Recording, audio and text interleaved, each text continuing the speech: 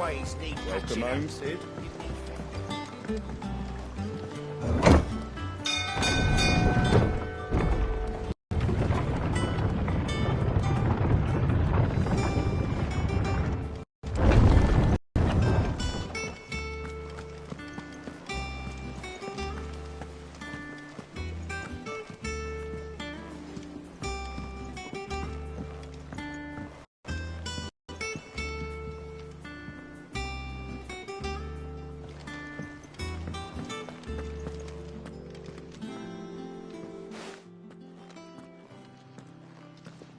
Clive, you're back. I am. And with glad tidings for once. Hugo Kupka is no more. Well, I'll be. All of our comrades who lost their lives back at Sid's place be smiling down at you right now. We had a stolus from Lubor saying Drake's fang had fallen. I expect that was your doing as well, was it? It's a long story. One for the history books, I'll bet. Welcome home, Clive. It's good to be back. You look better. I feel it. Which means I'm coming on your next little adventure. You're not leaving me behind again. Wouldn't dream of it. Otto. Any word on the Royalist movement since I've been away? Shouldn't you be putting your feet up? If you really want to know, go and have a word with Vivian. Thank you. I will.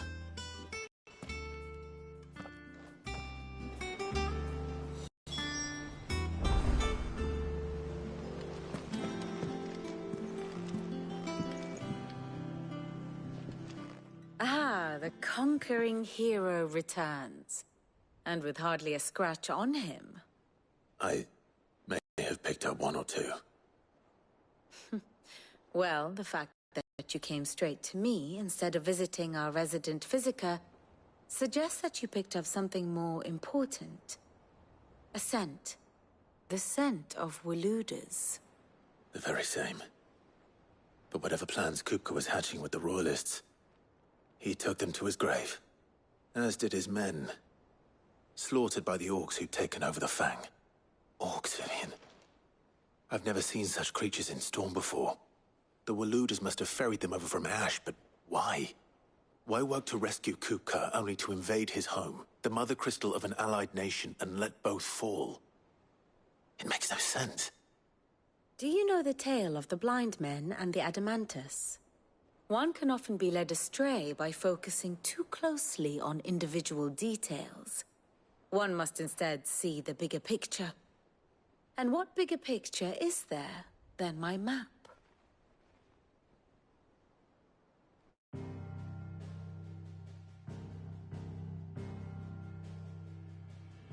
The Kingdom of Waloed claims dominion over all of Ash. It is a nation forged by the bloody conquest of Barnabas Tharm, the dominant of Odin. The Canvarian War of Independence in 849. The Battle of the Twin Realms in 865. The Battle of Belinus Tor in 873. Wheresoever his armies fought, Odin was found where the fighting was fiercest. But of late, the warrior king appears to have laid his sword to rest. Battle rages for control of the crystalline dominion. Yet Tharm sends not a single ship in support of his Dhalmekian allies. Meanwhile, the Blight ravages great swathes of Ash. Yet warlike Waloed shows not the faintest interest in laying claim to untouched lands. So why go to the trouble of sending an army of orcs into the heart of Drake's Fang, only to make no attempt to claim the Mother Crystal for Waloed? It can hardly be for lack of men. Tharm's armies rival any in the Twins. No. We have not seen the last of the Waluda standard. Odin will ride again. It is but a question of when. And on that day, who will be trampled underfoot?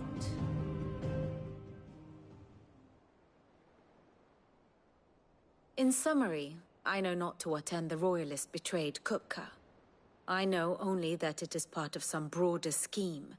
A scheme tied to the ambitions of one man. King Barnabas. But there is no need to wallow in confusion. If one is to cure a sickness, one must first identify the symptoms. And your Lord Uncle has volunteered to do just that by keeping an eye on the Royalists' movements. He's really throwing himself into this. Indeed he is. Which means all that remains for us to do is await his reports. Well, not quite all in your case. The people of the Hideaway must hear the news. Justice has been done. Hugo Kupka is dead. The wounds he left that night are still raw. Especially for those who lived with Sid the longest. Tell them that those wounds might finally begin to heal. Consider it the price of today's instruction. I've never known you to be sentimental. What can I say? I am only human.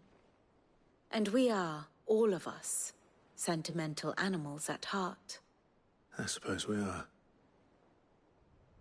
Very well. I'll go and spread the word.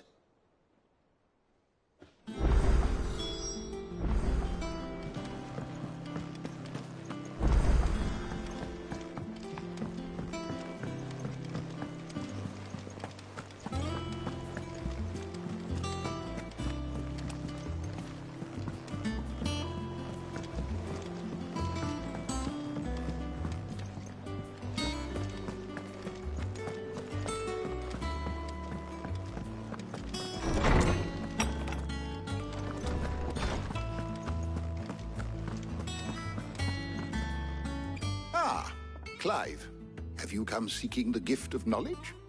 No. To share mine, actually. Hugo Kupka is dead. Oh, my. Can it really be true? Look, he's crying. He is. The big baby.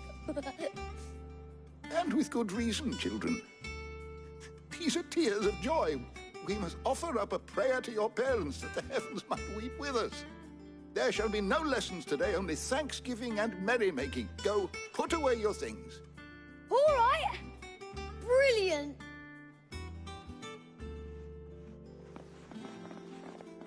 Finally, a new dawn has broken.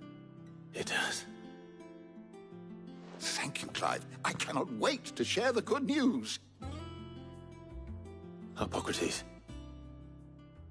After Kupka fell, Ultima came to me. I need to know what he is. Have you learned anything? Alas, no. And not for want of trying. I have scoured nigh every historical tome in our collection and found nothing.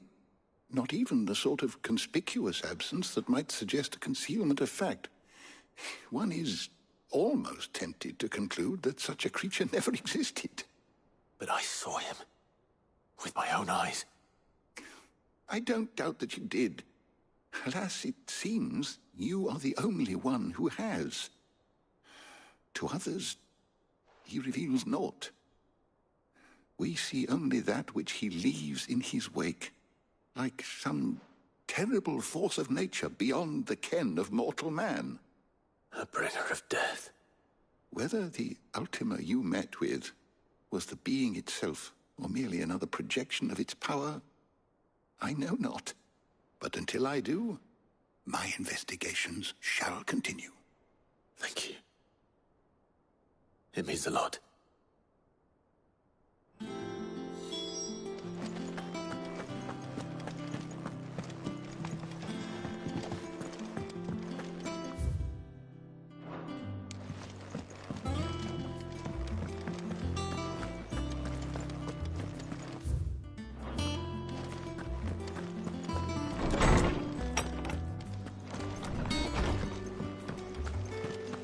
thanks to Sid, the man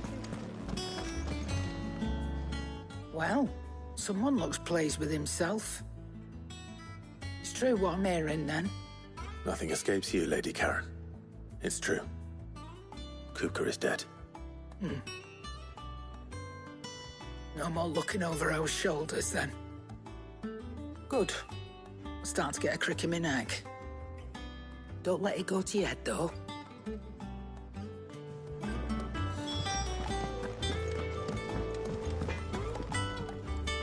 Blackthorn, do you have a moment? What is it? I'm busy. I wanted to tell you that Hugo Kupka is dead.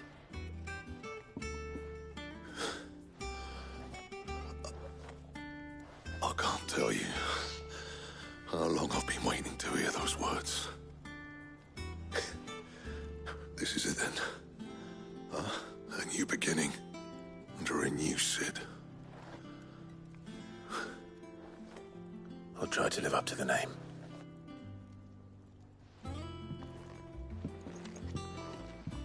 Right. Let's see if Otto has anything else for me. Crystal too? You're joking. It's no joke.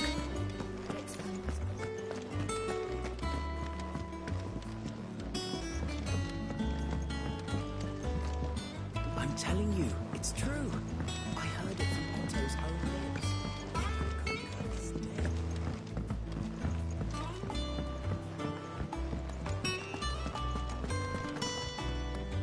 You barely sat down since you came home. Vivian got you running errands or something? Just spreading the word.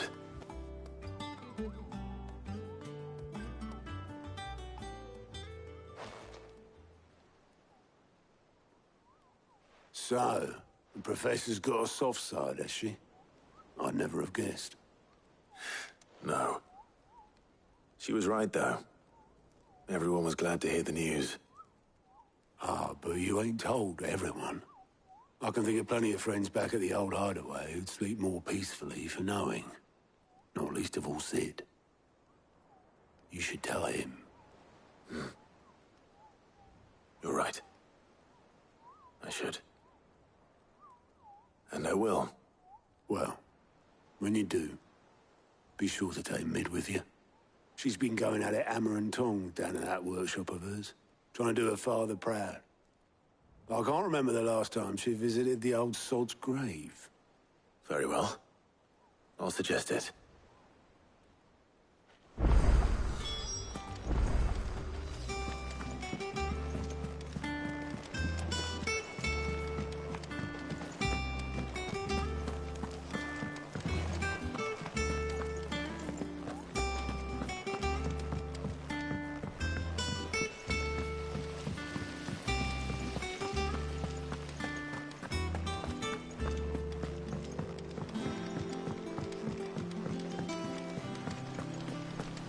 Editors started reading books that don't have any... Mid hasn't been her usual self.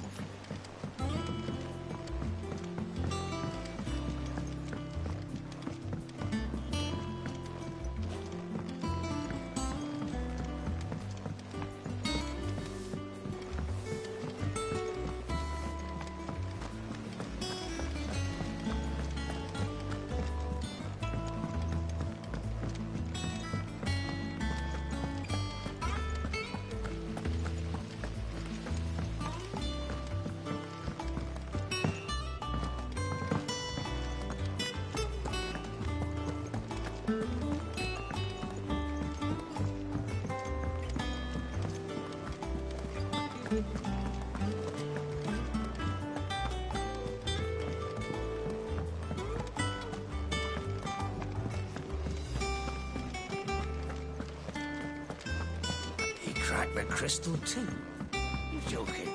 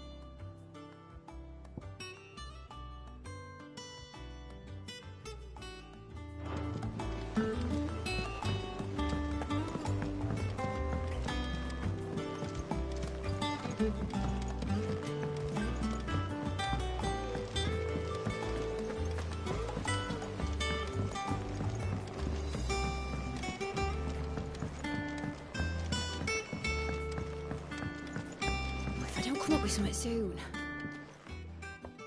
All right, Clive? What do you want? I'm going to visit Sid, and I thought you might like to come with me. Sorry, I'm too busy for all that right now. I've got to get this thermal displacement stack sorted. Thermal... Displacement stack. Here. And this is for... Only the fastest, finest ship the world has ever seen. The Enterprise. Me and my dad designed it together. Where other vessels rely on the fickle winds to drive them through the water, ours is fitted with mithril engines.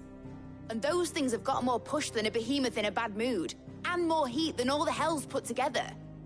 Which is where the stack comes in. I may have already talked some tight-lipped shipwrights into putting the hull together for me in a little dockyard in Canva. But the stack's a bit more involved, so I'm building it here. Thing is, it's so involved that I'm running behind and it's starting to hold things up over at the shipyard. I'll come and see my dad, though, when I'm done. Whenever that is. Is there anything I can do to help? Good old Clive. I were hoping you'd say that.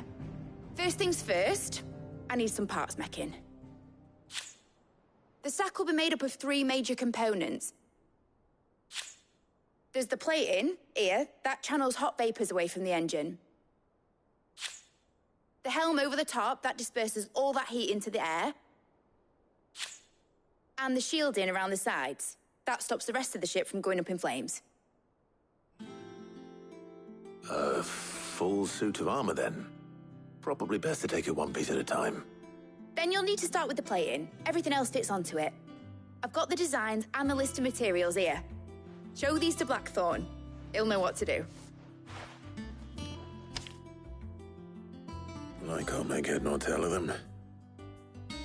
Luckily, you don't need to.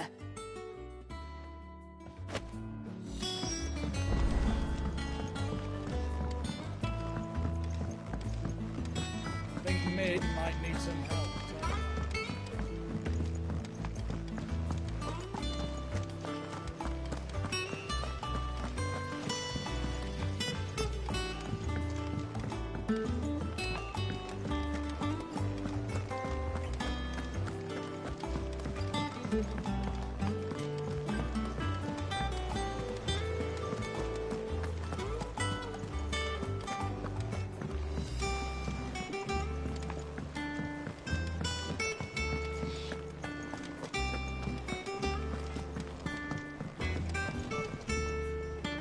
Blackthorn, can I ask a favor?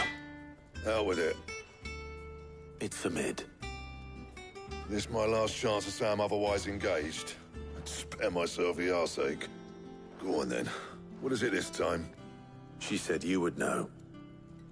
Here.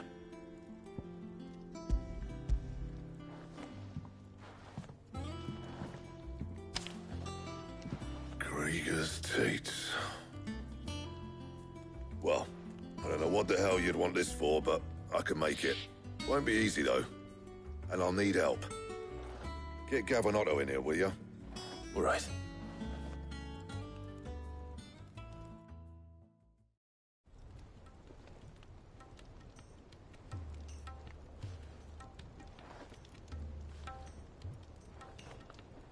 So Mid's roped us all in here again, has she? Typical. Still, if that's what it takes to get her to visit Sid's grave, I'll do what I can. And, what is it we need to do, exactly? Take a look at this. It's this plating. The usual saw-grade steel won't work. We need something that can get very hot, very fast, and still keep its shape. That means an alloy. Something that won't break or buckle at the temperatures she's talking about. Which is where you lot come in.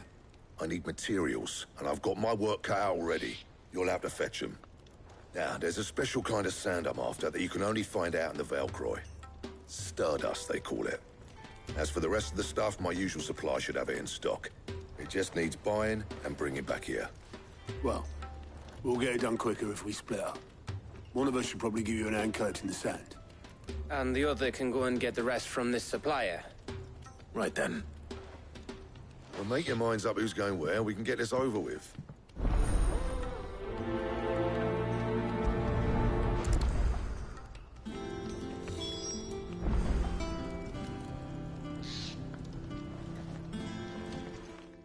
You going after the Stardust then, are you? Which one of these two lucky souls is going with you?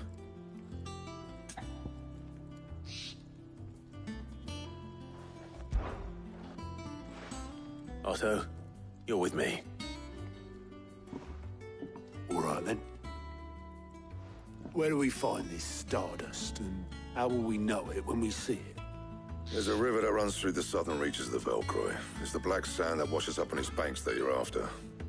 And I'm guessing you'll be needing sackloads of the stuff. Might be worth hiring porters at the Dalimil Inn. I'll head down there. See about finding us a wagon. All right. I'll meet you by the river. Yous two take care, eh? I'll go and see this supplier. Just don't let that bastard fleece you, eh? He wouldn't do that. He's Blackthorn's mate. Isn't he? Best of luck.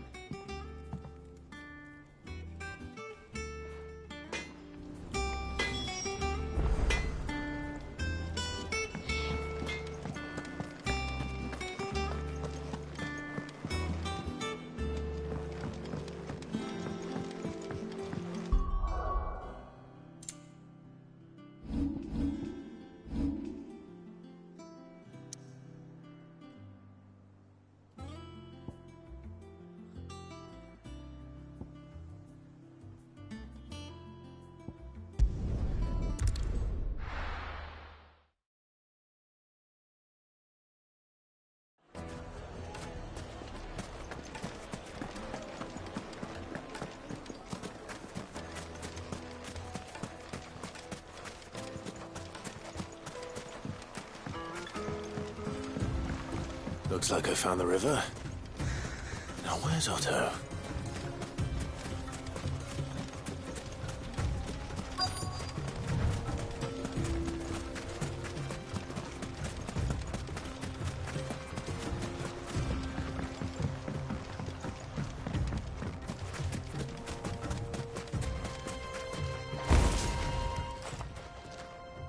Otto, sorry I'm late.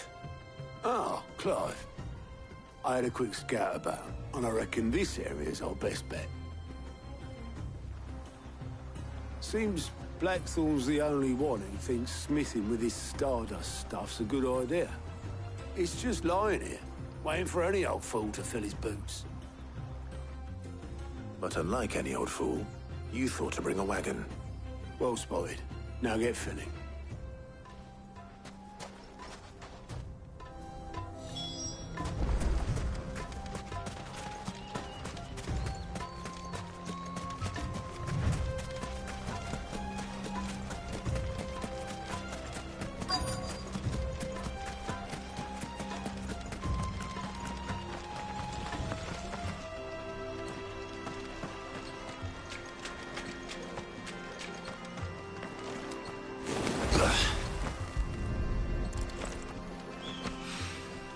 So this is Stardust. It just looks like black sand to me.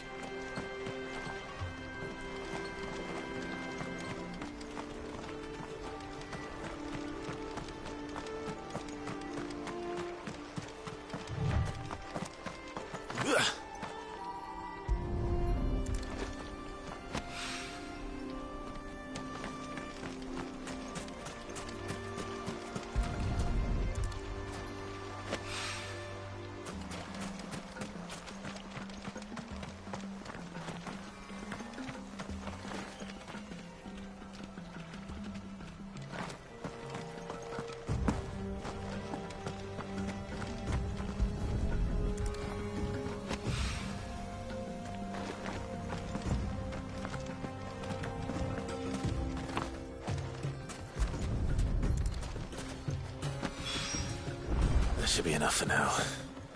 Let's see how Otto's getting on.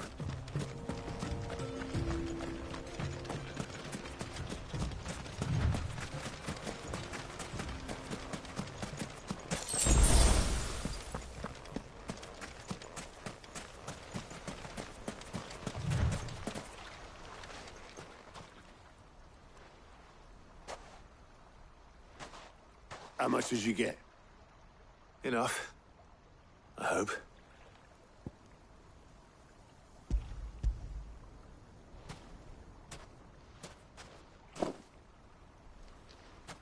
More than me. Put it all together and I can't see Blackthorn complaining. Much. Here, Clive. Do you fancy a walk?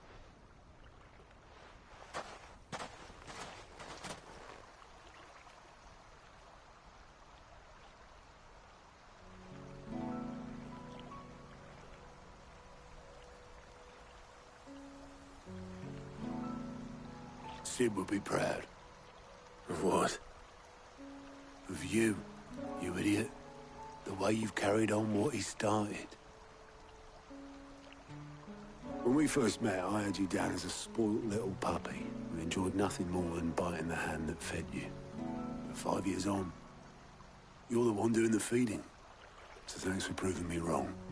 You weren't wrong. But I changed. Thanks to Sid. And thanks to you. When I suggested taking on his name, you were the first to back me.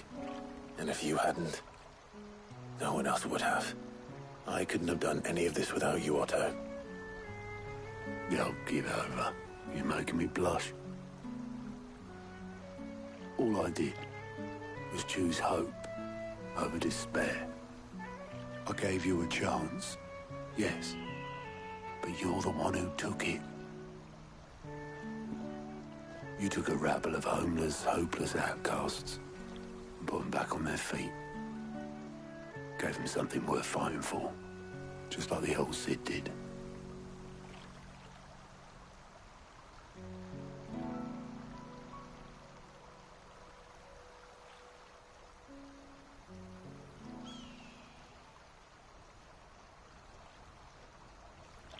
About time I was heading back, I reckon.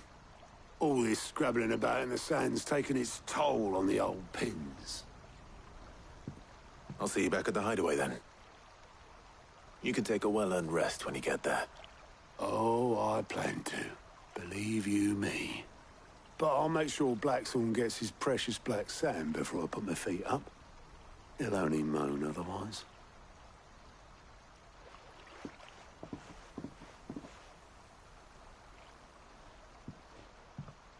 Right. Ready to go home, boy?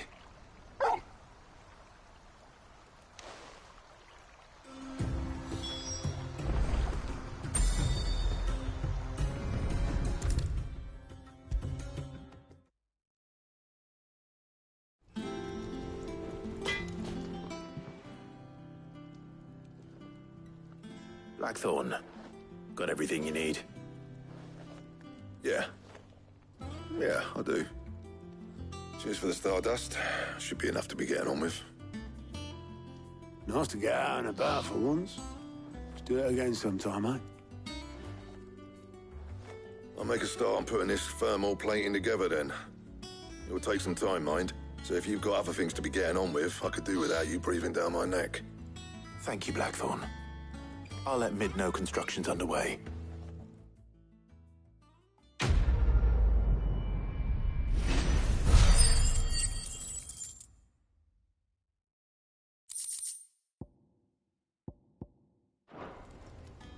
Suppose we'd better be getting back to work too. Give us a shout if you need anything.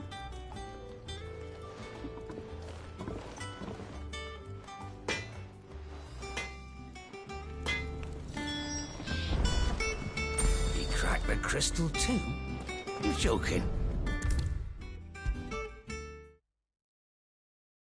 If I don't come up with something soon. You'll be pleased to hear that Blackthorn started work on the plating. Excellent. 1 down, 2 to go. So, what's next? The helm, of course. For this, we'll be repurposing fallen scrap. Salvage from the ruins? I thought that material was all but impossible to work. Ah, but we don't have to. I'm sorry? Just so happens there's one particular ruin that's broken into exactly the right shape and size pieces for what we need. What's the name back there? I'll give you all the details. What's her name? Right.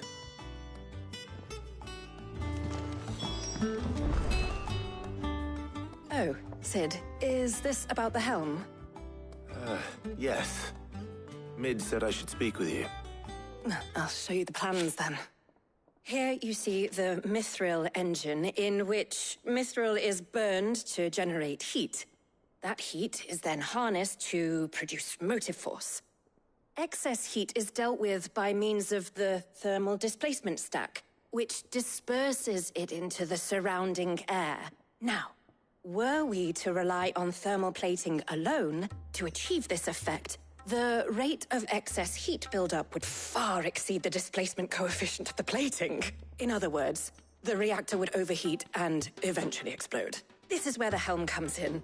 It connects to the plating, you see, and serves as a sort of thermal sink to absorb all that excess energy. Our experiments have shown that fallen ceramics are remarkably thermophilic. They can withstand and absorb levels of heat far above anything we are able to make today. And not only that, they're also waterproof and immune to rust, making them the perfect material for our protective hood. Why, if sea or rainwater were to enter the reactor proper, it would vaporize instantly. The forces produced would tear the ship from stern to... You can stop there. I understand. Mid said we might be able to use parts of a fallen ruin. Where would I find it? Ah, yes. It's in Lorbert's Pass, near Lostwing. The thing is, well, I probably should have arranged to have the pieces we need brought here sooner. You see, a certain unwanted visitor has taken up residence there. It's no longer a matter of just walking in and taking them. It's, going to be considerably more dangerous than that. I see. Then I suppose I'd better deal with this unwanted visitor for you. Would that help? Oh, very much. Thank you, Sid. I'll gather my team and head there right away. We'll meet you outside the ruins.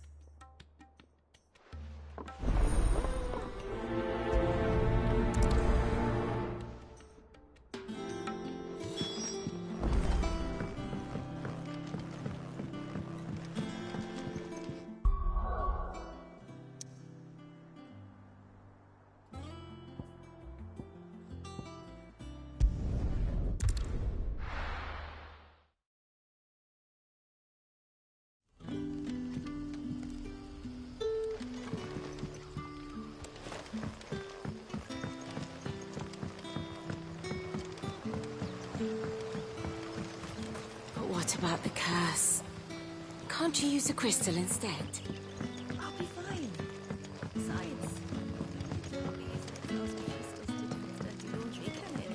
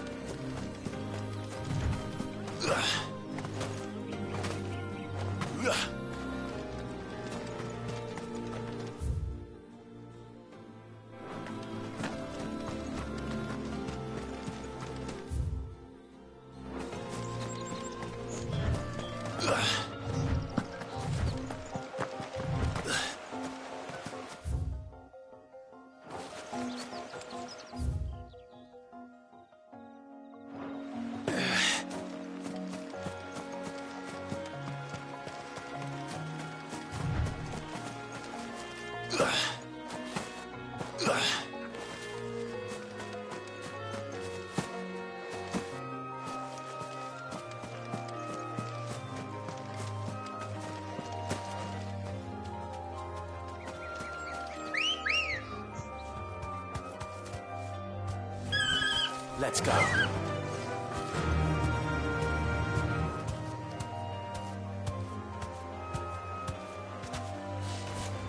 Yeah!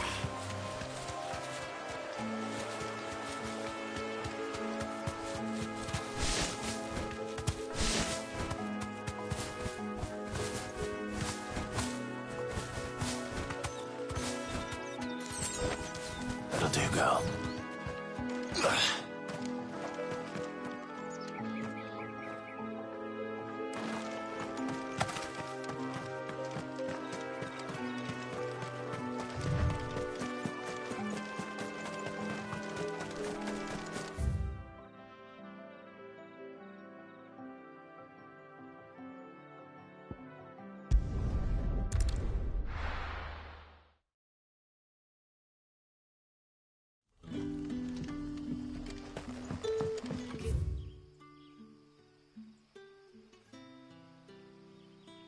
Hey, dear.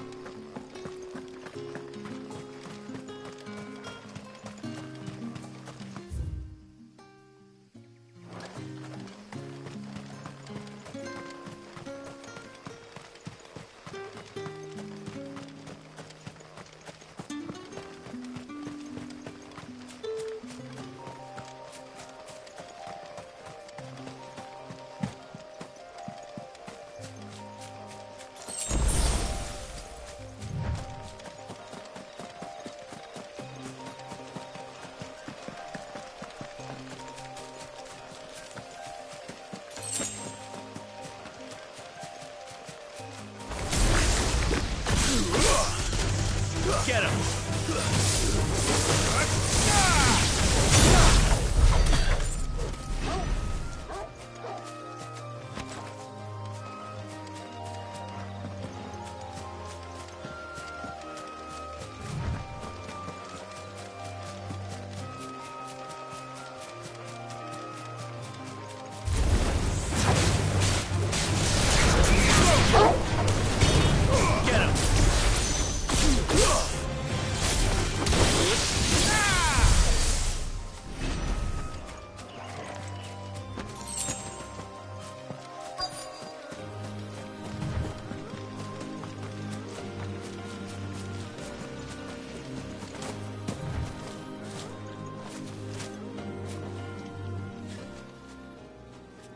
Oh, there you are, Sid.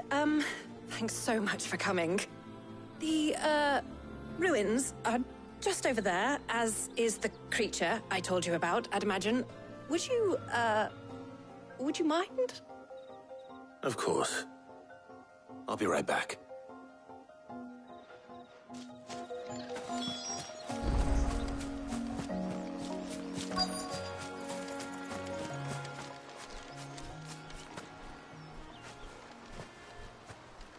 Anybody home?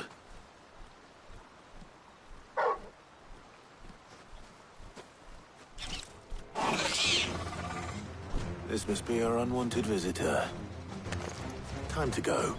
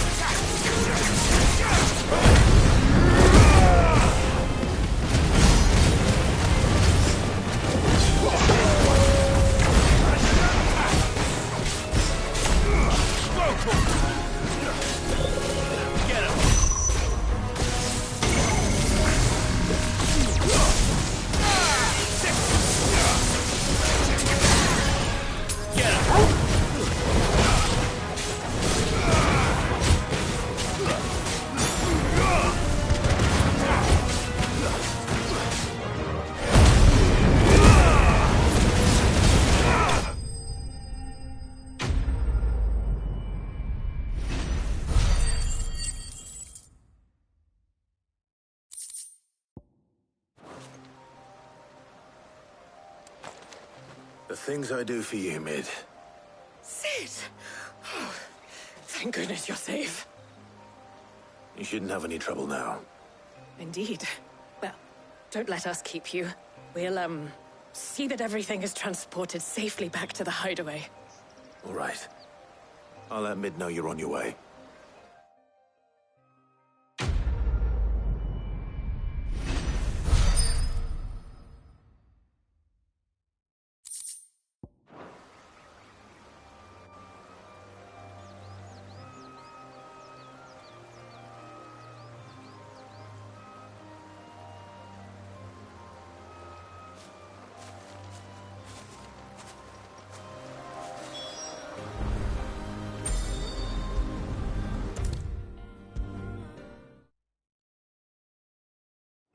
Come up with something soon. Mid. Helena has recovered the material for the helm. She'll be along shortly. Excellent. Another job well done. And just one remaining. Right. Right, the shielding. This one's a bit of a bugger. How so? The plating's enough to stop the engines going pop, but those things will still be spitting out enough fire to set the rest of the ship ablaze. Which is why you need proper shielding. A prison for the dragon's breath that's blazing away inside. I thought a triple thick layer of tempered steel might do it. Or more of the stuff that the Fallen use, but they'd both be too heavy. The helm and the plating are bulky enough as it is. Add any more weight and the whole ship would be at the bottom of the briny before we'd even started. I need something light. But I've racked my brains and I just can't think what would do it.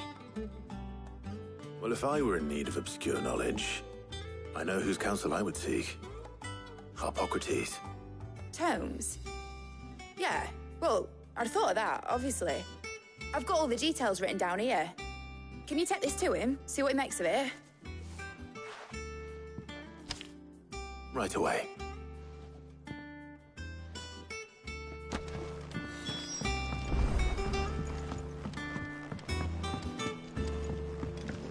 I think Mid might need some help.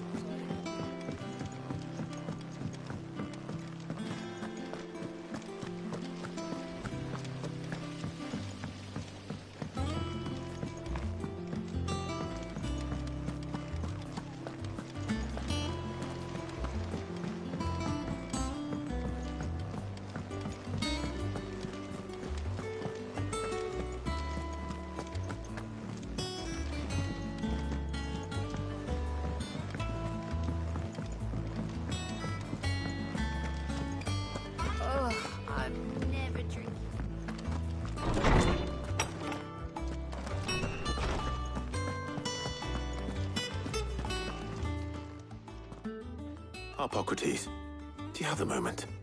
For you, Clive, always. Well, actually, it's for Mid this time. Could you take a look at this?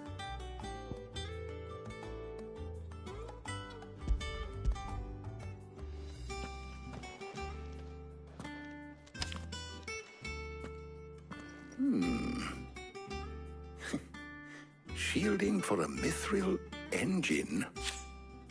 Whatever will that girl think of next? And what are these notes around the edges? She has some specific requirements for the materials. The shielding needs to be able to resist extreme heat on the inside, and yet remain cool enough on the outside not to set the ship alight, while also being light enough not to sink it. As you can imagine, she's struggling to find anything that meets her needs. I see. I wondered if you might know of a solution, or if you might be able to search the records for one.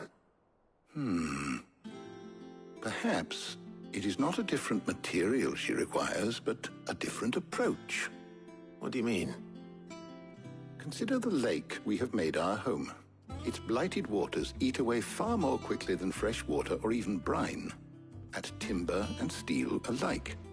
And yet, we have made a home here from those very materials nonetheless. We have.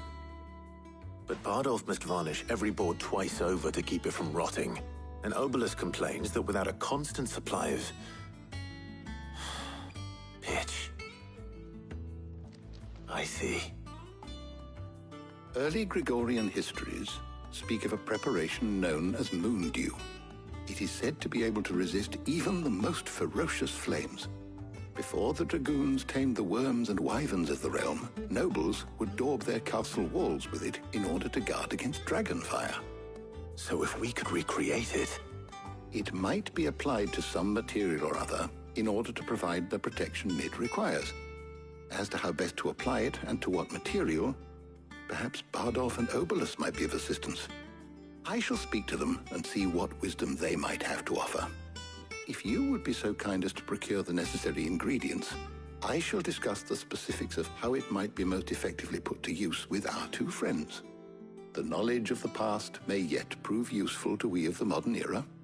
Thank you, Hippocrates. And since you're asking others to help you, perhaps I should too.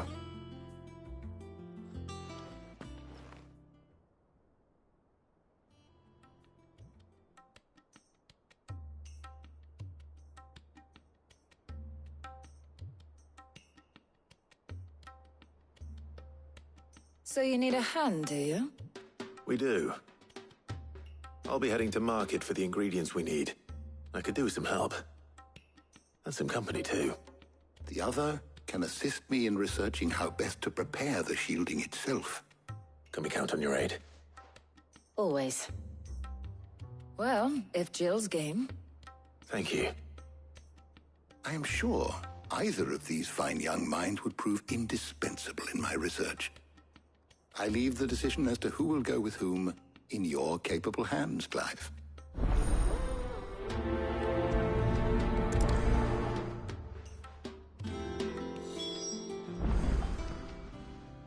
So, Clive, have you made your decision? Who will accompany you on your little excursion?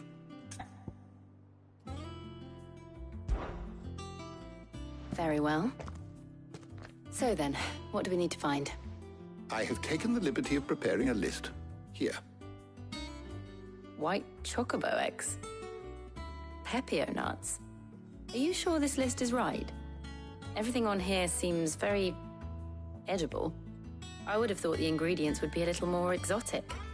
Though these items may seem mundane, they have potent effects that are rarely exploited, effects for which they were once highly prized. So much so, in fact, that they were harvested almost to extinction, hence moon dews having fallen from favor. Now, of course, they can be obtained with ease. You should be able to find everything you need at the market in Northreach. Is that so? I've been meaning to visit Northreach anyway. I'll set out now. Join me there when you're ready. I will. Until then. You two enjoy yourselves. You too, Talia.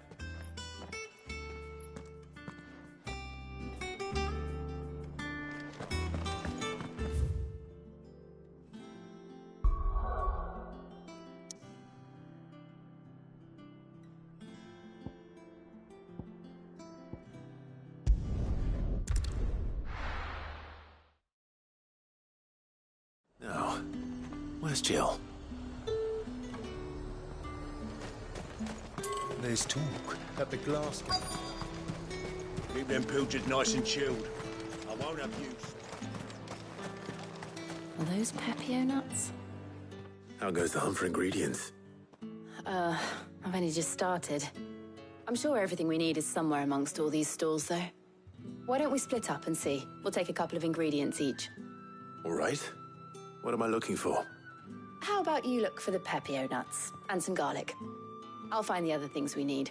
We can meet by the gate when we're finished.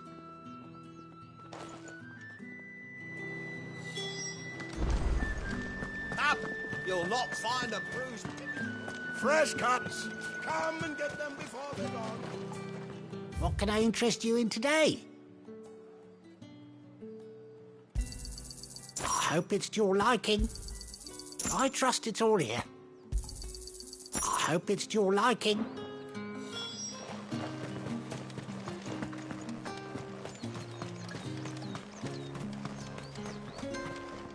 What do you want? Ain't? Go on. Take it. That's everything. Let's see how Jill's getting on.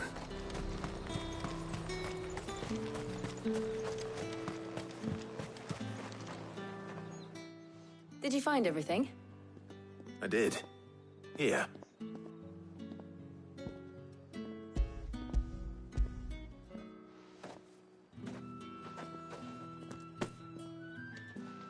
Garlic and Pepio nuts. Perfect. Now all that remains is for Harpocrates to somehow turn all this into what Mid needs to keep her engine cool.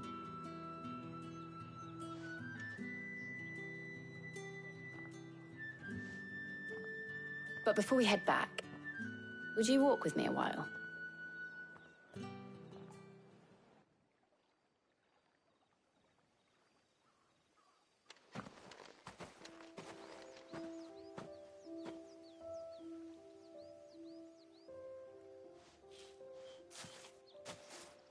Thank you for asking me to help you today. It makes a nice change. It does. It's good to get away from all the battle and bloodshed for once. Just being here reminds me of when we were children. Do you remember? Walking down Market Street in Rosalith, taking in the sights and smells. How could I forget? What with Torgal's antics. Remember how his nose would prick up at the scent of sausages? He'd go racing away and we'd have to go running after him. We wouldn't catch you now, would we, boy? Was there anything you wanted to buy for yourself while we're here? There was, yes. Well, sort of. Molly in the kitchens told me about a place that sells particularly good pies. Thought you might like to share one with me. I would. Thank you. And I saw some bread.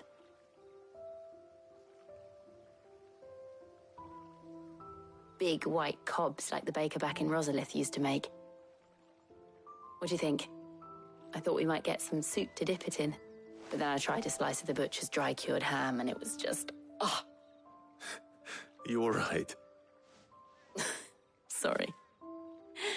It's just... you're right.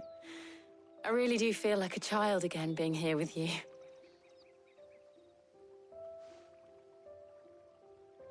Clive.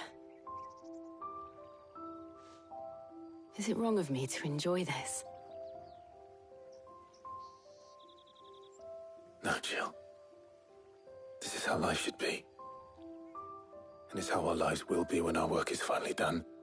When we can live on our own terms. I hope so. Thank you, Clive.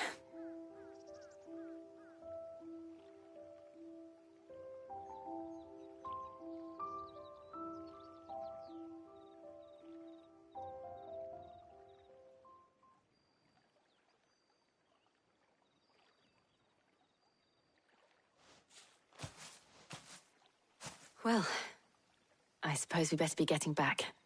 I need to give these ingredients to Harpocrates and Talia. I'll see you at the hideaway. Take care. I will. You too.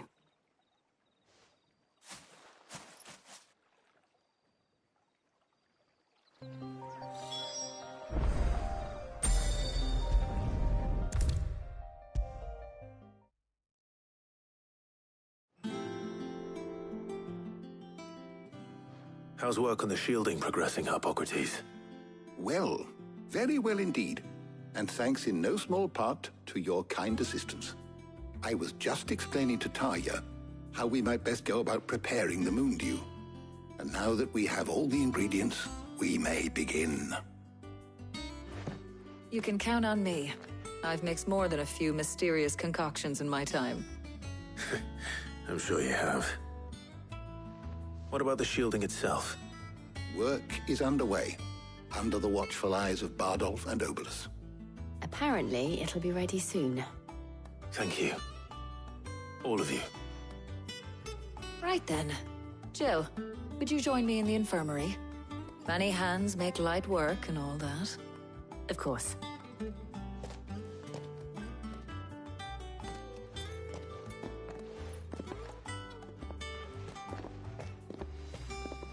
Oh, and Clive, thank you. It was nice, just being with you.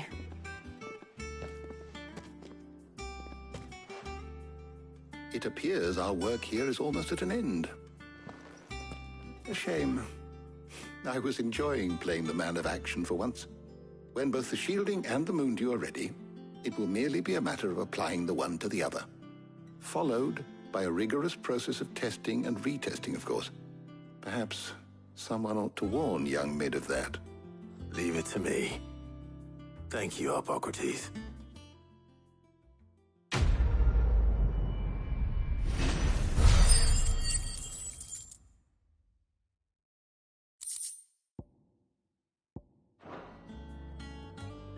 Well, I'd better go and give Mid the good news then.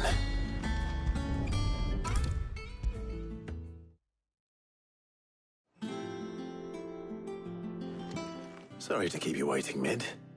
But you'll be pleased to know that work on the shielding is underway. You found something for it?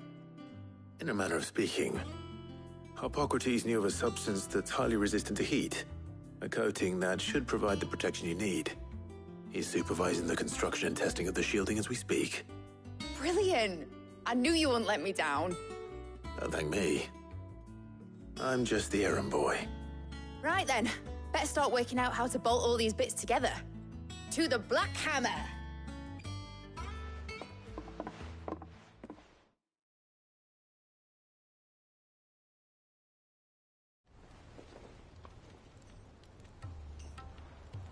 You know, when I got into the smithing game, I thought I'd be making swords and shields, not thermal bleeding didgeridoo-dahs.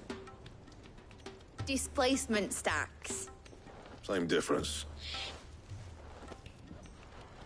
Whatever you call it, I ain't putting it together in here. It's cramped enough as it is. Let's take this outside. Mid, you get all the parts lined up on the deck. I'll take care of the rest. On my way! Oh, and bring me the biggest hammer you can find. This is gonna require some precision walloping.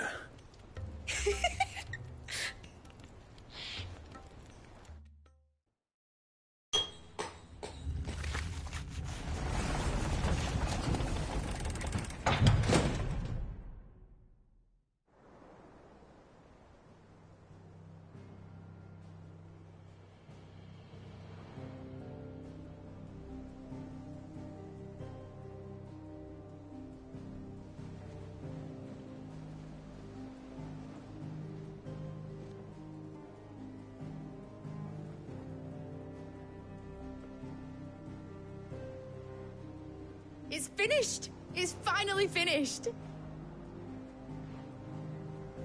Thank fuck for that. I'll be feeling my hammer arm for weeks. Thank you, Clive, Blackthorn, everyone. That's one down and just 3 more to go. I'm sorry. Oh, didn't I tell you? The Enterprise has 4 mithril engines, and we'll be needing a displacement stack for each. You don't mean... Don't worry. Now they've got a finished one to work off, my gang in Canva can build the rest. Good luck to them, I say. Right, I'm off to get a sling for this elbow. Any other work comes in, keep it to yourselves, eh?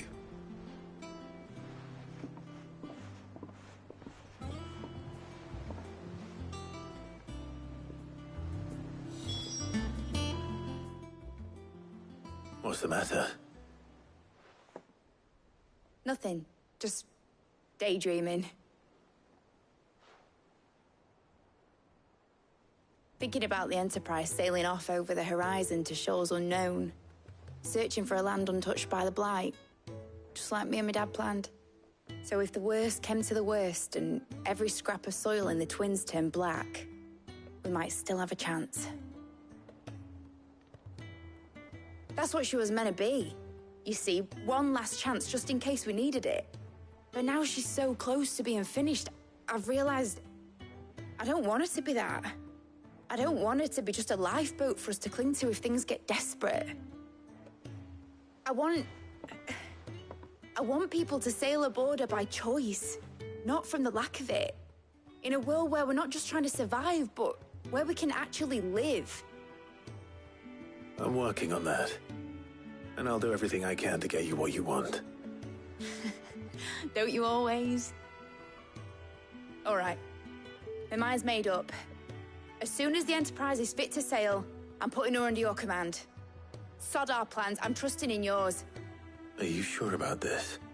Something tells me it's what my dad would have wanted. He'd be proud of you.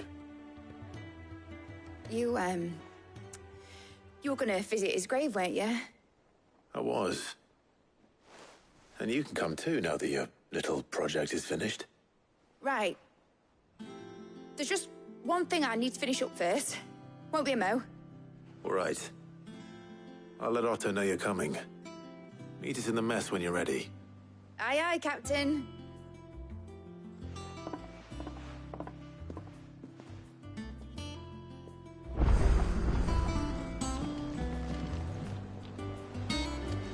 Nick told me she was building a ship. All right, Clive.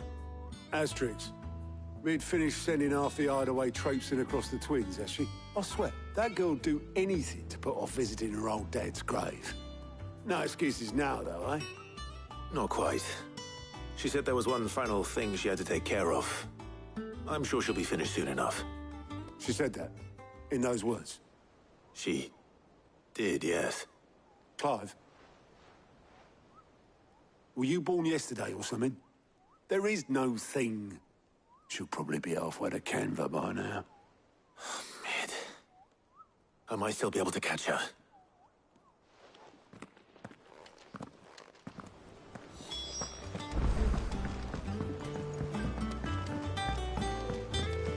Is that the thing Tomes helped?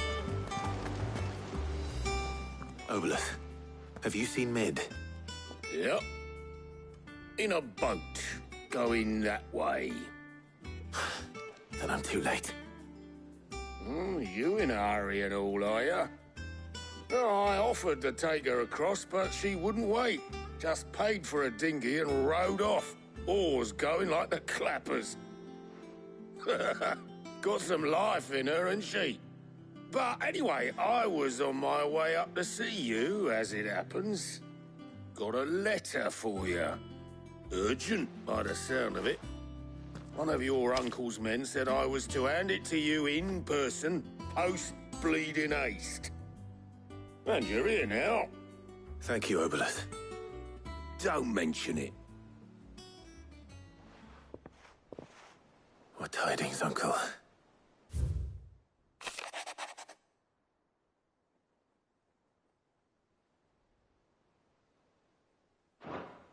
Trouble in Canva.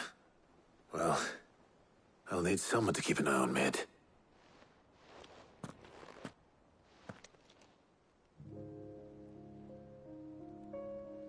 So what? Mid got us to do all the dirty work and then just sailed off into the sunset? It, seems that way. Well, nothing we can do about it now. But next time you plan on visiting Sid, you might want to tie her to something before you suggest it. Ah, don't be so hard on her. Got to admit, the dirty work was kind of fun. Everyone pitching in, all that bollocks. Just like when we built this place. You're right. Anyway, we all set to head to the old hideaway. I could do with getting to Canva pretty sharpish. Wouldn't do to keep Lord Rosfield of the Seven High Houses waiting now, would it? Not after he asked for me personally. Gav will be leaving with me. Will you mind the place while we're gone? You can count on me. Just be sure to give Sid and the others my regards. All right. Oh, by the way, Jill will be joining us too. She's got some things to take care of, but she'll meet us there. I hope she's telling the truth at least.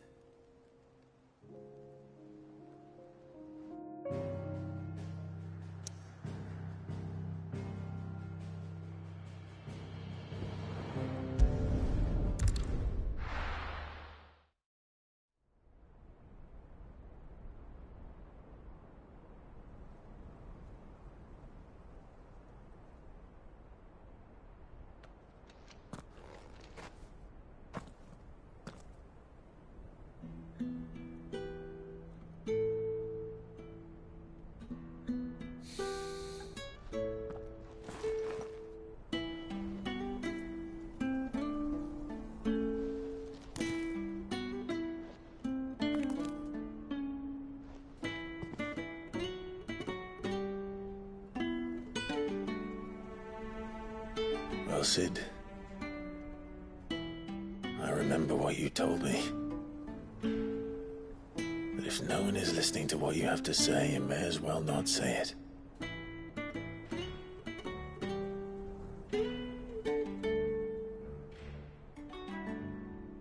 But I will say this, old friend. Hugo Kuka is gone. His shadow looms over us no longer. It's a pity the Phoenix can't be in two places at once.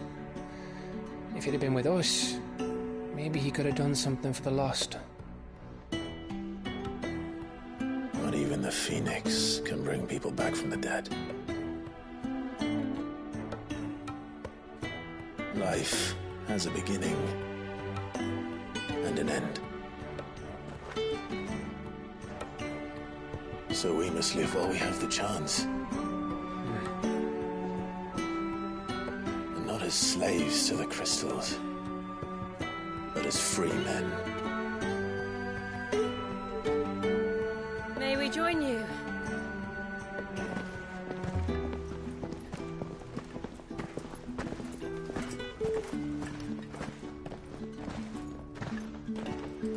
Lady Karen, what a pleasant surprise.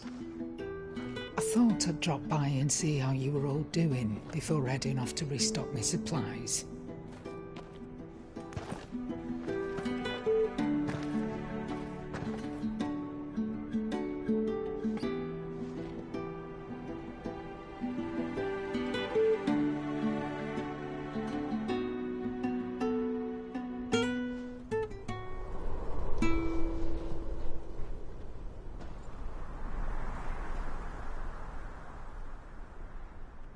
It wasn't the most scenic view back then, but it were never as bad as this. I know. The Blight marches on. And soon, there'll be no escaping sights like these.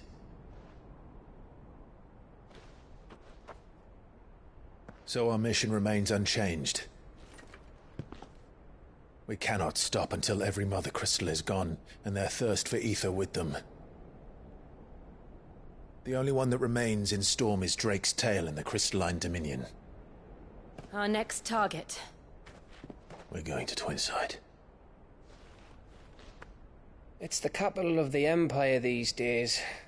I wouldn't like to think how tightly guarded they've got the place. Not that that'll stop you. But we do well to scout it out before you go charging in. We would indeed. If you're off to the Dominion, you can take this great lump with you. Goods. Oh, I am sorry. Have you forgotten you're the most wanted man in the Twins?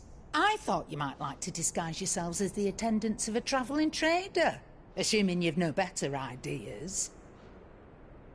You wanted to buy yourself some tools, didn't you? Well, now's your chance. You're letting me go with them? Oh, thanks, Nan. Stop that! You'll break me bones, you great galoot.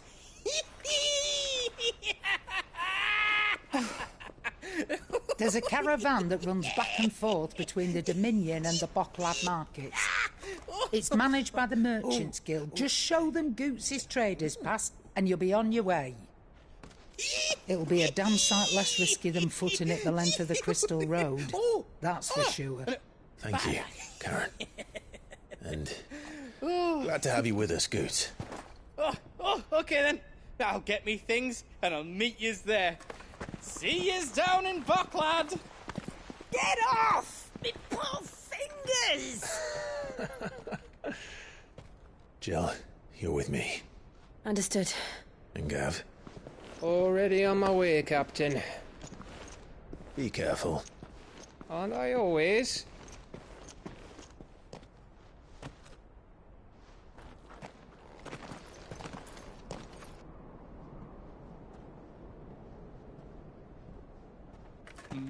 Do you see that, Sid?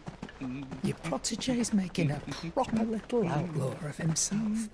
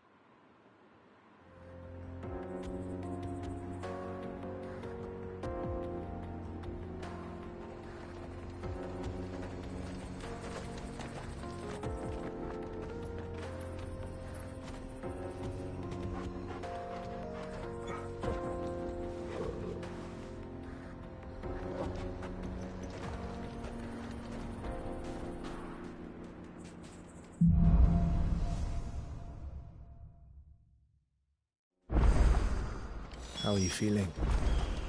Better. Thanks to Taya. I'm glad to hear it. And Torgal helped too. Didn't you, boy?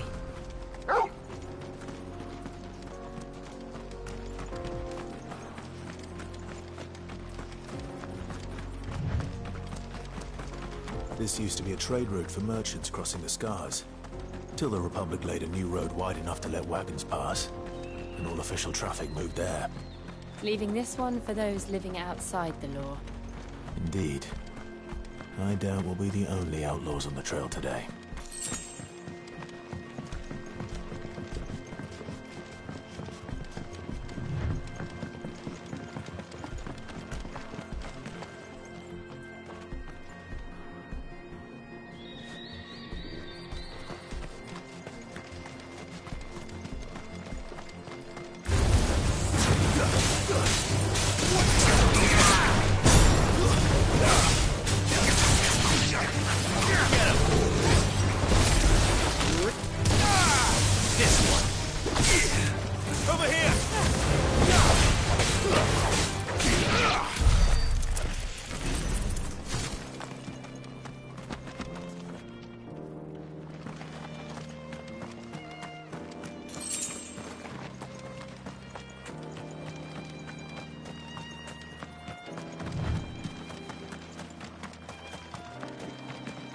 So what do you think?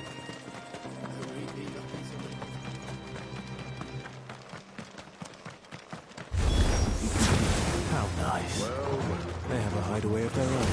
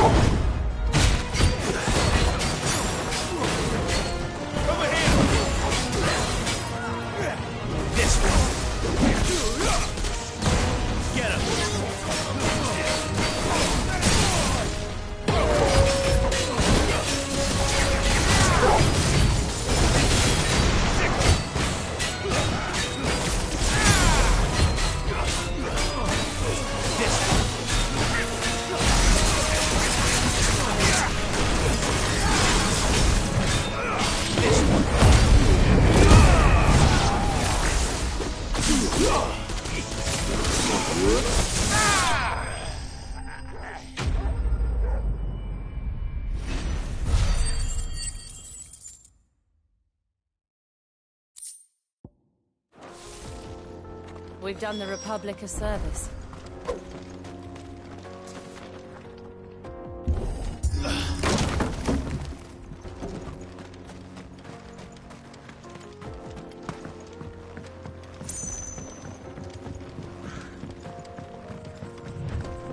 I see the Dalnecs lag behind Rosaria when it comes to bridge building.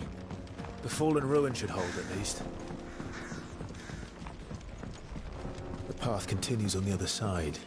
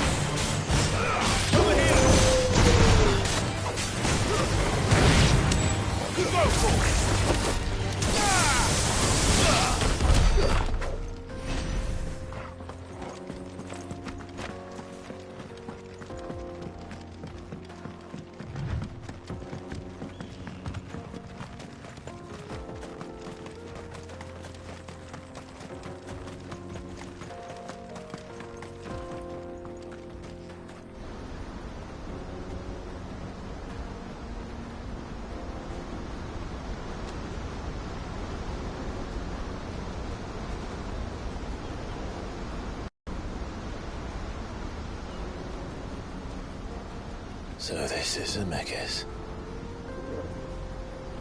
The land of the gods. It's even more impressive than I imagined.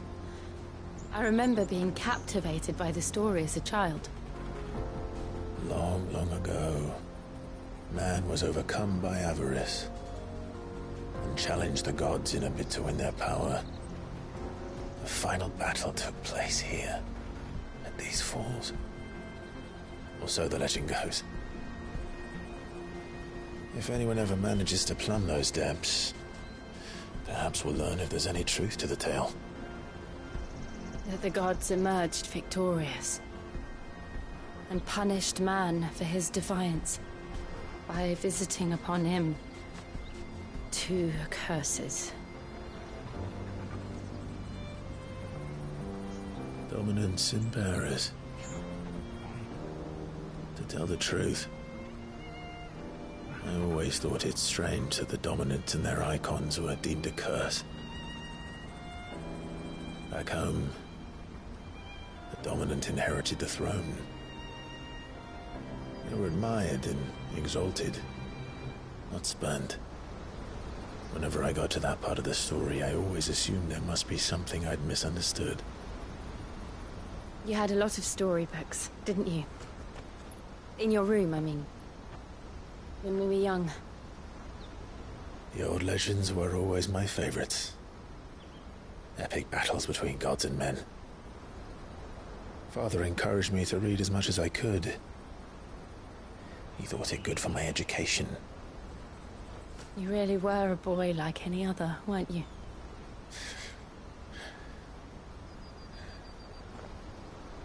Just look at this place. It's enough to make you believe the legends are true. I know.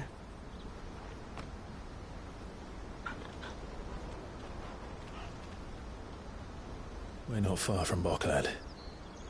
The road will be busier up ahead. And we'll have to keep our wits about us.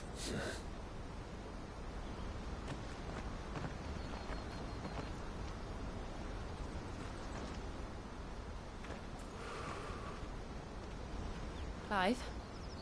Something wrong? Nothing. It's nothing.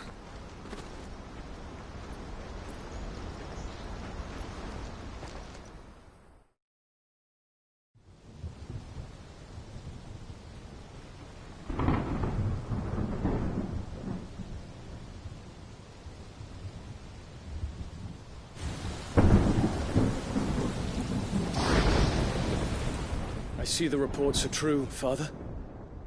You have surrendered the throne to Olivier.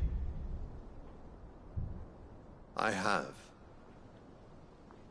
Emperor Olivier shall rebuild the Holy Empire of Sanbreque.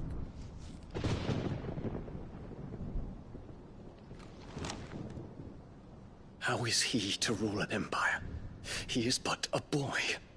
I shall advise him until he comes of age. Father, please. Or for as long as I am able.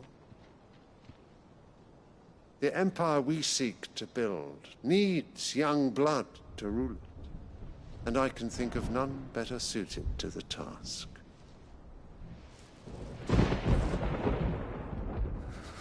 There is other news, Dion. Hugo Kupka is dead, and Drake's Fang destroyed. The pillars of the Republic have fallen. Ere long, the Imperial banner shall fly over every city in Storm. And then Valisthea. All shall bow before their Emperor.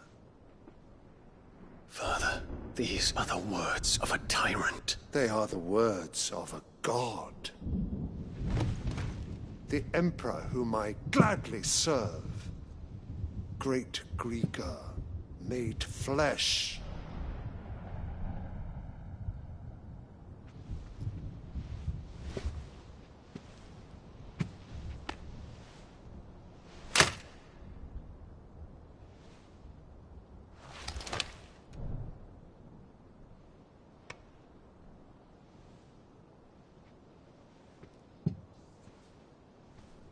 Return to your camp, Dion, and ready your forces. It is time to show the world the true power of Sanbreque. Father. I find you much changed. Is this truly the path you wish to tread? Or are these the ambitions of another? Of Ultima, perhaps? What nonsense is this? I speak my mind, and my mind only. Though I do owe Annabella thanks for reminding me of certain truths regarding the nature of nations, of rulers, and of the divine. You would trust the words of this traitress? She betrayed her country. She slew her husband. You have ever been an invaluable servant to Sanbreque, Prince Dion. I trust you will continue to serve your Emperor in the wars to come. The canker! Silence! Insolent wretch! You will bend the knee. All else is heresy. Sire, forgive me. This audience is over. Come, your Radiance. The Rowena Syndicate awaits your pleasure. Oh, not another meeting with silly old men. They're so boring. I'm hungry, Father. Can't we have luncheon instead?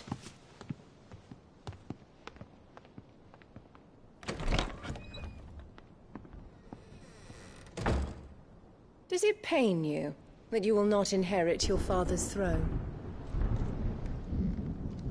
I have suffered worse.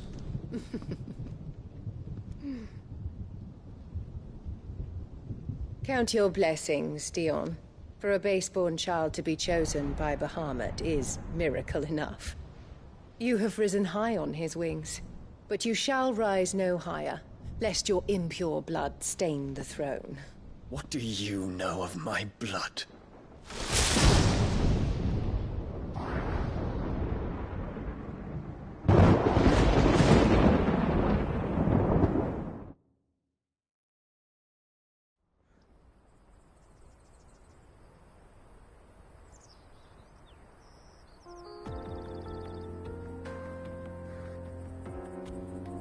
Boklab markets are to the north. We just need to hug the coast.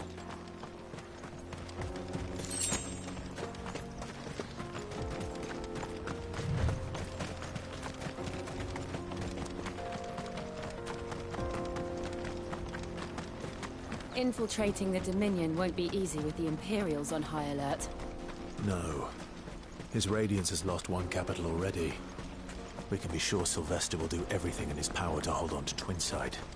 His troops are well-trained and increasingly battle-hardened. But it's not as if we can wait for the siege to end.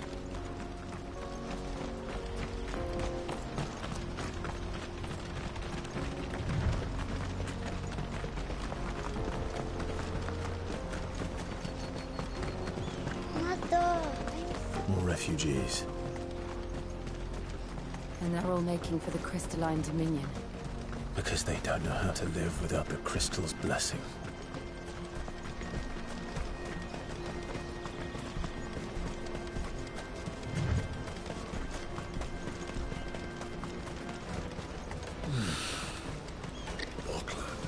There are no crystals here. This is where we're supposed to meet Goots, isn't it? That's right.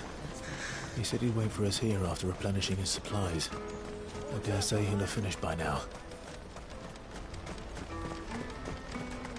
Let me carry your goods. Peaches and pears.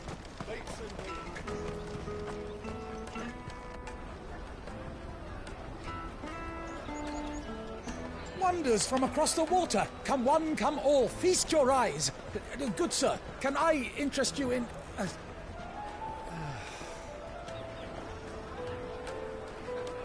How much? For a measly crust of bread? You won't find any cheaper. Not nowadays. But you're more than welcome to look.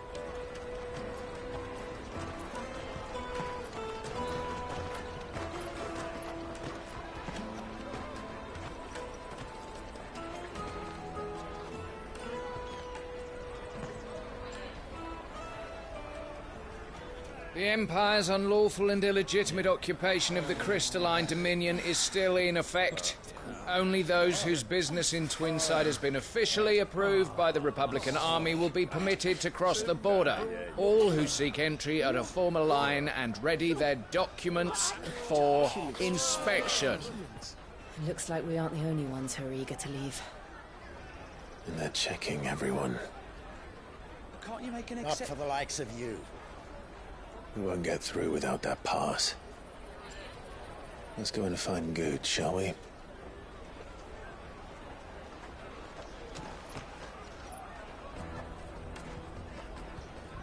He must be around here somewhere. Come, taste my peaches. They're sweet as nectar. I'll take the large one.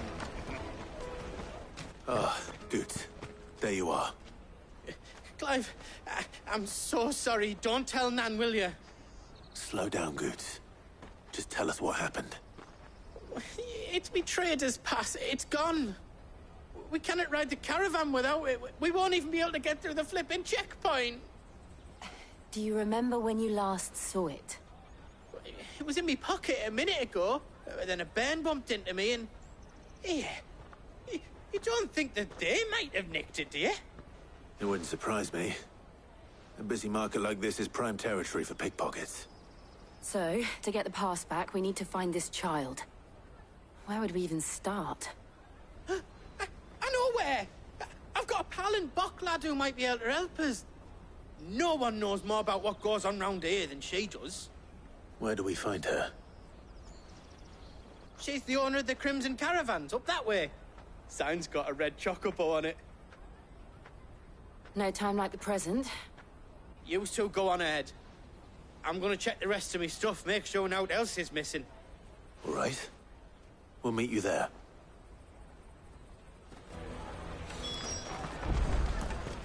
Let's keep an eye out for this red chocobo, then. And the other on our purses. To the checkpoint.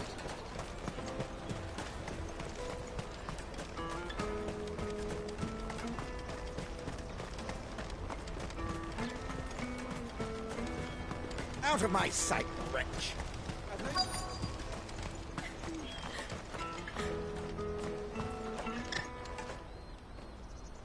Looking to hire a coach? It's 10 million for a two-birder to the Crystalline Dominion. Take it or leave it. Oh, we're not here for that. Then I bid you good day. Oh, wait! Don't go, El. He's me mate. As I live and breathe. Goots, what are you doing back in Boklad?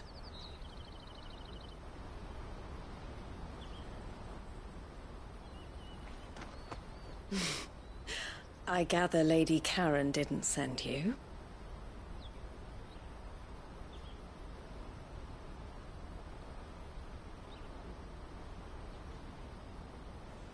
So what trouble have you got yourself into this time? It's me trader's pass. It got stolen. By a little bairn. Of all the... You're the size of a marble. Honestly. Ugh. Goots told us that you know the markets well. Might you have an idea which little bairn could have done this? We don't intend to punish them. We just need our pass back. Then, we can be on our way. I see. So neither of you has a trader's pass either. Not that anyone would take you for traders, but I suppose that's why you came to me, correct? Now, I can't say for sure who took your pass, but I suspect I know why they did it. Let me explain.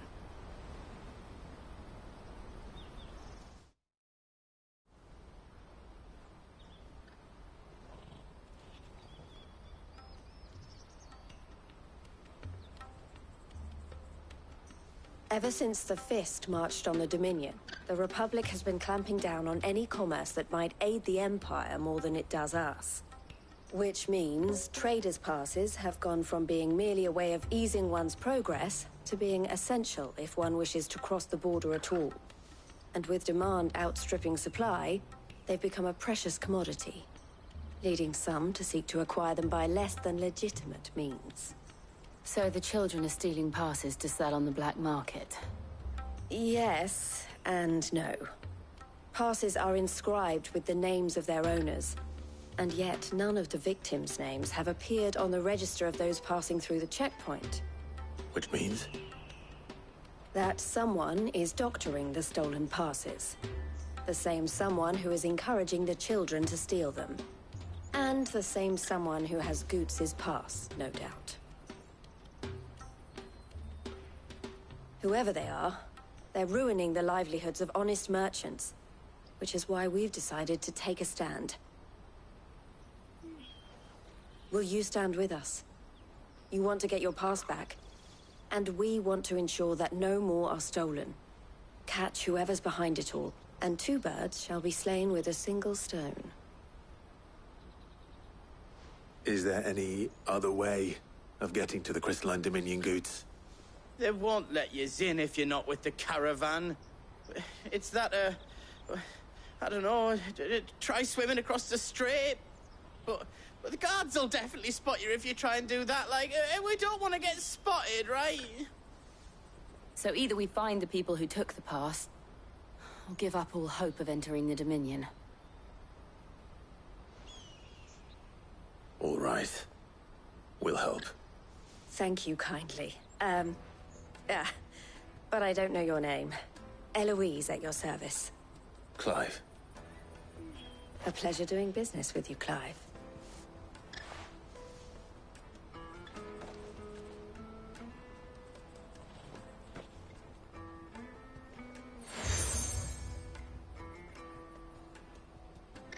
The proprietor of the furniture makers by the coach stop is spearheading the search. Wear that, and he will know you for a friend. I suggest that you speak with him first. The furniture makers. Understood.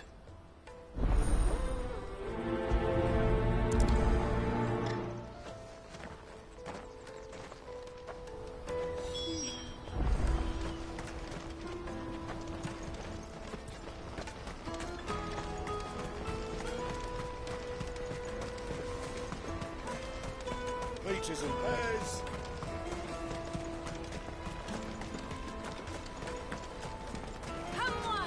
Jug of snake spit for the road? Juicy pears! Slake your thirst without a crisp. Are you the furniture maker? Looking for something in particular? Ah, Eloise collared you too, eh? Then I expect you want to know more.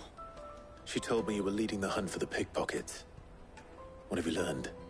For one, that they're targeting the traders carrying the biggest packs.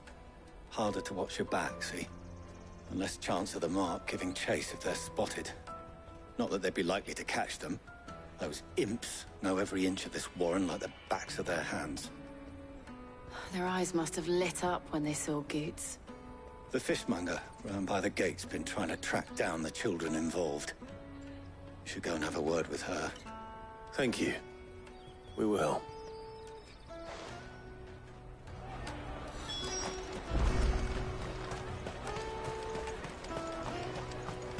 You won't find anything of this quality in Twinside. You should come with me to the Dominion. Life will... Fish for sale! Fresh sorted and smoked! Can I interest you? Ah, sorry. Message from Eloise, is it? She's asked me to help her. To help you find the pickpockets. Is that so? Suppose I better tell you what I know, then. For one, this isn't a family operation. All the traders say the children who stole their passes were dirty, dressed in rags. Street urchins, by the sound of it. We get a lot around here. Orphans from the wars. A few, perhaps. You saw the refugees gathered by the entranceway? They're all looking for a new start in the Dominion and beyond. Some of them take it as an opportunity to rid themselves of unwanted baggage. The shame of it. Whoever's behind this would have to have made themselves known to the children at some point. And so should we. You should start with the children around here, then. I doubt they're the ones involved, but they might have heard something. It's worth a try. All right, then. Questioning children. How hard can that be? Dominion. Life will be different there. You won't find anything of this quality in Twinside.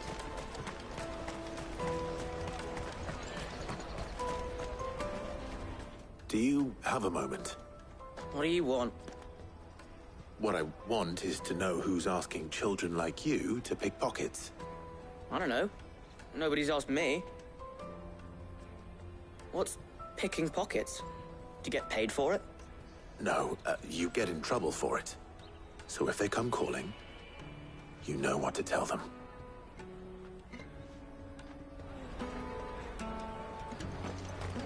Caravan stops next. Jug of snake spit for the road? Come one, come all!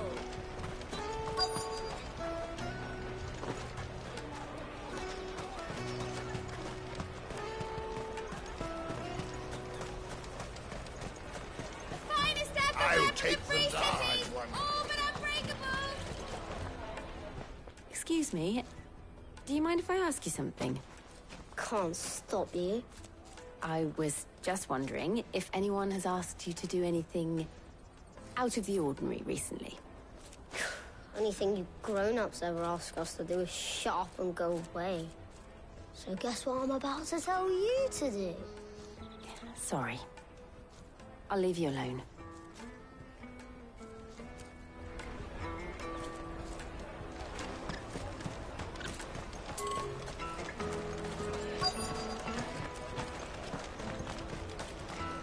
Come, taste my peaches! They're sweet as nectar! You should come with me to the Dominion. Life will be different there. You won't find anything of this quality in Twinside.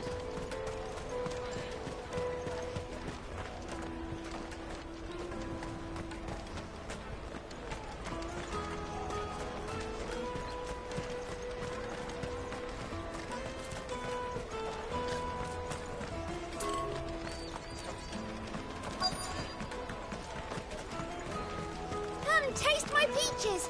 They're sweet as nectar!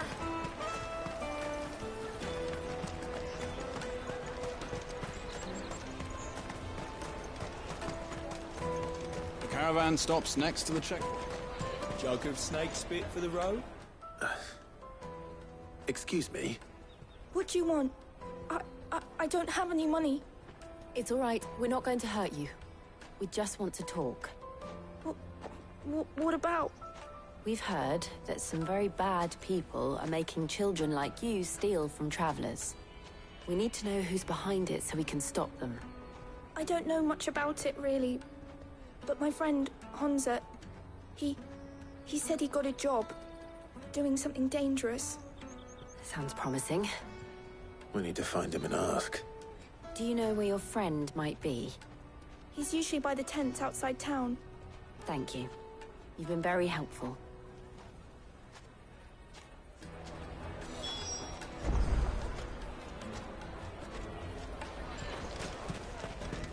Come on, come on! Peaches and pears. Pizza. Let me carry your goods. I'm cheap.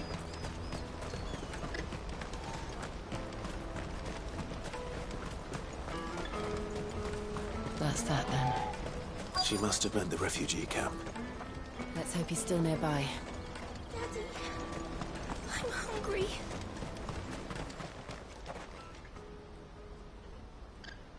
That big fat donkey was easy pickings. He wouldn't have noticed if we'd robbed his boots off him. Yeah. Wish we hadn't handed over the pass, though. Could use one of those things to get out of this dump. Chance would be a fine thing. The moment they found out, they'd string us up by our guts. Would they now? Perhaps you'd like to introduce us to these charming characters. Shit, we're in trouble now. What do we do? You two get caught if you want. I'm off. Hunter, where are you going?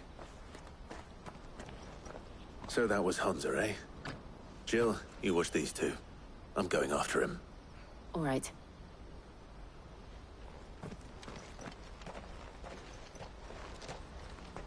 He can't have gone far. I need to find him before his employers do. Daddy, I'm hungry.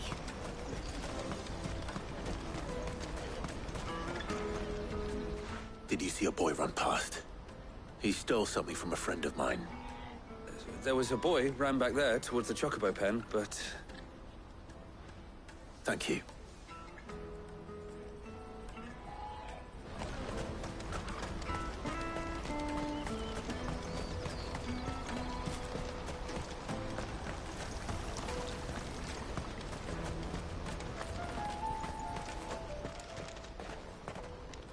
Oh, shit. Cornered. It's all right, Hunter. I'm not going to hurt you. I just want to ask you some questions. Fine. Not like I've got a choice. I'm looking for the people who are making you steal for them. Who are they? Called themselves the Carstones. They said they'd give me a good gill if I did what they told me. I knew they were bad, but bread doesn't come for free. Didn't come at all half the time, before I started buzzing for them. You know, if I didn't do it, they'd just pick on someone else. Someone they could push around easier. Hunter. You found him then? Jill. Where are the other two? Eloise is watching over them. She sent Goots and I to look for you. You're... him! I haven't got your pass anymore, if that's what you're after. I gave it to the Carstones. Whatever you do to me, I can't get it back. Not that I go against them anyway. If it weren't for their gill, me and my mates would have starved.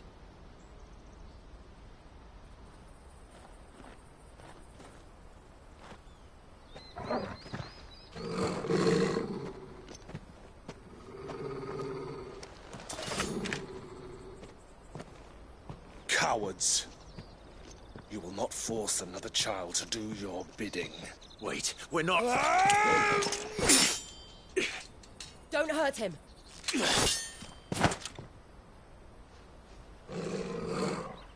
You're making a mistake. We're on the same side. Like hell we are. That brooch. Where did you get it? Master Theo? Goots, What are you doing with these people? Unless you're the ones my sister was talking about. Your sister?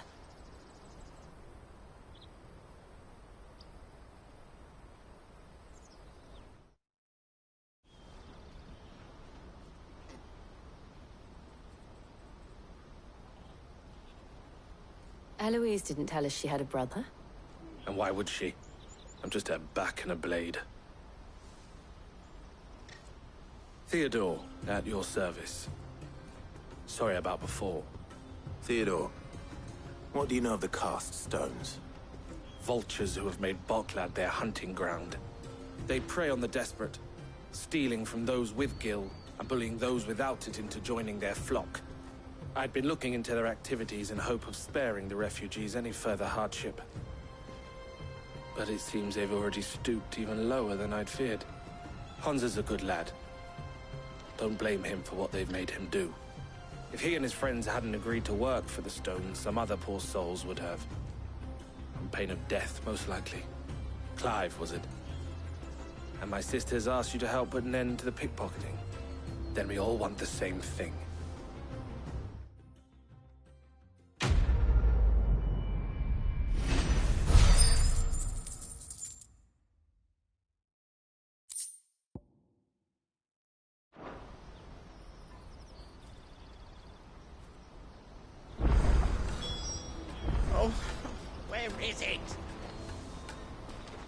So, what's the plan?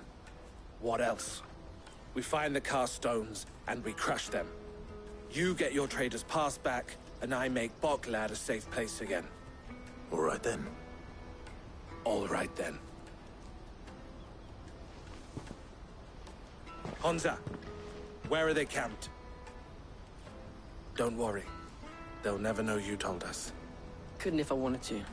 They always come to town to collect the passes. Meet us outside the gate. I tried following them once, but they spotted me halfway down the trail. Said they'd string me up. We'll try it this time. Which way were they going? Back down the road towards Lateney's Cleft. To Lateney's Cleft, then?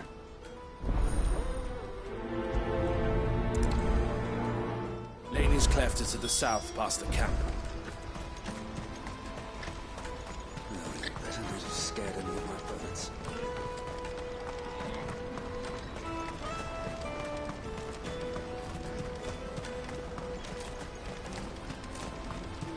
Daddy, I'm hungry.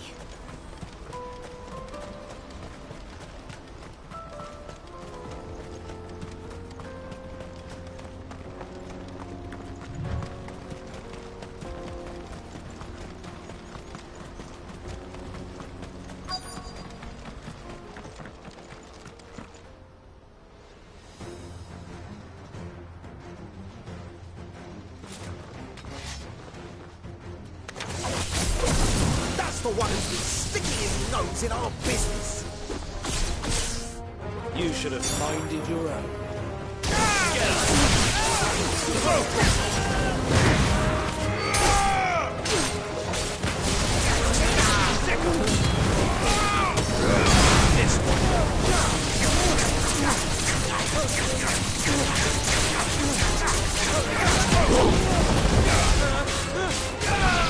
This one.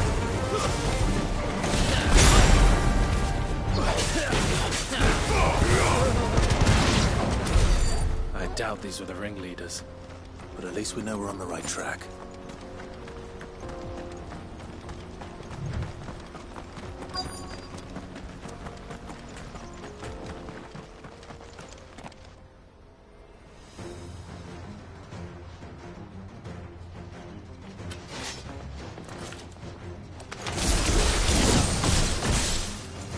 We've got company!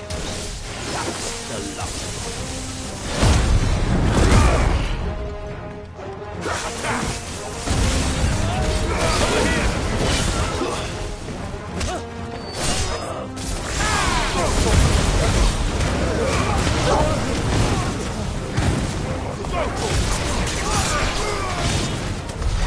Northwood soldiers. You are now.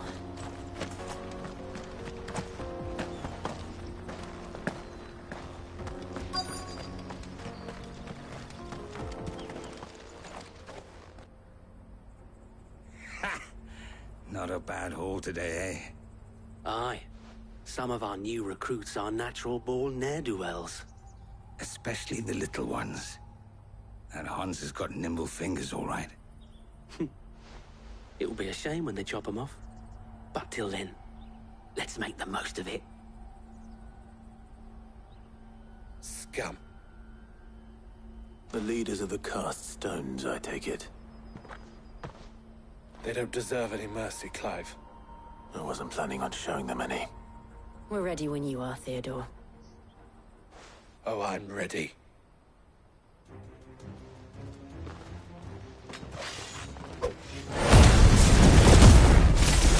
Fuck! It's that guard from Bockland!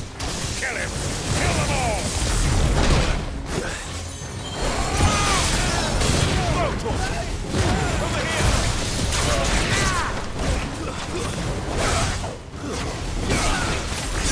This one!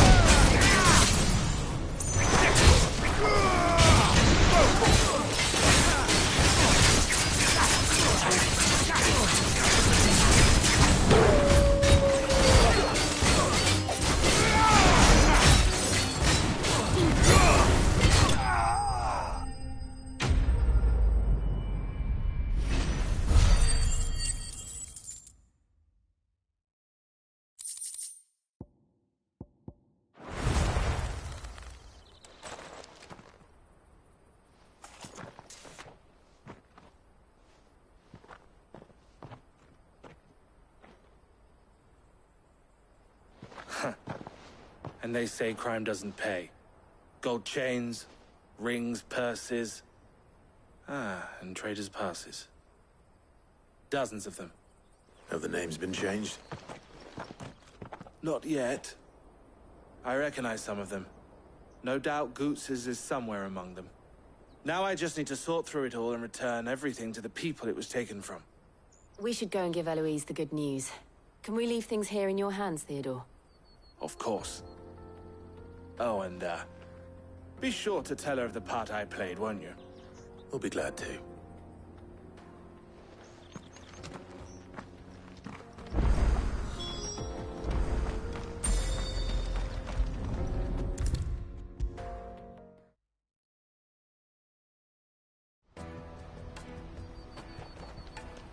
Ah, Clive. How goes the hunt? My brother isn't getting in your way, I trust? Quite the opposite.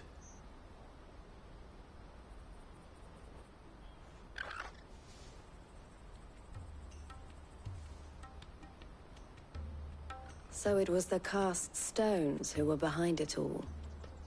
Theo told me he'd been on their trail. And their demise solves 3 problems at a stroke.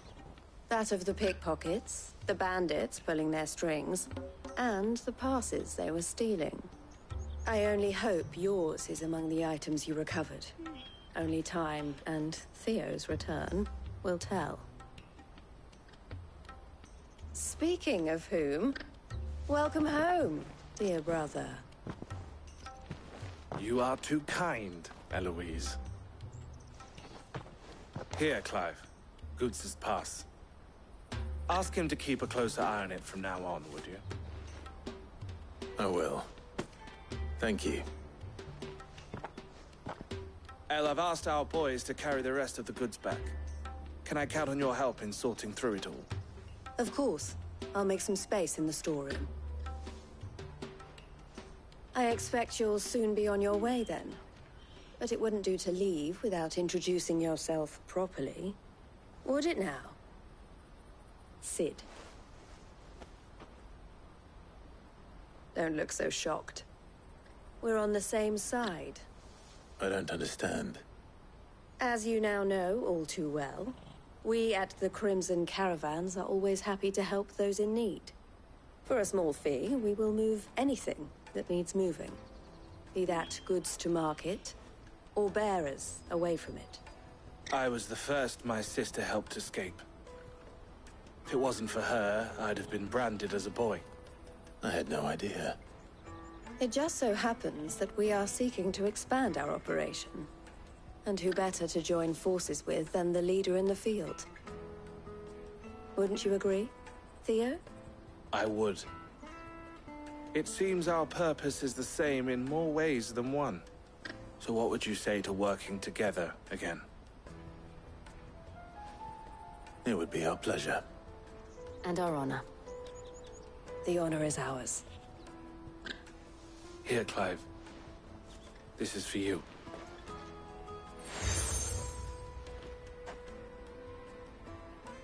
What is it? El has friends in high places, while I have associates in, lower ones. That mark is proof that you're a friend to us both.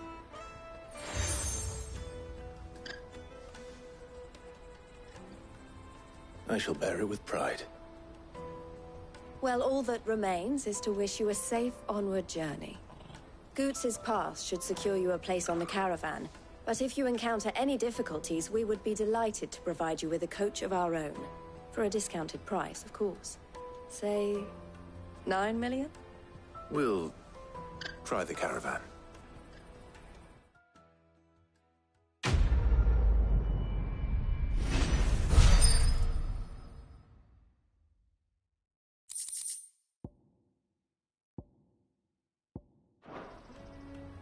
Right then. Let's get this back to Goots. And then it's on to the Dominion.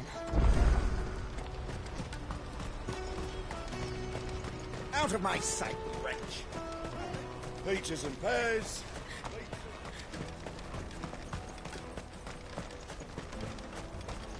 Come on, come on! The caravan stops next Juicy to the... pears! Slake your thirst without a crystal. What I really want to be is a blacksmith. Here you are, Goots. Try not to lose it again. Me pass! You found it! Oh, thank you so much. Nan would have killed me if I'd come back without it. I'll have to say thanks to El and Theo, too. So should you, Honza. You and your friends don't have to steal anymore.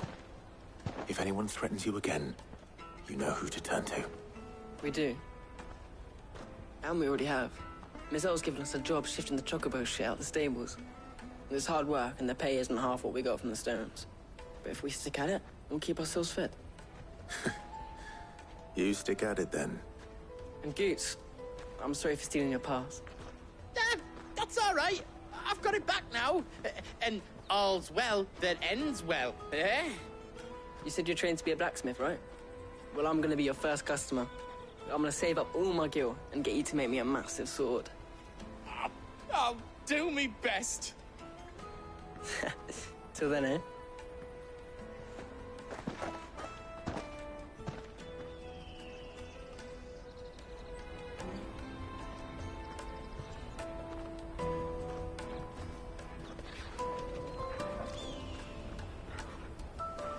All right. We have a place on the wagon.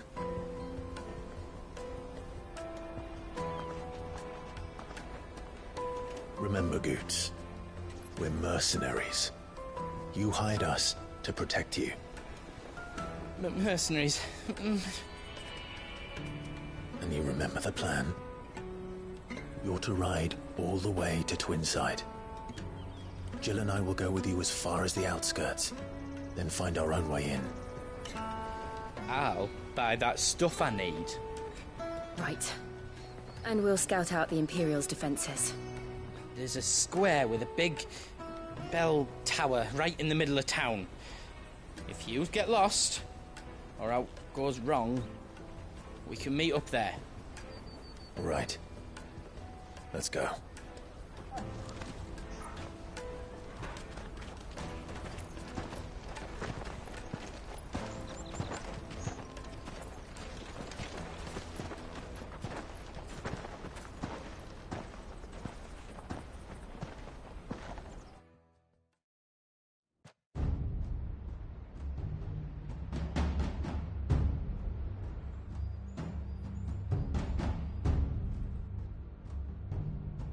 I see. And you're quite certain your father has no knowledge of Ultima? I am. I have no difficulty believing a sinister force has come to exert an influence on Sanbreque. But be that as it may, it is yet to claim my father. For better or worse, his radiance speaks his own mind. Then the fiend works from the shadows. I confess, when first you told me of this fiend, I had my doubts, and more than a few at that. A beast that labors to plunge Valisthea into turmoil, all in pursuit of your brother. But that wound is proof enough that evil is afoot. Then I have your answer, Your Highness. You will join me in my fight. I cannot. Not yet. Your Highness, please. As you are aware, the Dhalmekian army is at our gates.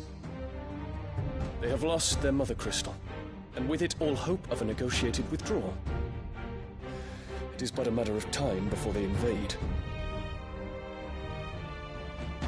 If Bahamut is not here to meet them, my people will be slaughtered. Though not by Hugo Kupka, thanks to Ultima's machinations. I know the fate of your people weighs heavy on your conscience, but if we do not put an end to Ultima's plans, they shall face a far darker fate. The chaos he would wreak would sweep all of Valisthea into the abyss. The lives of every man, woman, and child in the Twins are at stake. I believe what you say, Phoenix. But I have duties of my own, and I must discharge them. Come what may.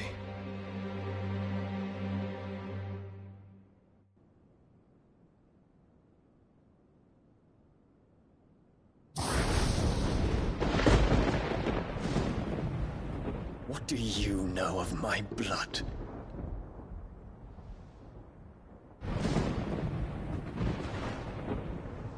I know that it is wholly unworthy of the highest offices of state, which rightly belong to those of purer breeding. Alas. Your bloodline runs through the Oriflamme gutter, from a whore who weighed her child's worth in gil. Have you threatened my father? Of course not. I merely whispered in his ear that his mongrel son is plotting a rebellion. What? Sylvester listens to the words of his astrologers. And they have ears too. You have been feeding them your lies! Should you remain loyal to Emperor Olivier, his radiance may yet crown your head with laurel, and not with tar. Fork-tongued witch!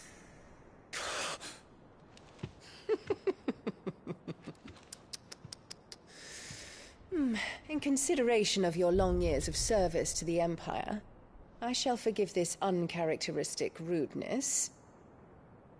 Now hurry and make ready, Your Imperial Highness. Emperor Olivier expects much of you, Dion. Or should I say, of Bahamut.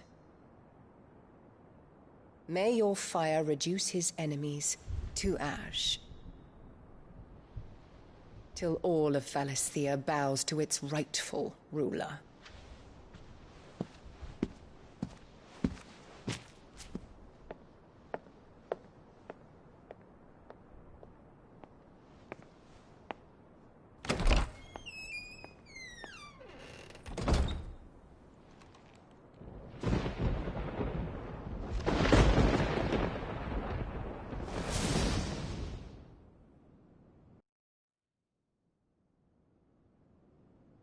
There is another darkness that has taken hold of Sanbreque.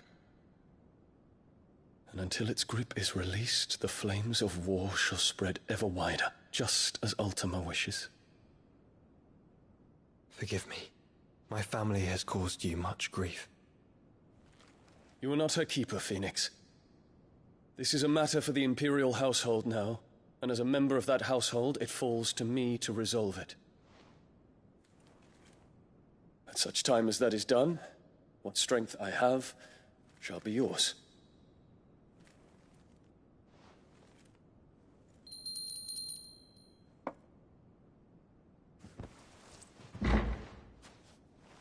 Thank you, Your Highness.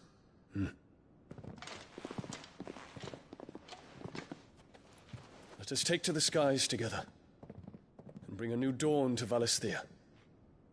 I should like nothing more.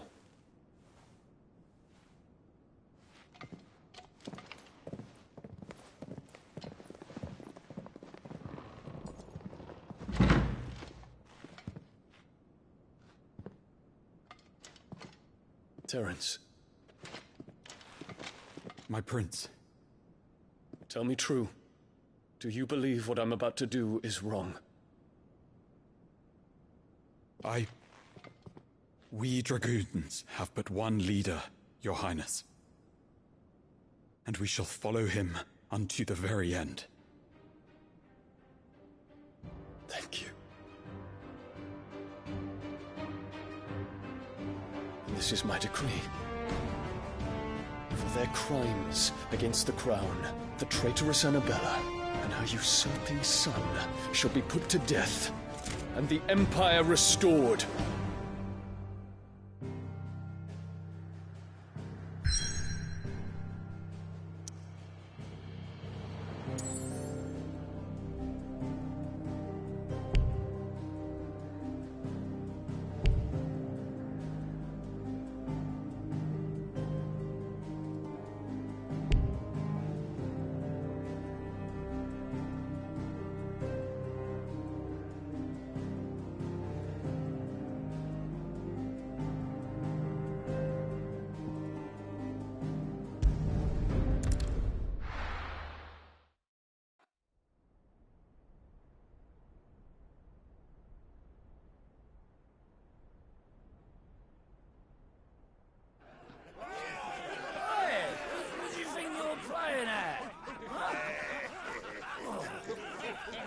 Stop you getting eaten by a fucking wolf, that's what.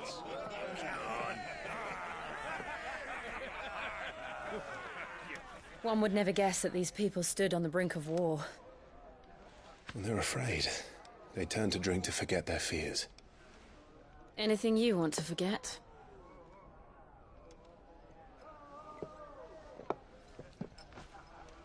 The harbor is empty, and half the market stalls too. The city may seem peaceful on the surface, but it's balanced on a knife edge.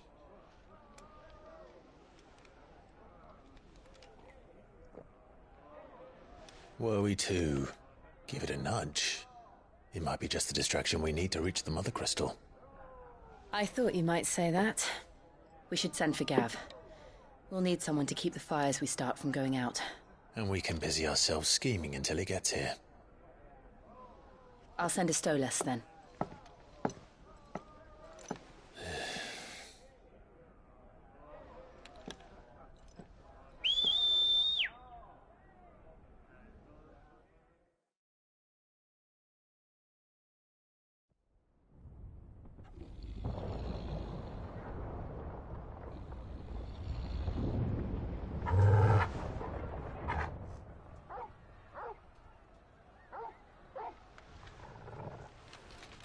What is it, boy?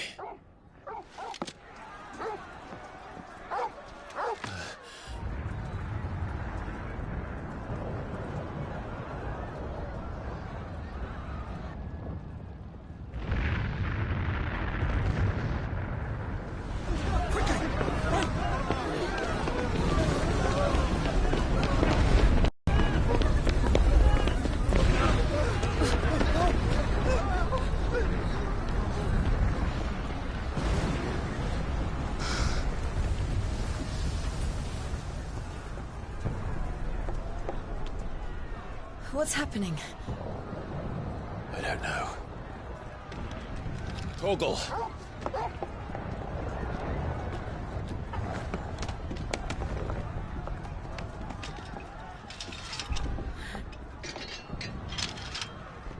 This way.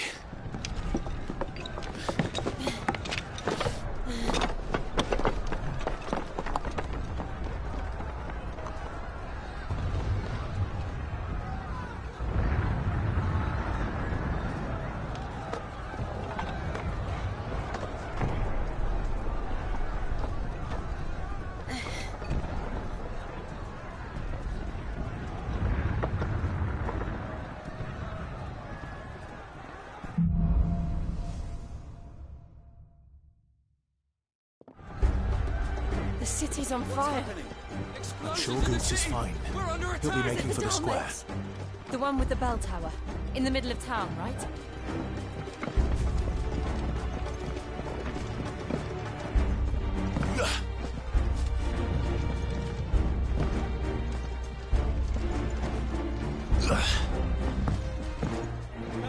Watchman or sentry is to be slain on sight. Once further, citizen. His Highness's orders were clear. Those were Imperial Dragoons.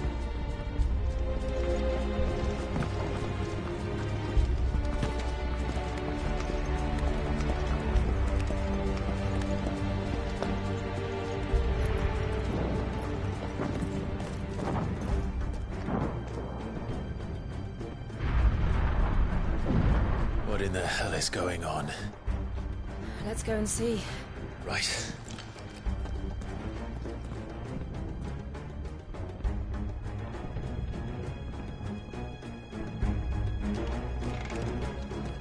But first we find Goots.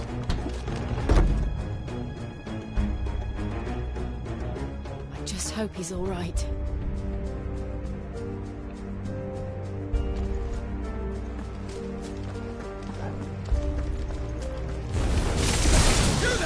Identify yourself! Do we have to? This one.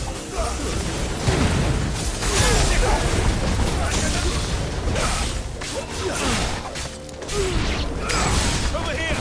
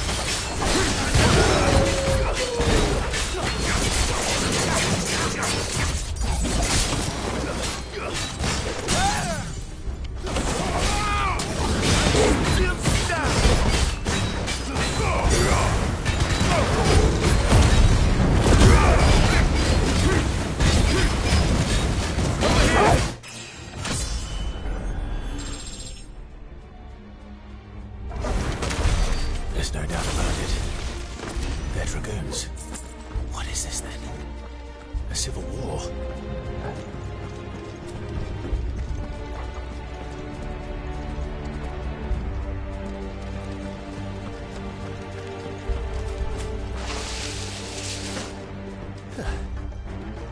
Never thought I'd be glad to fall into a sewer. Get him!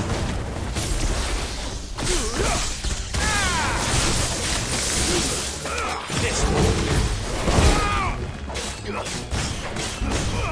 go for it! Stay down!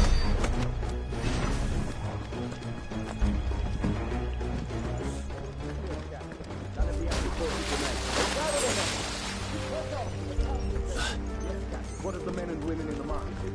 The evacuation is complete.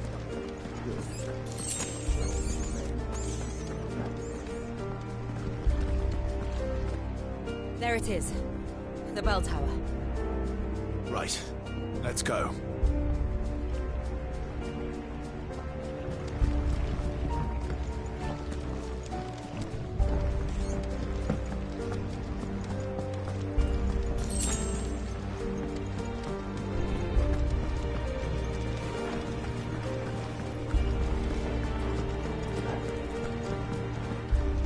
Ah, a goods lift.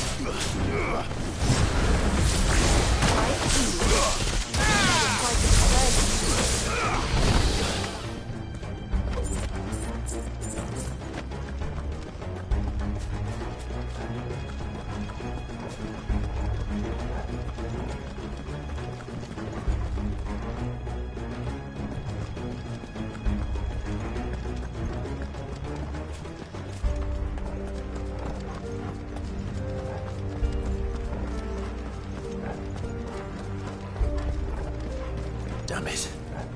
We'll have to find a way around.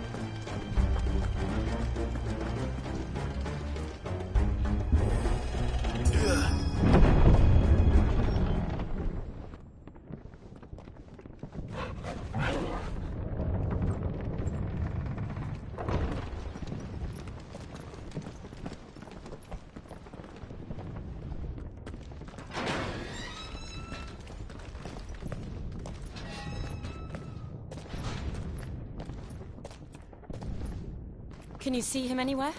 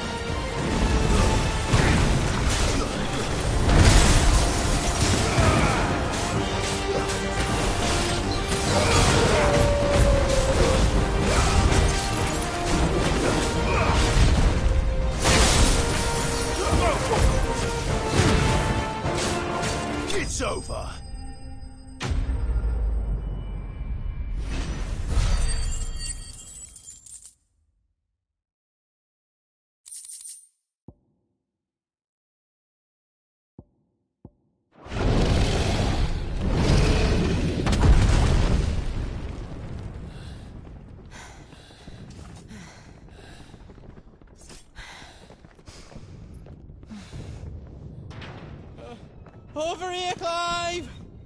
Are you alright? Goods, there you are. I didn't know there'd be a dragon. All right. Let's get out of here.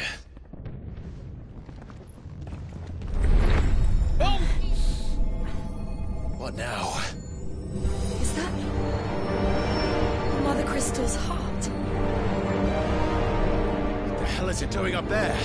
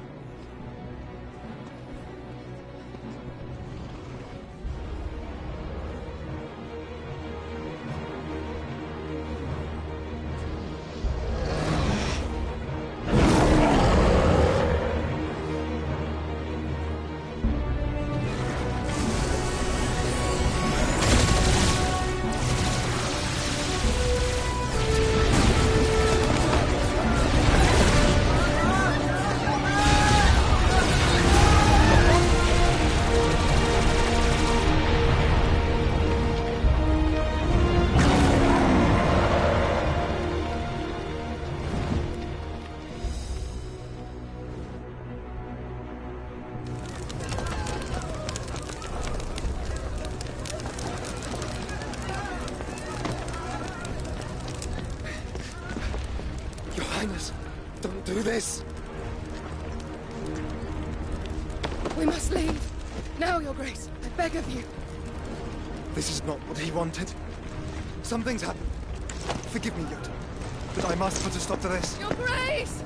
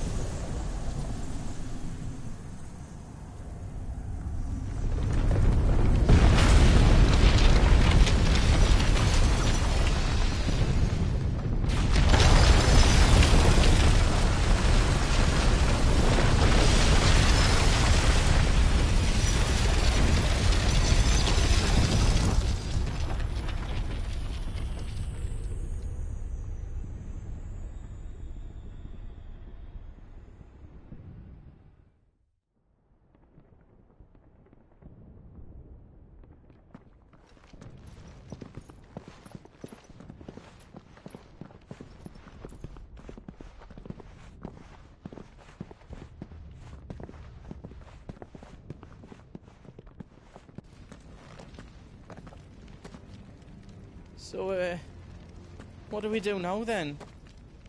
We destroy the heart. We might come back!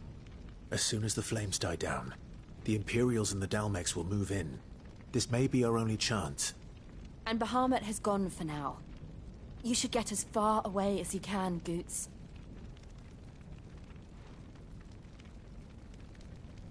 What? And leave you lot in the lurch? I can't do that. If you're staying, then so am I. I packed everything up before I made a run for it, so if there's out you need, just ask. But I won't be giving it away for free. Nana'd never forgive us if I did. Thank you, Goots.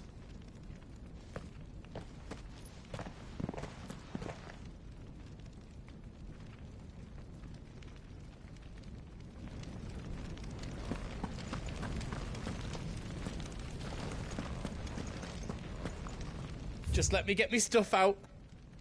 I've got some good stuff for yous.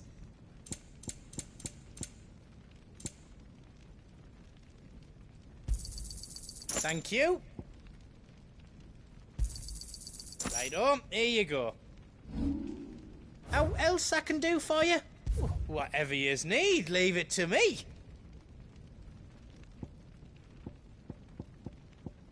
Is all done then? No. Are you all set then? Drake's tail is right there, Clive. It's time to free Storm from the crystal's curse. Oh, it's past time. But remember, Bahamut is still out there. And I dare say we'll be seeing him again before the night is done.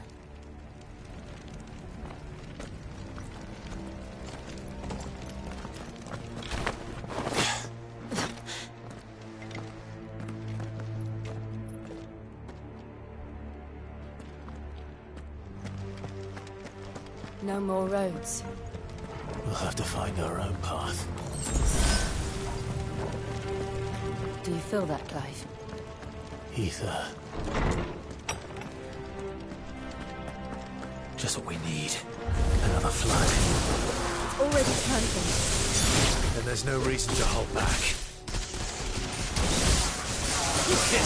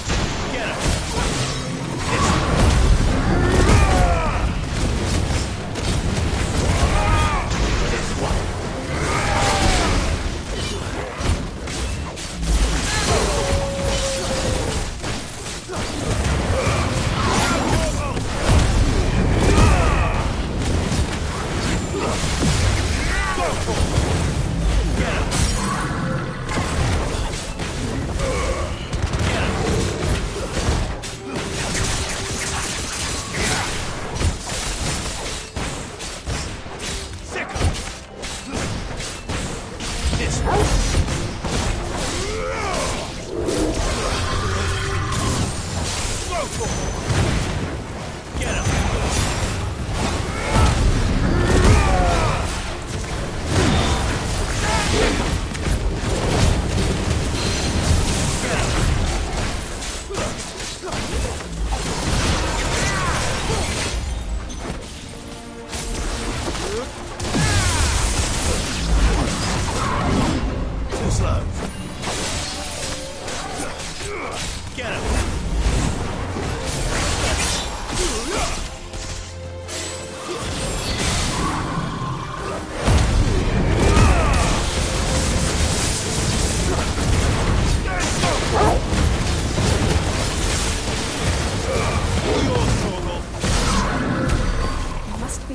climb up.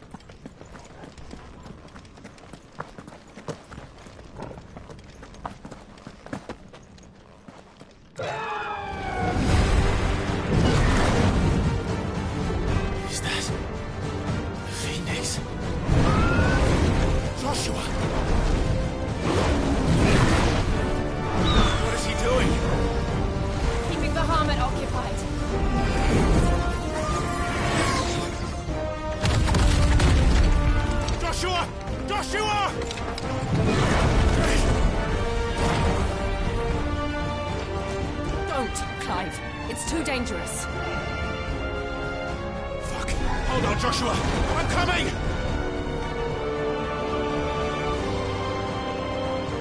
We have to save him. And we will. We just need to keep moving.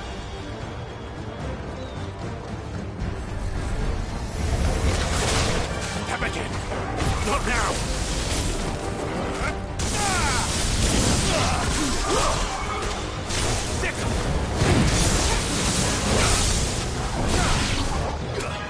This way.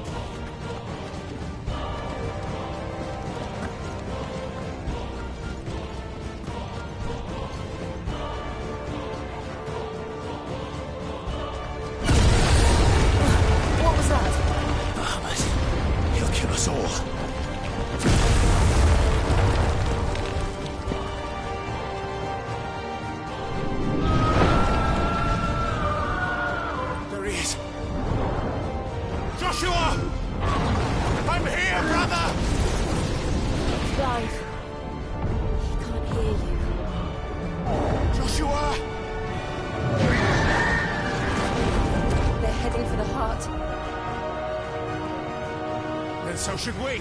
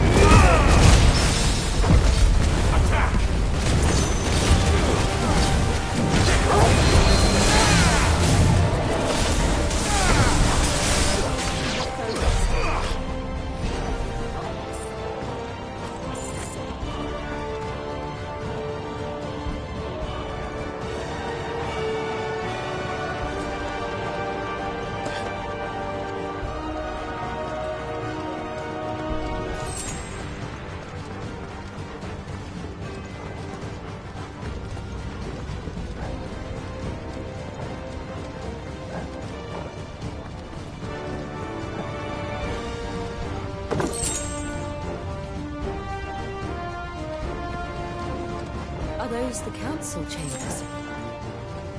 How are they still standing? I don't know.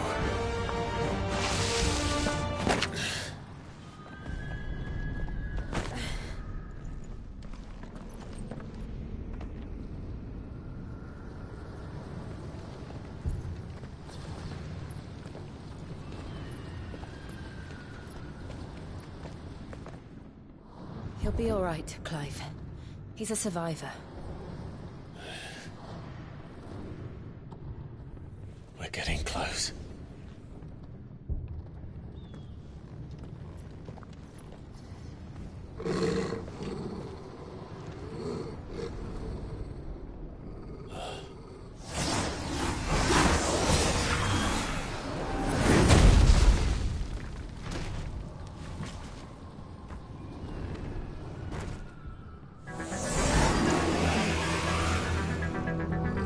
Looks like somebody doesn't want us getting any closer. I don't care what it wants.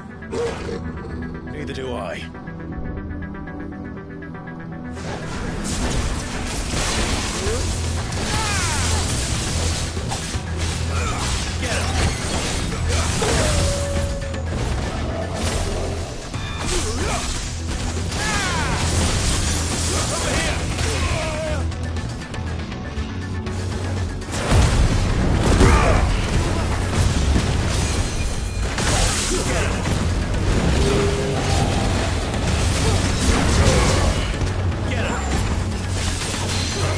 Over here!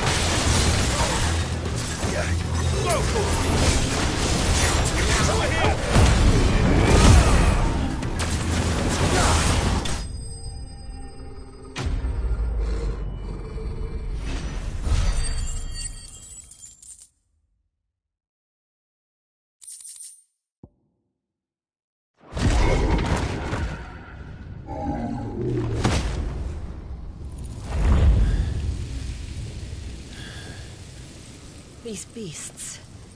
they're getting stronger. We can think about them later. Right now, there's only one thing we need to focus on. The heart.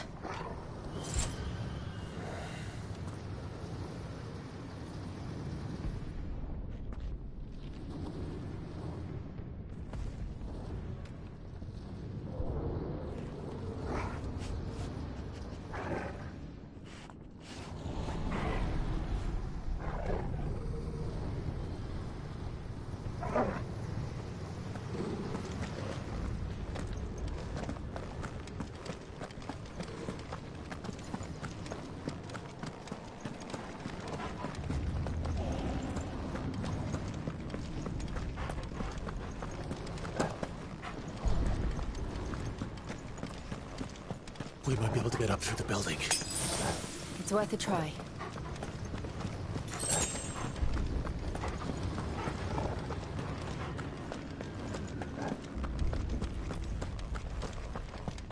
Quiet. There's someone up there.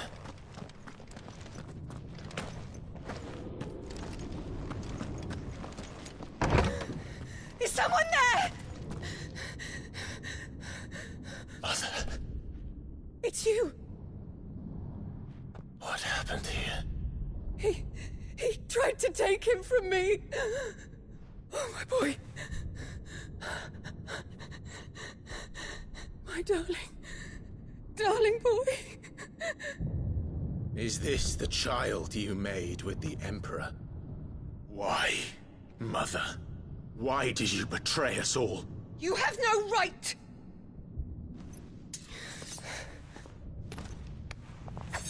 Answer him. We took you in, savage. Show some respect for those who raised you.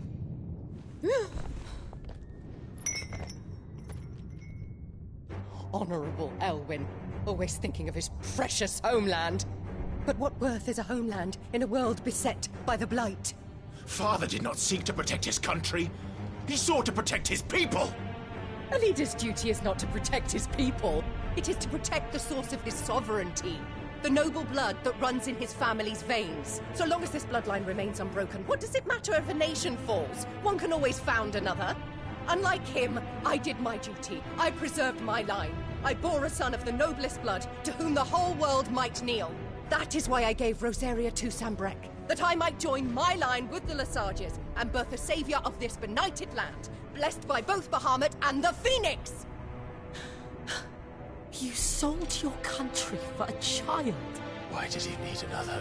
You had Joshua. I had nothing. You were always your father's son, so very strong and bold and daring, and yet you failed to awaken. Would that Joshua had been granted 1/10 of your strength? Oh! How the nobles laughed that Elwyn's firstborn was surely the son of a concubine, and my own, not long for this world. The shame of it! The shame of being slandered by one's inferiors! How could you ever know how that feels? It should have been you! Why didn't the Phoenix choose you? Joshua's every waking moment was spent trying to shoulder the burden that you and the Phoenix and the Duchy foisted on him. That's why I became his shield. To help bear the weight.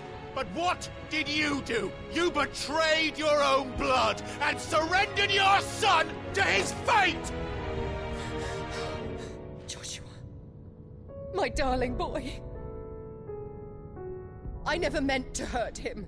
The soldiers' orders were clear. He was to be spared. Why did you survive? When the only one I truly cared for died? What? Have you not looked out of the window? Joshua is here! The Phoenix lives on! He's battling Bahamut as we speak!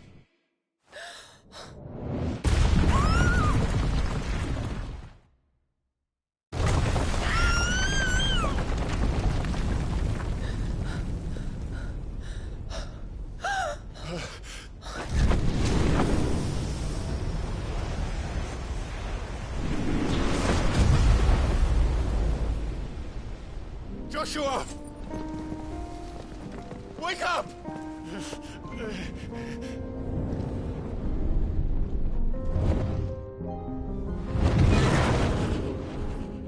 I am a shield of Rosaria.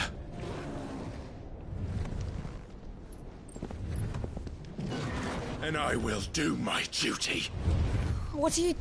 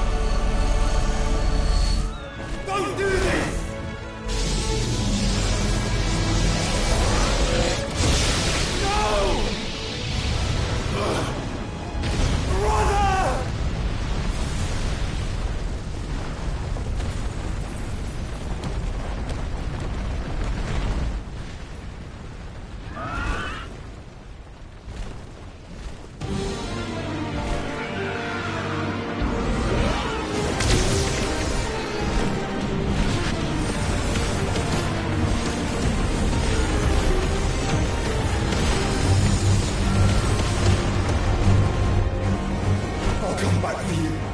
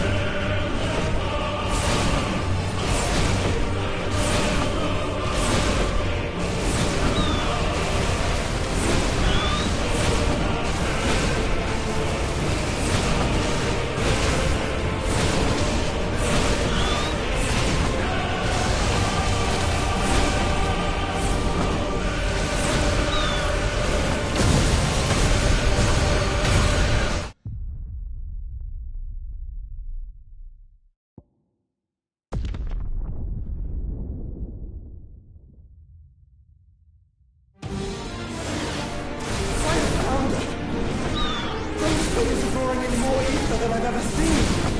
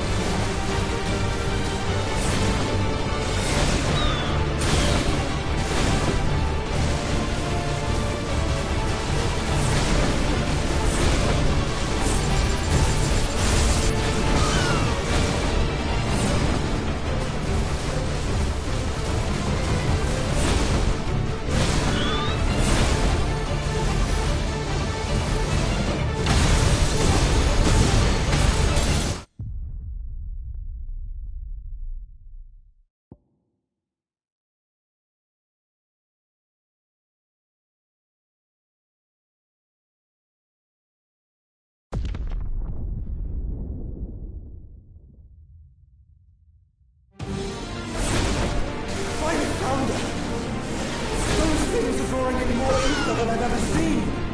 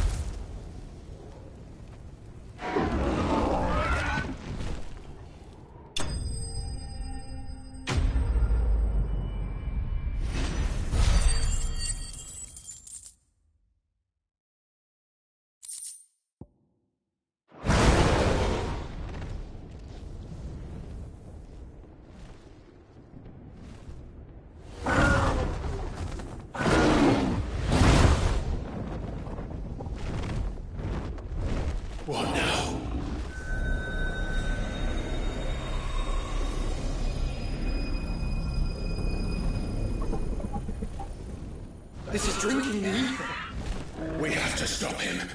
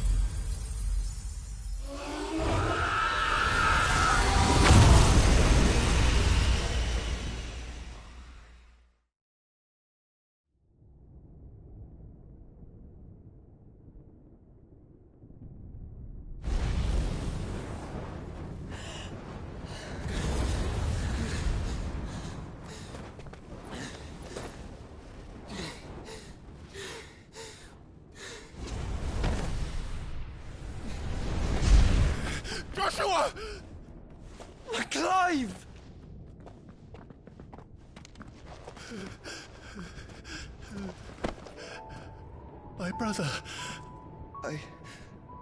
I'm sorry. I'm so sorry. You're alive. We both are. Nothing else matters.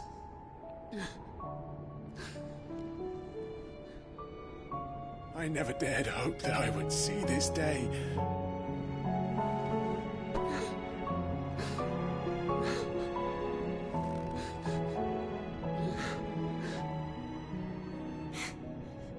Reunited at last. Jill.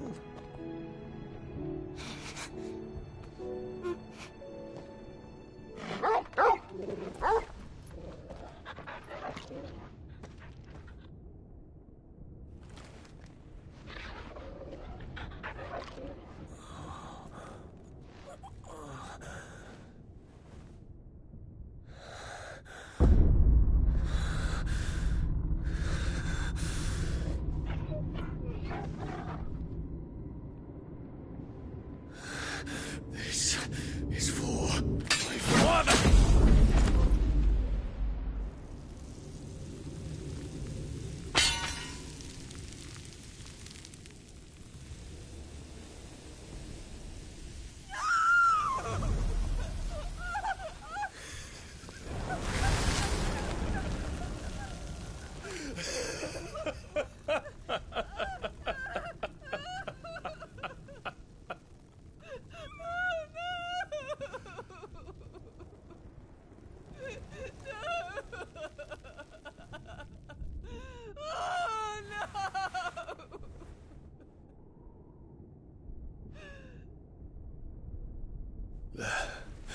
It is done. The demon that would tear our house apart is no more. Father.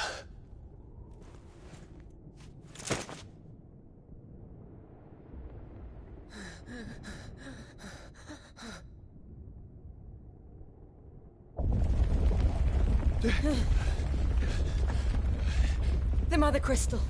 It's collapsing. Right. We need to leave. No. Wait.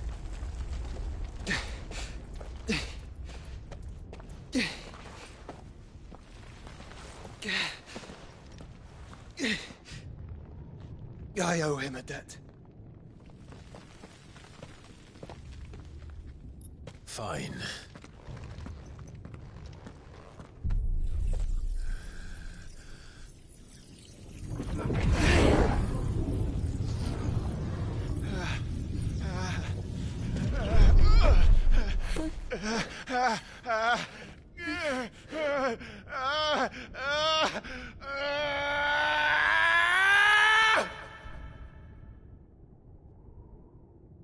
You there. Tell me what section. Don't reinforce the walls. Will be found. What is our situation? Report, Captain. It could be Can nothing be done to call them off? I regret not, Your Radiance. The Dragoons answer to none but His Imperial Highness. The Council is powerless to intervene. We're hearing reports of rebel Madness is this, Dion. throughout the neighboring districts. Focus all efforts on extinguishing the fires around the capital. The city can wait. One of our stocks of weapons and armor. This is not the work. Don't you dally, man! Go! Your Radiance. Are the doors Your orders, right? And I want you to find out Make sure the doors are locked. Dalek's movements. By the light! Dion. Have you taken leave of your senses? Call off the Dragoons at once! Fear not. The populace will come to no harm at their hands.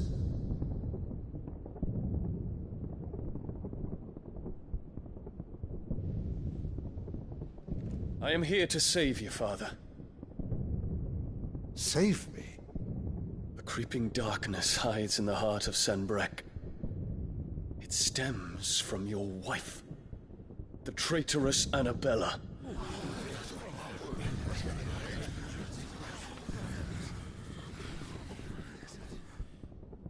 Not another word, Dion. Father, though you may not see it, the darkness has taken hold of you. It has made you forget yourself. But I bid you remember, there was a time when you ruled not with cruelty, but with compassion. Why now do you turn your back on your people? Why now do you seek to stoke the fires of war?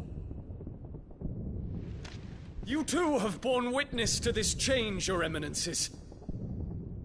And you know, as well as I, who is responsible for it. A puppet now sits upon the throne, but cut his strings, and the master loses the power! What? Dion, you bear steel before your emperor? Guards! Take him!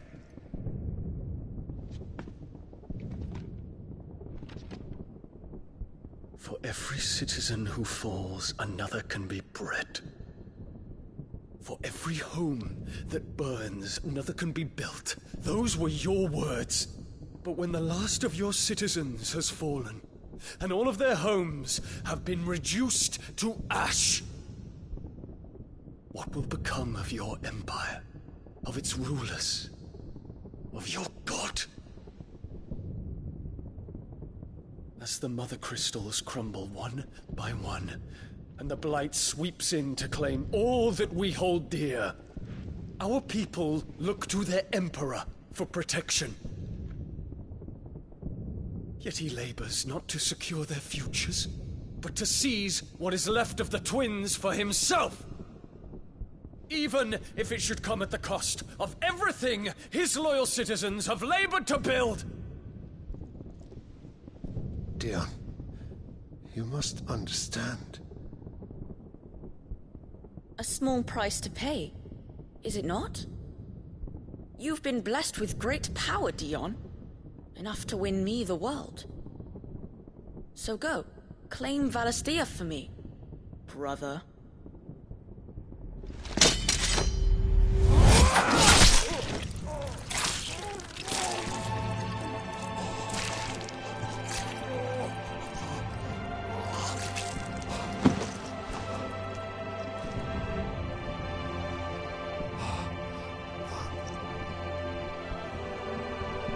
Dion.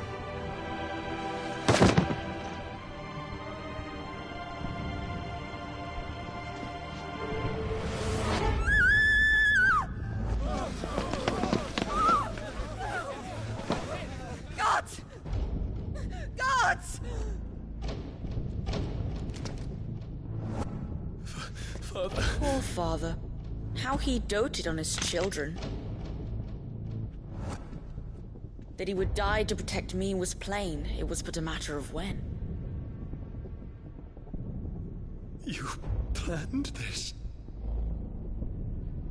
You did well to endure so long. But you broke in the end, as I knew you would. And now Muthos approaches. Put him to the proof. I would see if he breaks. Go, Bahamut. Kinslayer.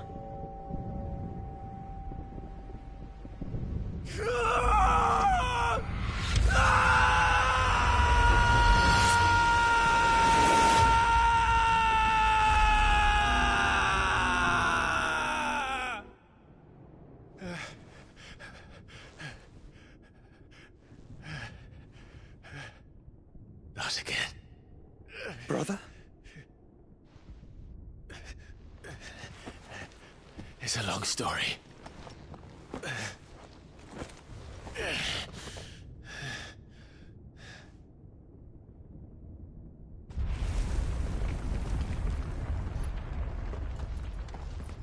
You cannot stay here, Mother. Come. Take my hand.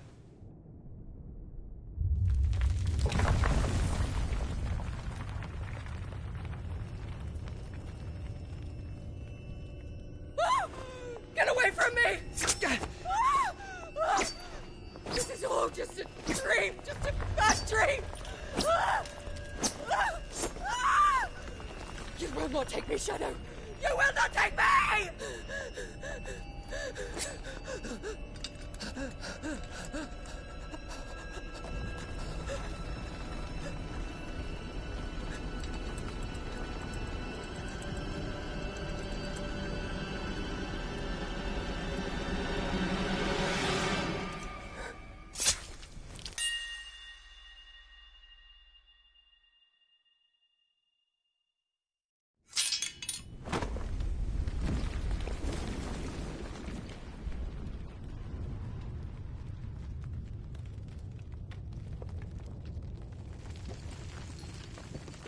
Mother.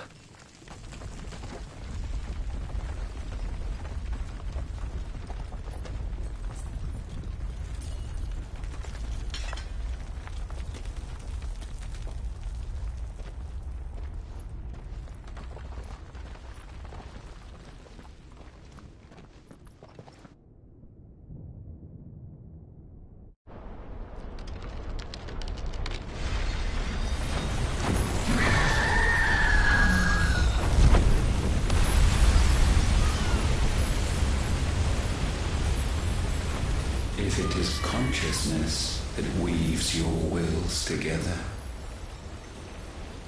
consciousness that blurs the boundary between your own will and that of others,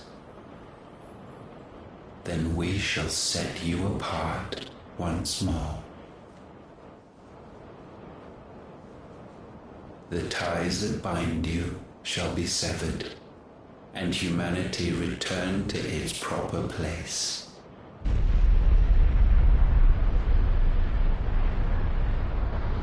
By primogenesis shall a new age of reason begin.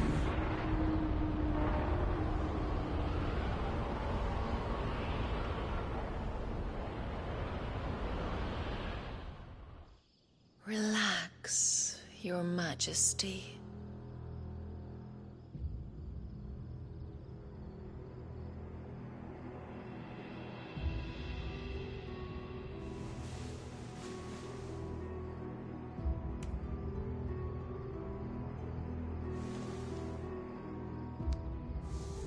Don't you want to play?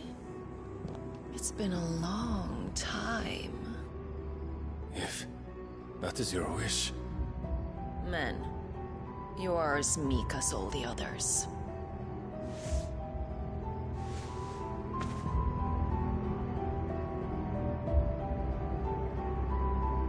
Such feeble creatures.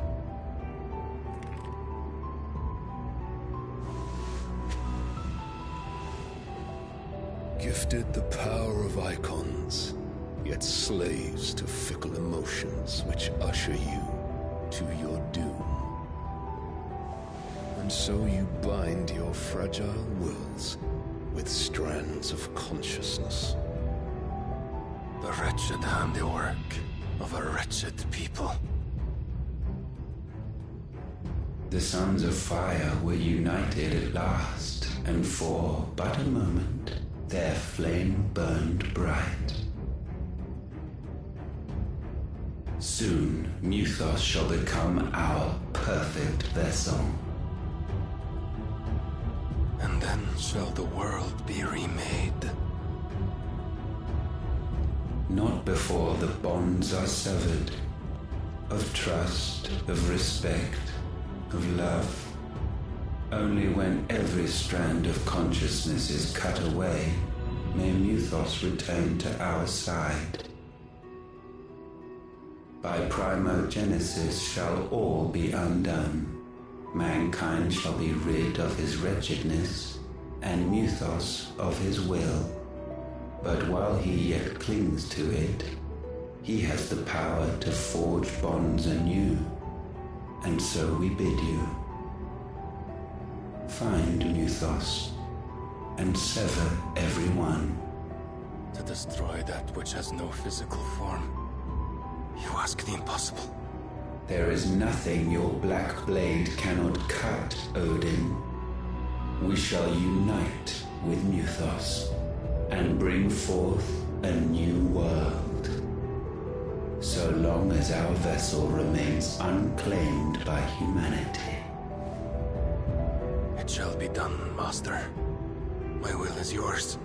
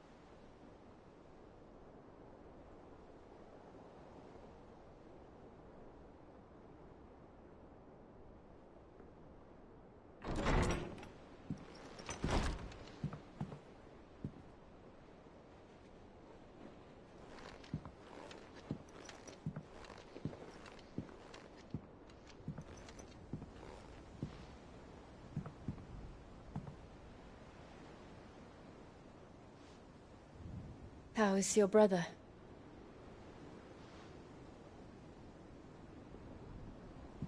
Asleep since I returned from the Dominion.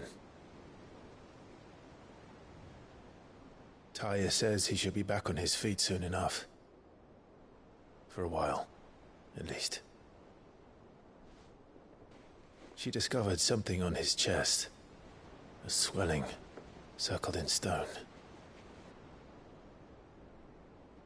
The curse.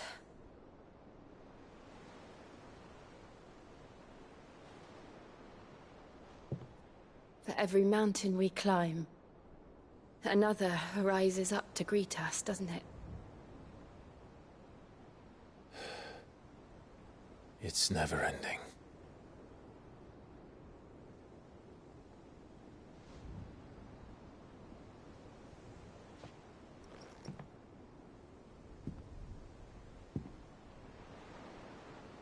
Even the sky seems to have grown tired of it all.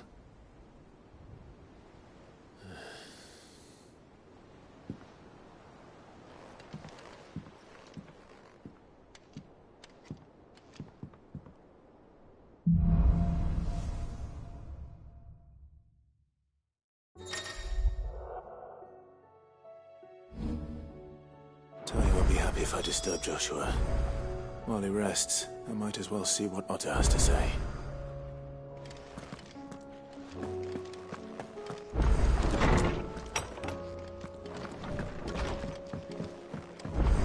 Did you see the pair that got hauled into tires?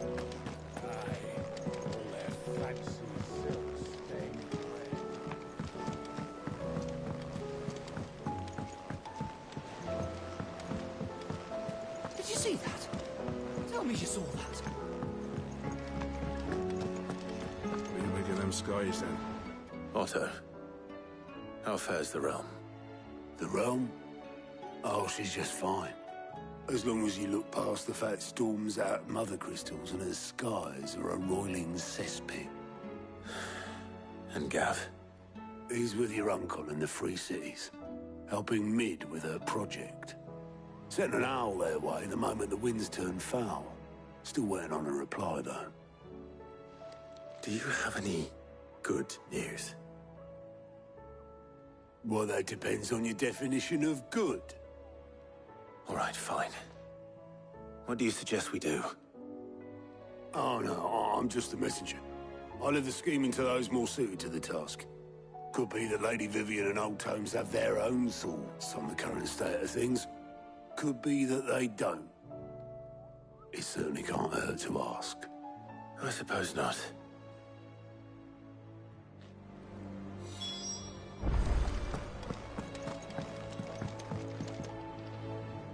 How is it that every one of your little excursions presages some inexplicable catastrophe? Not that you are to blame for the Dominion's fate. No one could have predicted the actions of the Crown Prince. I'm sorry I couldn't save your home. My countrymen are stronger than you think. A few toppled clock towers won't break their spirits. They'll be back on their feet in no time.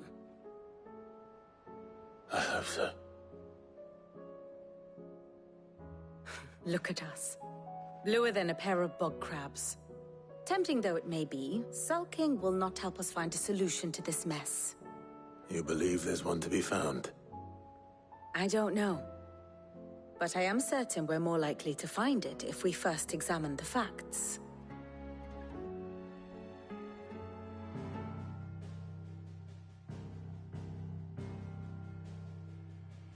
Beneath these darkened skies, fear and confusion reign over Valisthea. Oh, the lands around the fallen Mother Crystals had already begun to wilt for want of ether. But not like this. Crystals that filled wells and fueled furnaces. Now nothing but pretty shards of rock. And those that hang from the people's necks cast nary a glimmer of light to keep the dark at bay. It is only a matter of time before the common folk convince themselves that the end of days is upon us. Yet I fear a swift end is more than we can hope for. While most of the world thirsts for ether, the remainder drowns in it, spawning Akashic in droves. And amidst the hordes of mindless beasts, with magics as like to fail as function, even the strongest nation would falter. Rosaria and the Iron Kingdom teeter on the brink of collapse, while the tragedy in Twinside has all but paralyzed the Holy Empire. Dhalmekia fares little better. Rumor has it the ministers fled the capital after the fall of Drake's Fang, leaving their beloved republic to crumble. Waloed, meanwhile, moves in earnest. The Einherjar has been sighted off Storm. The world, in short, is in chaos. It would seem our civilization was nothing but a castle of sand, to be washed away at the whim of the waves.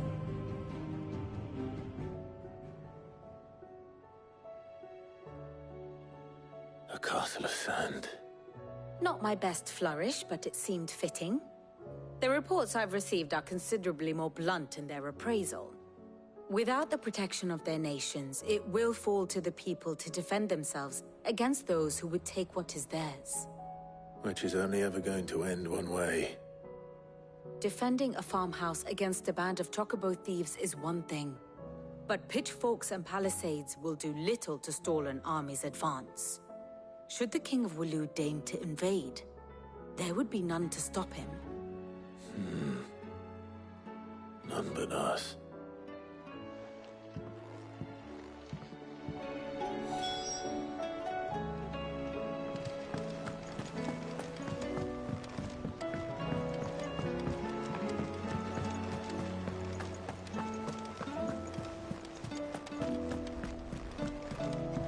Will we ever see the sun again?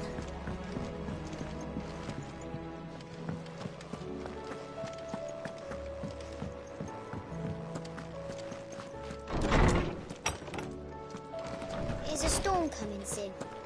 Will there be thunder? Let me guess. You're here about the skies. Is there anything you don't know, Lawsman? It doesn't take a court astrologer to augur the obvious. As for what has disturbed the heavens, that, I believe, is a question the Fallen might be better placed to answer than I. And on the 6th day did the gods tear the sun from the firmament, visiting darkness upon their prideful sons and daughters. But I dare say you remember your childhood lessons on the sins of Zemeckis only too well. You think they're connected? That Ultima was one of the gods responsible? Well, he has certainly exhibited powers that we mortals would associate with the divine. There is nothing divine about him. But he wouldn't be the first god of whom that could be said, now would he? Yet for all the fairy tales that tell of the sins, there is almost nothing in the way of actual historical accounts. Had I the Journal of Moss the Chronicler, I may have been able to tell you more, but alas, I fear all remaining copies have been lost to time. You will forgive me, I hope? Certainly not. Because there is nothing to forgive. Even without this journal, you've provided us ample wisdom. And we will always be grateful for it. Perhaps Otto will be more inclined to share his thoughts when he hears what the others had to say.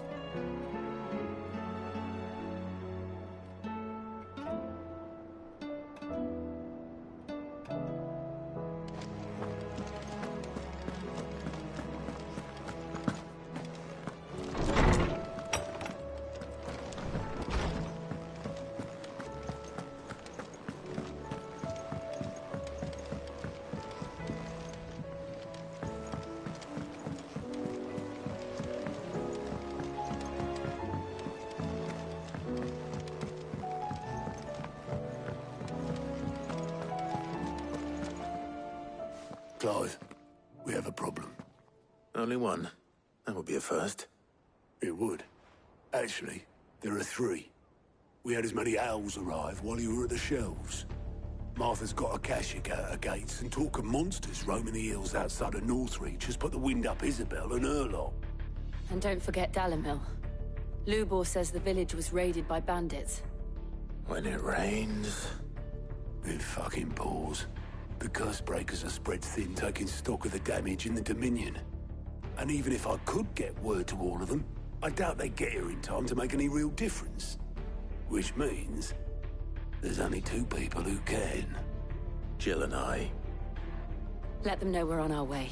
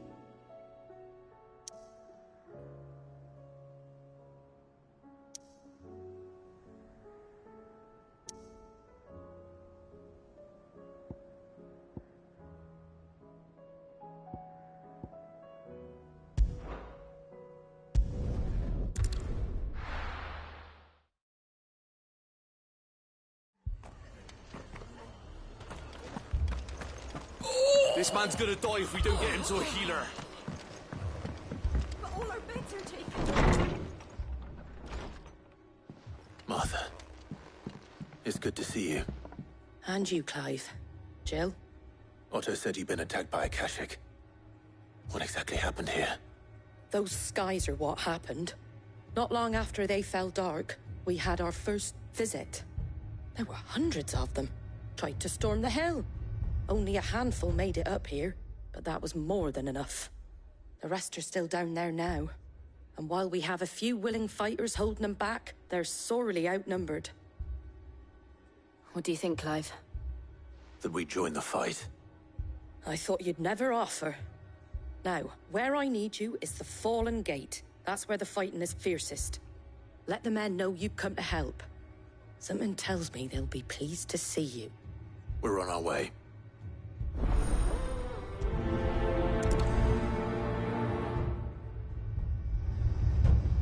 Do you think there are as many as Martha says? More.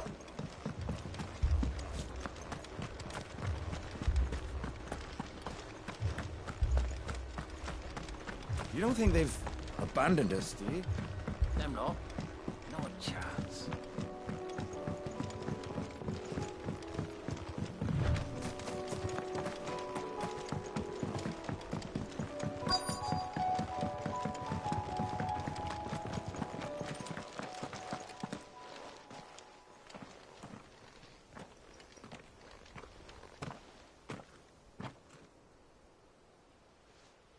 Clive, wounded. We deal with the Akashic first.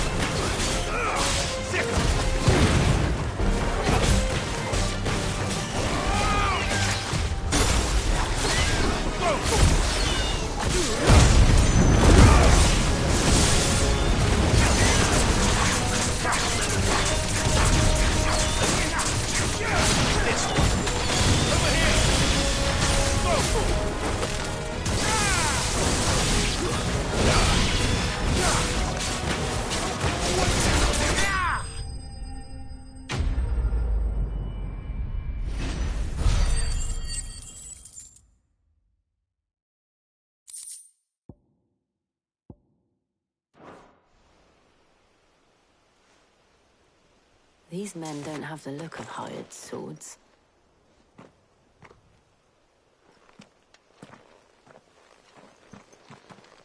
If you've come to rob this place...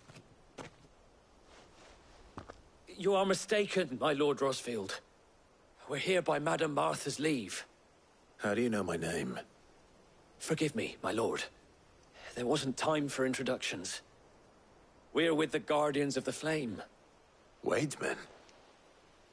But how did you come to be here? Where is your commander? Sir Wade left earlier with a scouting party to find out where the Akashic were coming from. Did he? Take your wounded back to the inn. Martha will see you're looked after. We'll join you anon.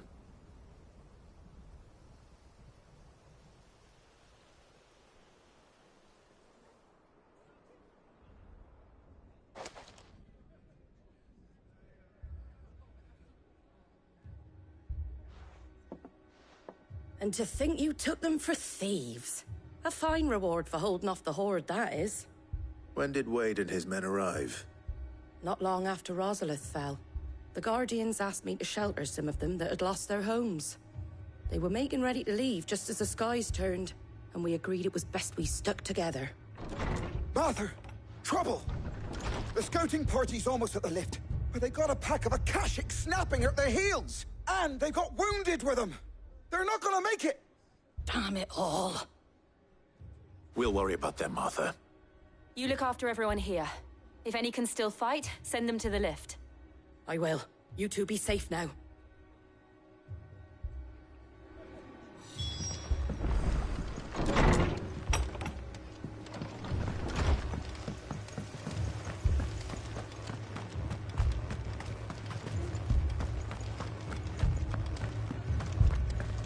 Mad dogs. The lot of them.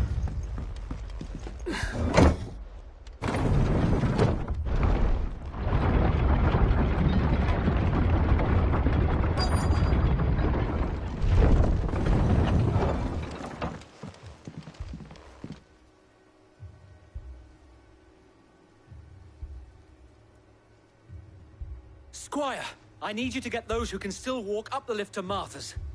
But what about... I didn't ask, Oscar. Sir. Sir Wade. Lord Rosfield. If you aren't a sight for sore eyes. Martha seemed to think you might need some help. And by the looks of it... We thought we could sneak by them. But we didn't know there would be so many. How could we have? Behind you!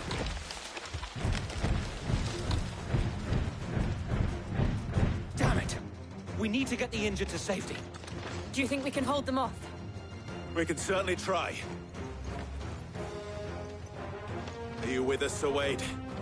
Always. Then let's do our duty.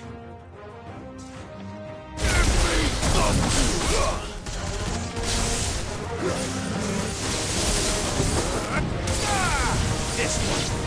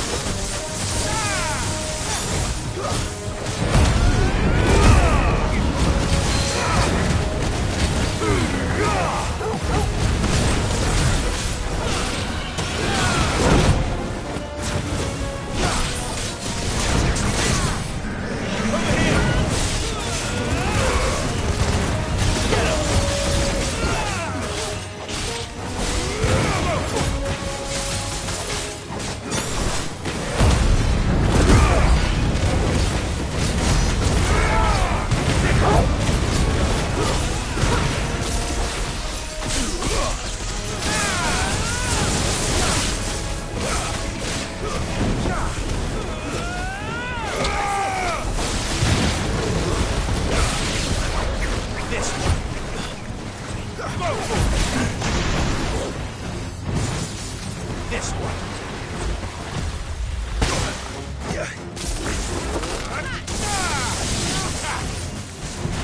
This one.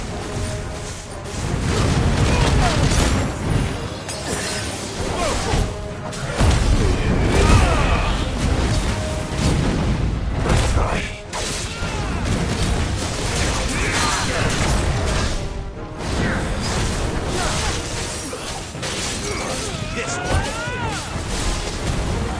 Get him. Too slow.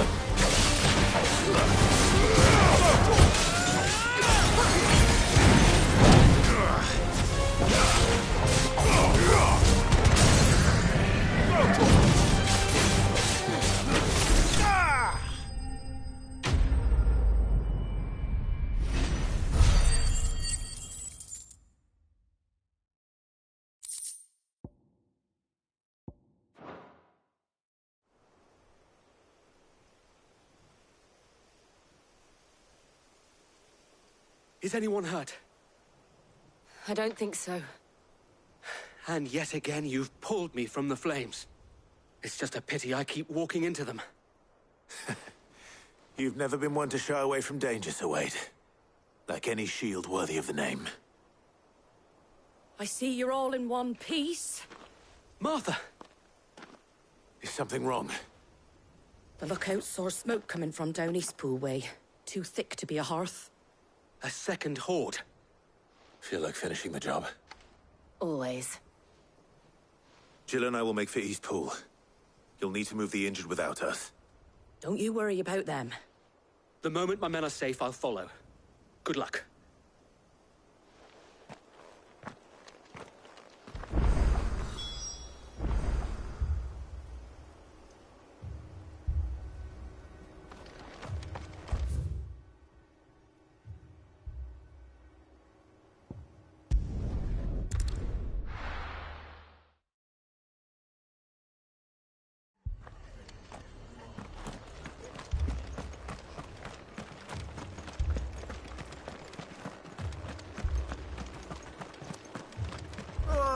Just patch me up as quick as you can and get me back out there.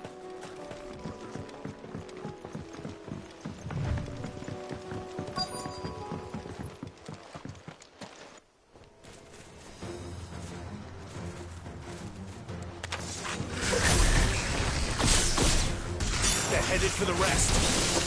We have to slow them down. Martha and the others won't be ready. Go for it!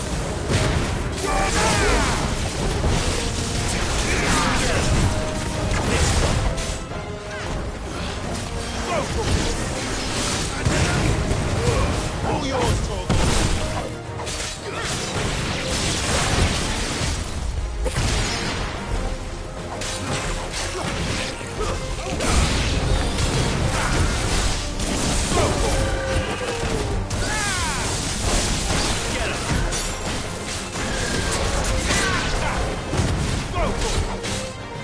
This one. Get him. Over here.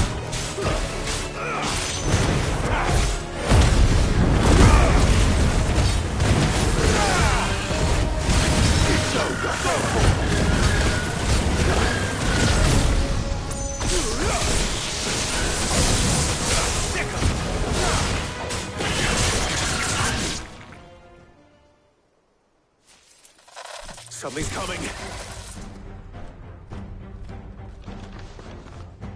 Apologies, my lord. Did I miss anything? Only the first round, Sir Wade. Shall we?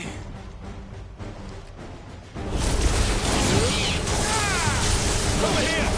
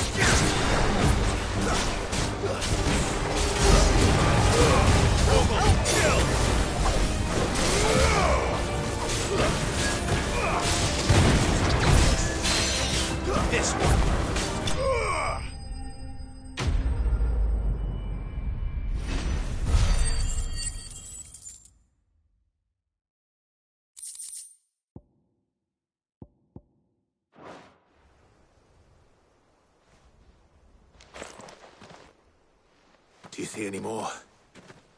No. I think that was the last of them. But it won't be long before the next lot arrive. Then we make for Martha's while we can.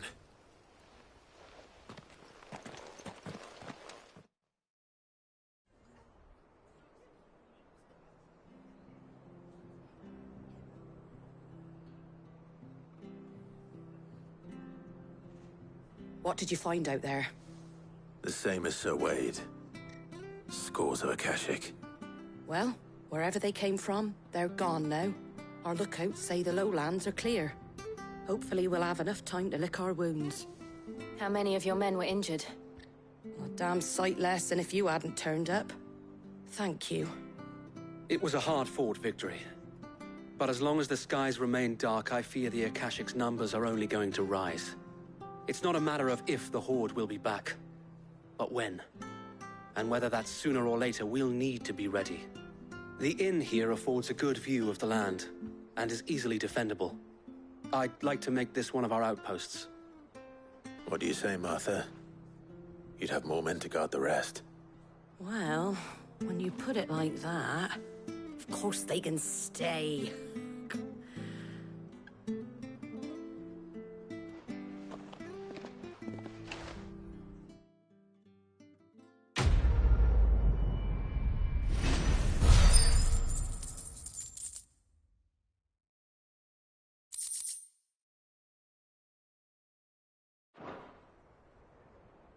My lord, there's someone I'd like you to meet.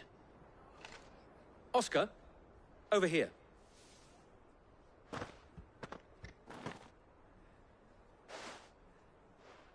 It is an honor to make your acquaintance, Lord Rossfield. I am Oscar. Oscar of House Murdoch. Murdoch? I wasn't aware the Lord Commander had children. Oh, he didn't.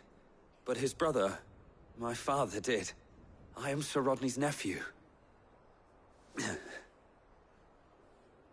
Well, go on, then. It's not for me to ask him. Yes, Sir Wade.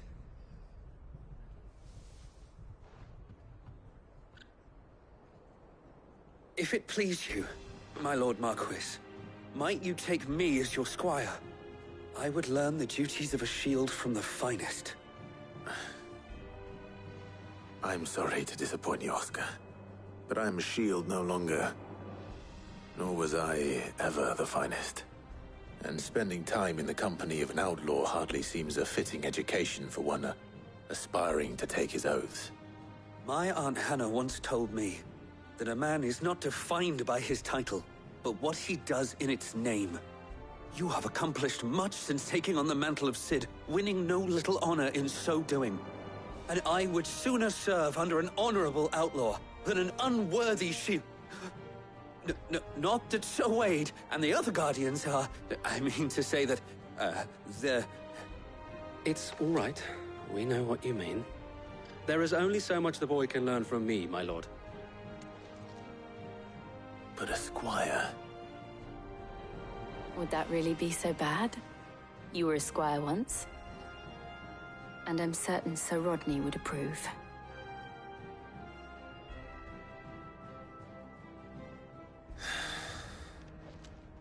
Know that I'll show you as much leniency as your uncle showed me. I would not have it any other way.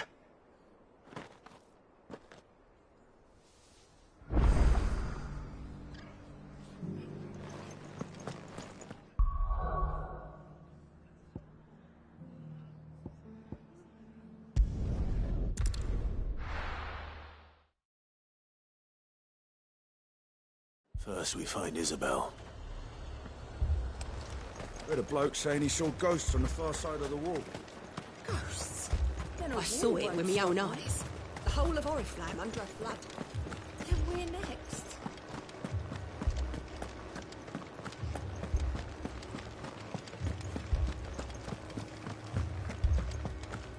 I can't do it. But you can.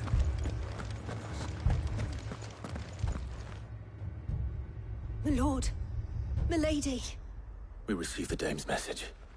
There have been sightings of strange creatures, I understand. With the blue eyes. Yes. Like a Kashik, but different. They've taken so many. I've lost count. Akashic, but different. Ultimus thralls. And what of your mistress? Is she here? Oh, no. She went to the garrison to ask what they were planning on doing about all this. Then we'll look for her there.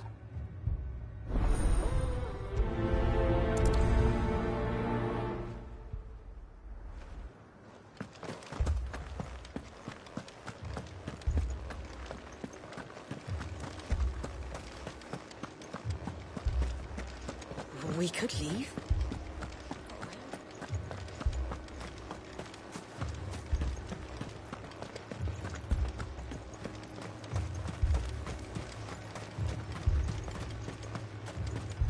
Madame, please! Half the garrison's been slaughtered by those things. We lost the captain this very morning. We've tried requesting reinforcements, but there's been no word from the capital or the Dominion in days! What more would you have us do? I would have you do your duty. Those at the Vale look to me for protection. And protect them I shall. Because they are my charges, and that is my duty. In case you have forgotten, the people of this town are your charges. But more than that, they are your people. Your sisters, your brothers, your lovers. So you have a choice. Lay down your sword and watch as they are slaughtered, or take it up and do what is right. She speaks the truth, you know. This here, it's all we have. It's all that's left. What we have left is our lives! Do you really want us to lose them as well? Not if we don't have to. Look, there's a cask under the captain's bunk. Let's talk about this over a drink, eh? I'm listening. I'll have a word with him.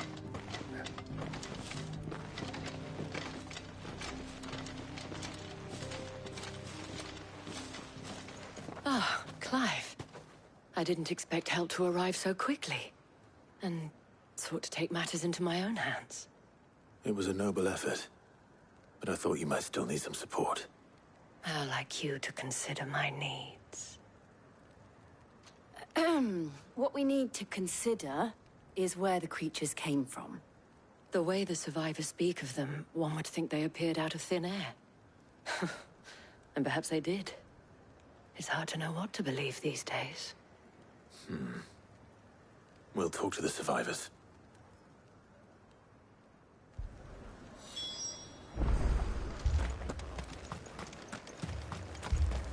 But my family... they're still... You're a pikeman, yes? What happened? I've got family in Moor. I heard the flood was spreading, so I went to see if they were all right. And a pack of them glowing things found me in the meadow. I ran for my life. I never did get to the village. Leave that to us.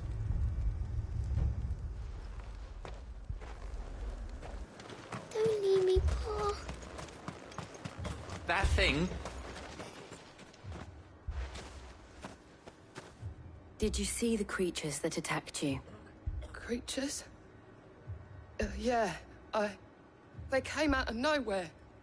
They went for Joseph first, then me, and then they were just gone. Do you remember where you were?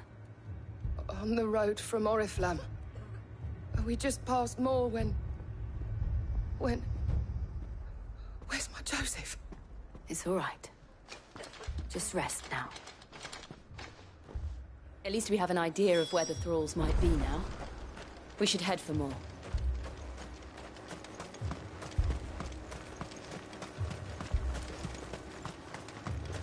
I assume you have a plan?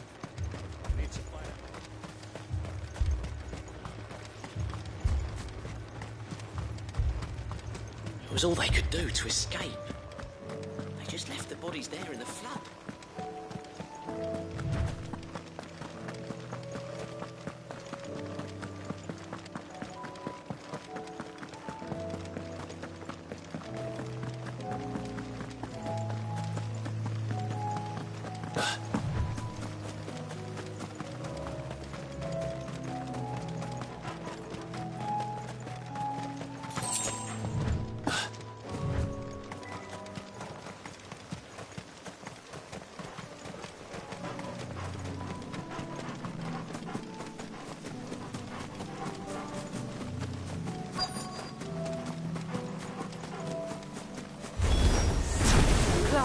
Look! I see them. With me! Get him!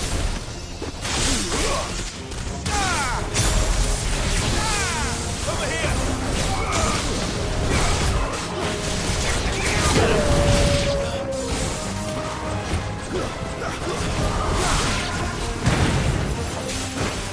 Get him! Should I bribe? Save your strength.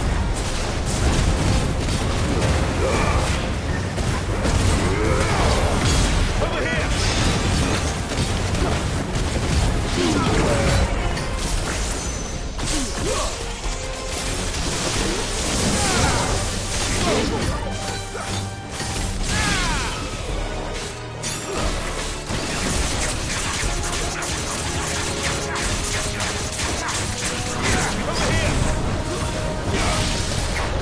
This one.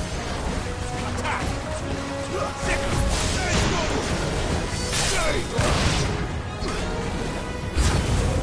Get him!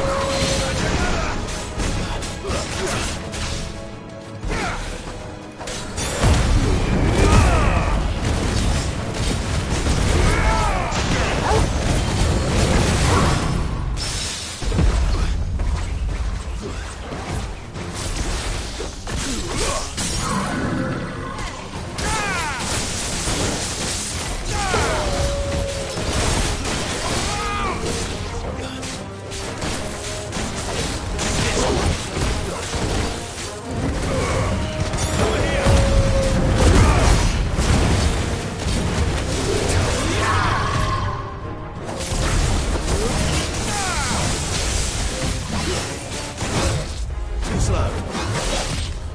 Nice turn.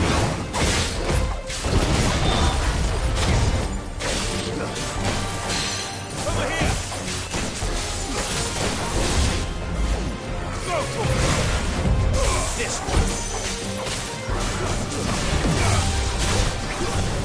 Go for it!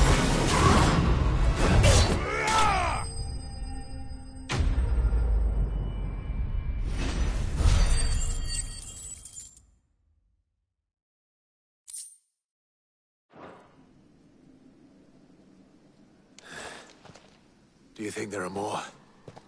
There are always more. But I'd say we've done what we can for the time being. Then we should let Isabel know.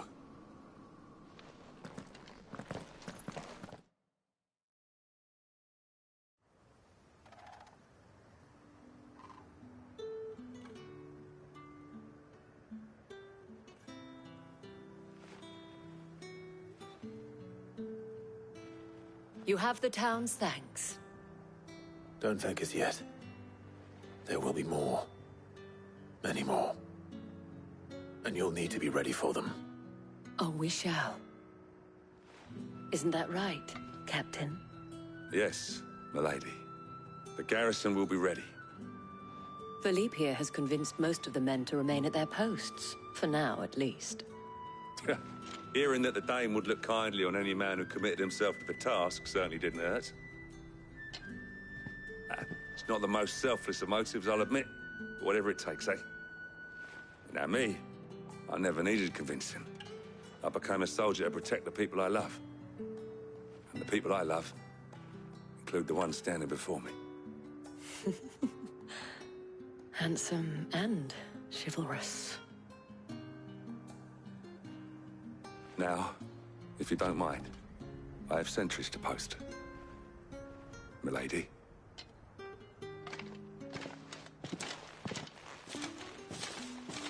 Lest you wonder, I'm not foolish enough to believe that this has solved all of my problems. But it has solved one, and that's one fewer than I had this morning. Thank you again, Clive.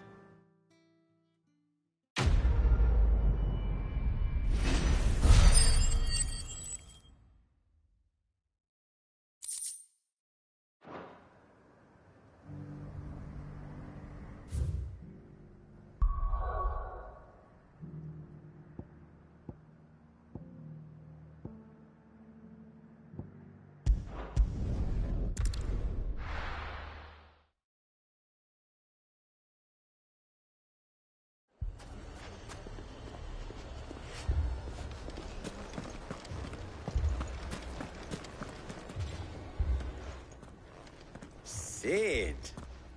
Your new companion appears much more formidable than your uncle. Should I be worried? You haven't been introduced. Jill, Clive has told me much about you. All lies, I'm sure. Your Stolas said that Dalamil has a bandit problem. Indeed. Although, you're a little late. They left with our food and guild days ago. Any idea where they went? The desert's a big place. Your guess is as good as mine. But the fact is, I have more immediate concerns. What did you say to me? What did you say? Ah, as if by magic. Let's just say we've yet to reach a consensus about how to solve Dalamil's little problem. And at this rate, it won't be the actions of the bandits which prove to be our undoing. It will be our own. Now, I've tried reasoning with the dissenting parties, but even the Desert Hare has limits. Perhaps we could talk to them. What makes you think they'll listen to us? What makes you think they won't? She makes a fair point, Cid. And you won't have wasted much of your precious time if you fail. They're just across the courtyard.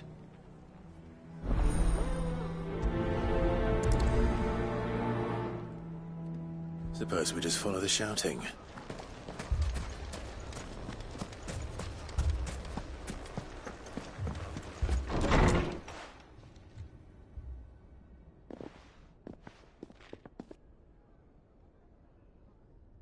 You wouldn't talk like that if it had been your men whose throats were slit.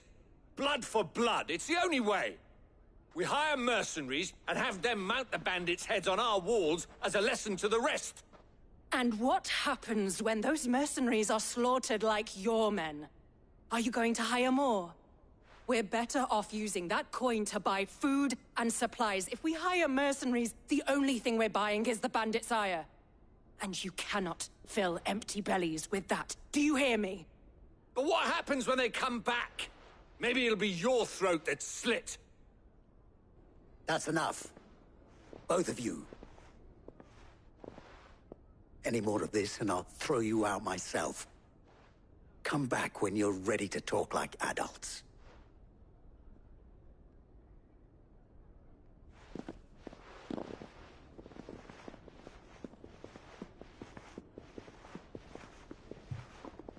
Victor.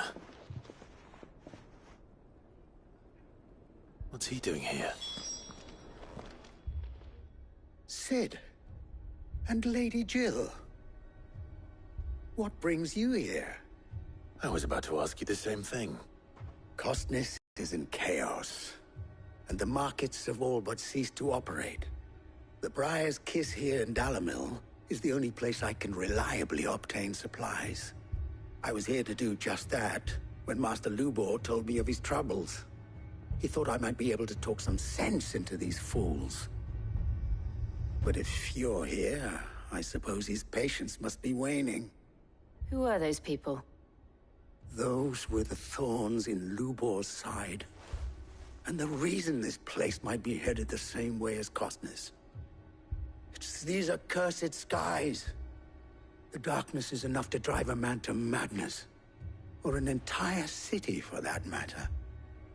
We're still working on the skies. But in the meantime, perhaps we can find a solution to Dalamil's problems. I hope so. For all our sakes.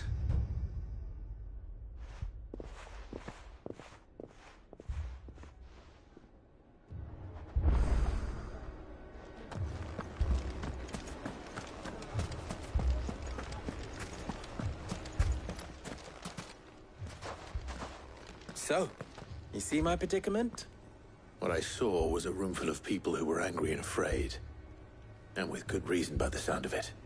But if left to smolder, that anger and fear could set the entire town alight. My thoughts exactly. What to do? Both sides wish to protect their homes and livelihoods, if only they could agree on how. But as long as they are divided, we are vulnerable. And if there's one thing bandits like, it's an easy target. What would Cid the Outlaw suggest? Well, If it were my namesake, he'd let them choose for themselves, and be on hand to pick up the pieces when it all went wrong. That sounds like a recipe for disaster. A recipe for disaster is precisely what it is. But perhaps that realization would be enough to make them question the ingredients. While it's plain neither Conrad nor Natalie will countenance the other's proposal, it may still be possible to make them doubt their own, before presenting them with a third option. And that would be? To pool our resources and save the city ourselves. Why fight each other? When all that fear and anger can be directed at the bandits. It appears we have a plan of action. Victor, pay Conrad a visit. See if you can't convince him of his folly. I'll speak with Natalie. As you wish. Your faces are not well known in this town. That may prove useful. Don't worry, Victor and I will do most of the talking. You need only play along. Play along? What he means to say is yes.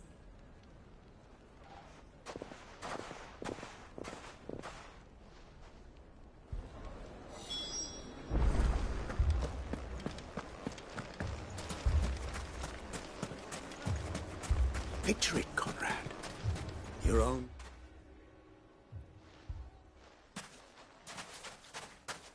Ah, here she is. The Lady of the Spear herself. Conrad, may I introduce you to Jane, commander of the Red Wings, the oldest mercenary guild in the Free Cities. A pleasure, my lady. The pleasure is all mine. As I told you, I summoned the commander here from Canberra to inquire about a contract. Victor says you told him no. That there aren't any men left to hire. Is that true? True as the crystals cracked. Nobles came and claimed every last one worth his salt. And not just from us Red Wings. You know of the 7 high houses. There must be 2 swords assigned each one. Granted, we have a few boys left. If it's boys you're looking for. Well, Conrad, are you saying that Dalamil's finest cannot defend this town better than a gaggle of unblooded striplings? That a band of beardless youths could better avenge the deaths of your brave men than you yourselves? Absolutely not. We'll show those bastards who they're dealing with.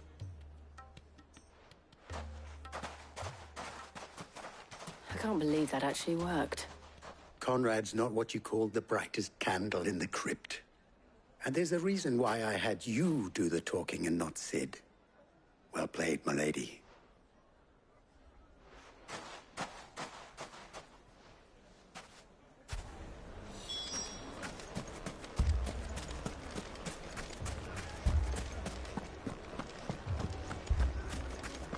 My shop? Why would anyone... If I had my pickaxe, I would... I mean, it may still be possible to buy some. Ah, here he is now. Natalie, allow me to introduce Lord Underhill of Randalar's prestigious League of Merchants. Lord Underhill. At your service. Underhill? I was just telling the good lady of our conversation, my lord, and how you were lamenting the state of the capital's stores. Lubor says that not only are the granaries almost empty, but that war and the Blight mean this season's harvest won't be enough to fill them for winter. Indeed, certainly that is the case. The nobles in the capital are buying up the city's stocks of barley and wine, driving the prices higher than most commoners can afford. It is only a matter of time before the peasants revolt. It is worse than I thought. If what Lord Underhill says is true, I fear we have little hope of supplementing our stores, meager though they regrettably are. And while I applaud your endeavors to dissuade our more bellicose citizens from seeking vengeance, I sense Conrad is not wrong in his assessment of the bandits' likely return. Which means that now, more than ever, we will need to secure what little we still have. Food, weapons, herbs, everything. If our humble town is to endure not only this hardship, but those that are certain to follow, we must stand united. All right. If it will help to protect my home, I'll do it. But you needn't have gone through this charade.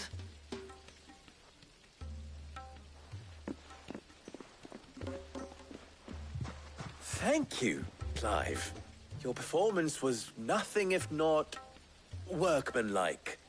She saw right through it. I didn't say it was good, merely that it produced the desired effect. Now, my scouts should be returning shortly. Meet me back at the Briar's Kiss, and we shall see what we face.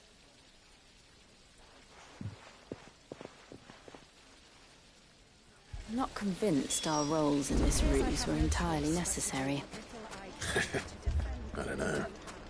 Conrad seemed quite taken with you. Mummy, I'm scared. Oh, I'm ruined. Good news, Sid. Both Conrad and Natalie have somewhat gracefully accepted their new roles. With time, they may even learn to. Time no longer appears to be the luxury it was before lunch. I take it your scouts found the bandits. Technically, it would be the bandits who found my scouts. It appears they march for Dalimil as we speak. All of them. You're not serious.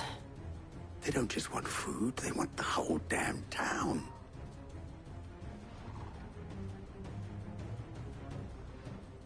I have a favor to ask.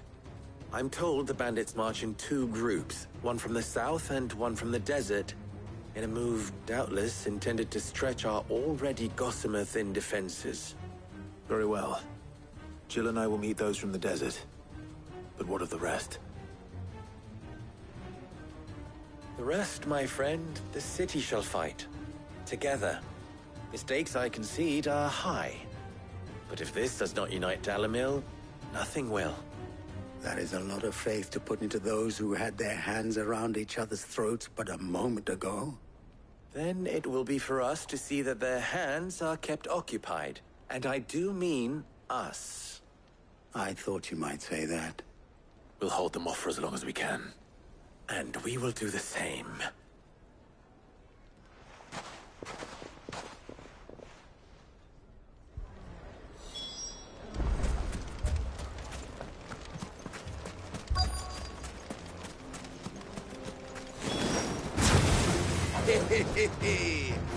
The women folk have come to welcome us.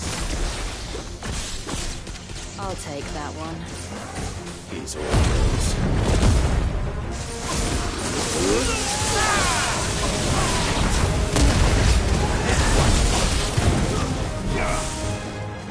Over here!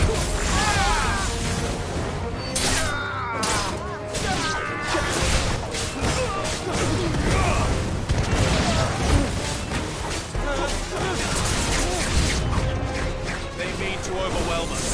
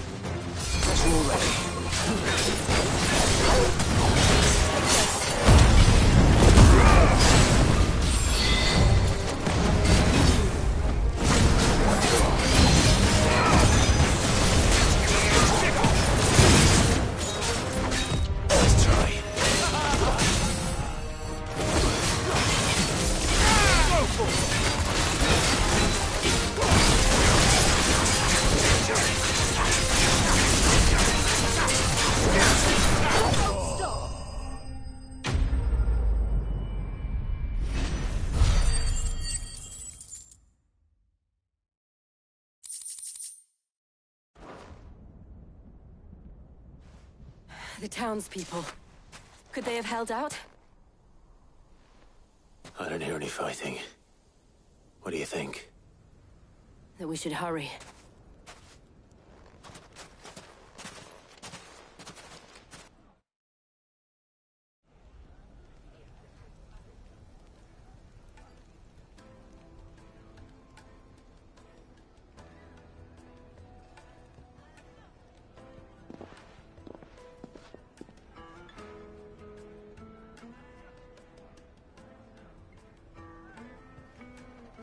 Natalie, I owe you an apology. You did well out there. The inn would have been lost had you not held the line. Without you, there would have been no line to hold. You saved us, Conrad. You saved Dalimil. We all saved Dalimil.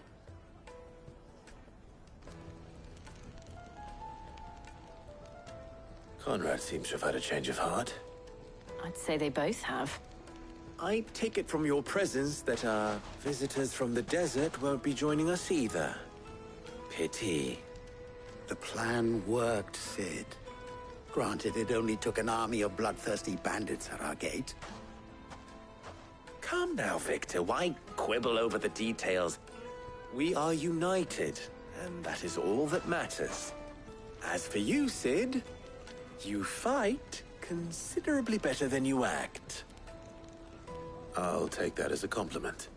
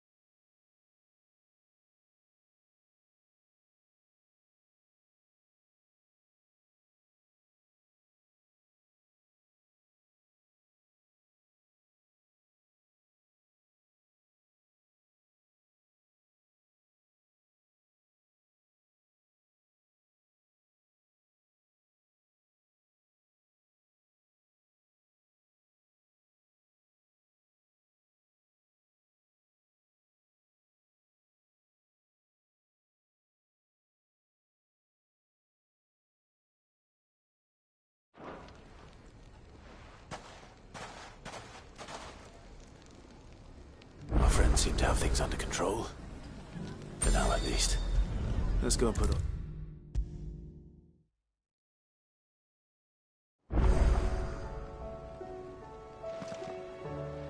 Was wondering when you turn up. Had owls from all our friends thanking you for your timely intervention.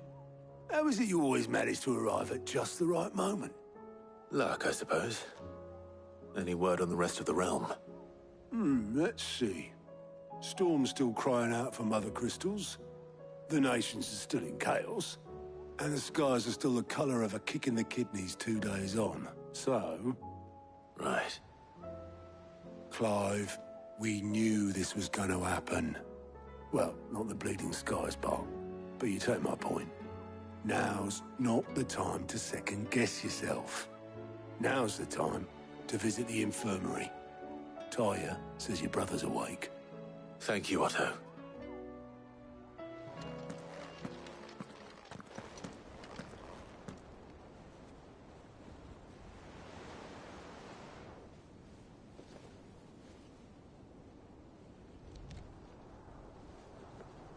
So it was not Sylvester, but Olivier who served as Ultima's puppet.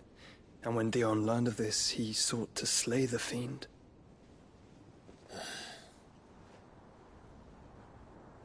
Only for his father to take the spear that would have freed him.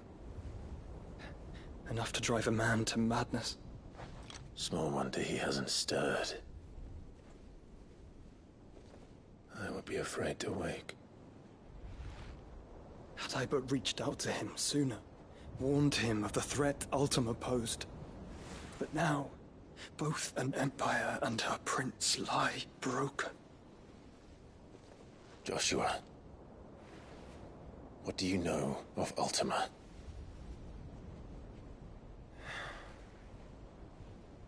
Very little, I'm afraid. Despite my best efforts. 18 years ago, as I lay buried beneath the rubble of Phoenix Gate, 'twas not death who came for me, but another. And it was while in my rescuer's care I first heard of Ultima. I've been chasing his shadow ever since. Ultima is driven by some deep, dark purpose, and for whatever reason, it would seem you are crucial to his designs. He will stop at nothing to have you, even if that means toppling an empire. But why me? What possible use could I be to such a creature? That is one of many answers that have eluded me. Yet, I am certain of this. It is not mere chance. You were chosen for a reason. All dominants carry within them the might of an icon. Nigh limitless power that is at once acutely limited. I wield fire, and only fire. And I only ice. 8 wardens for 8 elements. But you, Clive. You are different. You're special. Your abilities begin with the flames of Ifrit. But they do not end there. The fact Ifrit can even exist goes against everything we thought we knew of dominance. Perhaps Ultima has been waiting for one such as you, whose potential is truly limitless. I've encountered that thing several times now. If it or he, as you say, needs me, why hasn't he claimed me as he did the boy? Were I to hazard a guess, I'd say the two of you are somehow incompatible. His mind not properly attuned to your body. His mind? Mind, awareness, spirit, call it what you wish. But I believe Ultima to be an embodiment of the concept. It is why I struggle and fail to contain him here inside me. I'm sorry. Inside you? With every setting sun, I feel my strength wane. And though the Phoenix's flames mend the prison I have made for Ultima, they do so at a cost. We must find a means to bring an end to him before I meet my own. What were you thinking? It was that or let him take Clive. And I've always had a soft spot for my brother. But that doesn't mean you should sacrifice yourself to save me.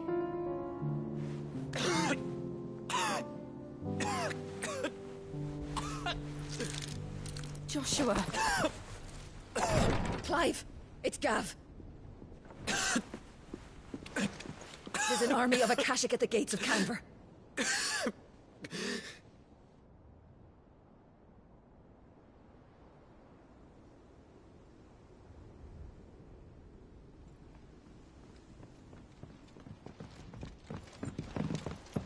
Well, what's the short of it? It's all Tyre told you. The capital of the Free Cities is under siege by an army of monstrosities. The City Guard are doing their best to stem the tide, but numbers ain't on their side. What of Lord Byron and Mid? Were they able to escape?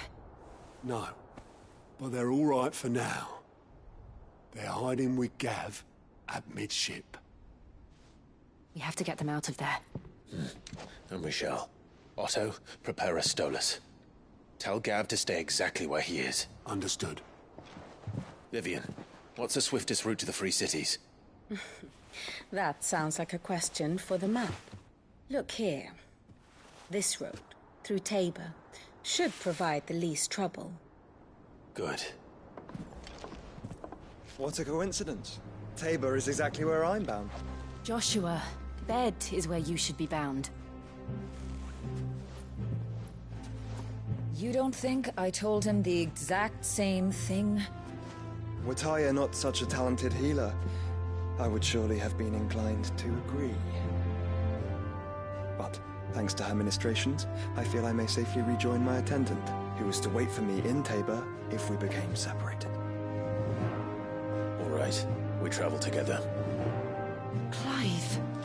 If he stays close to me, he'll be fine. Thank you, brother. I'll look after him.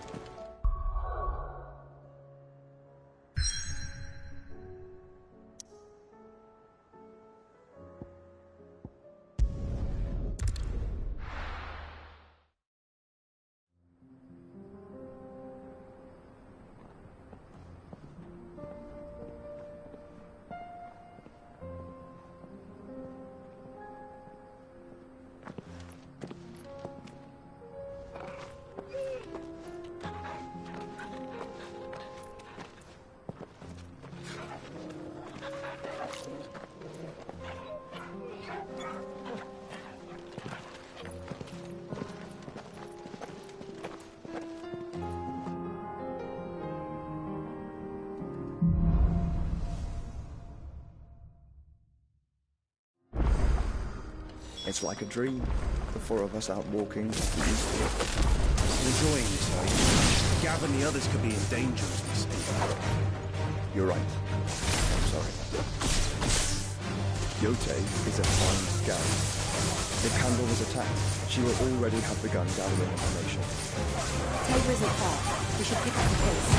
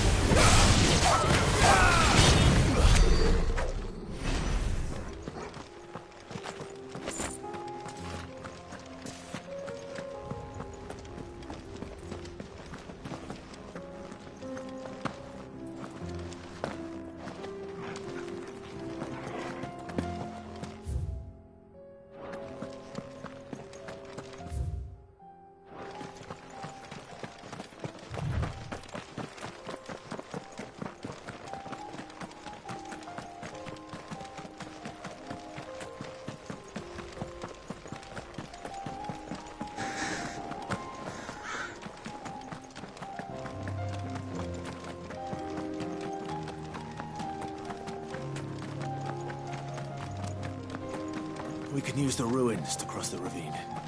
Assuming they will allow it, the Echoes have a will of their own.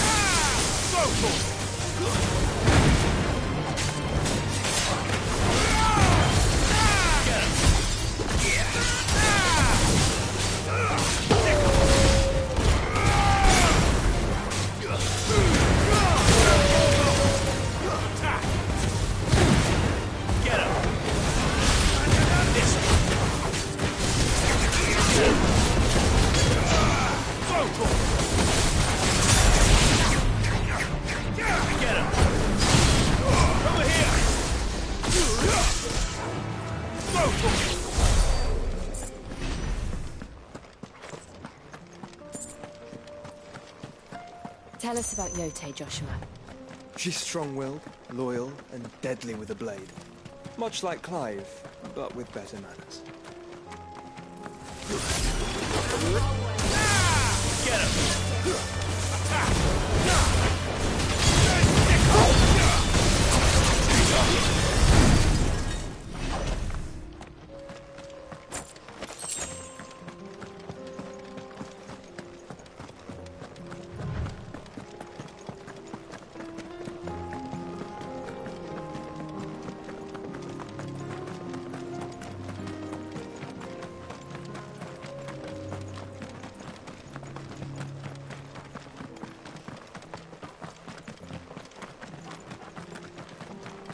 Another ether flood. They're everywhere now. We can't go around it.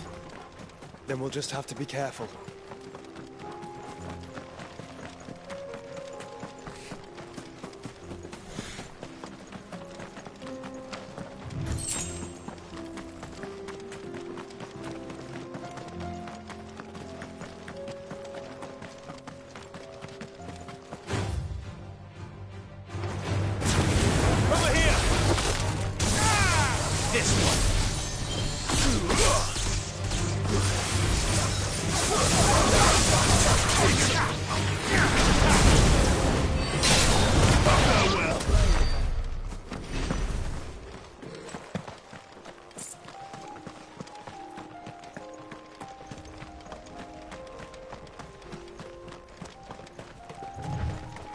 We're nearly there.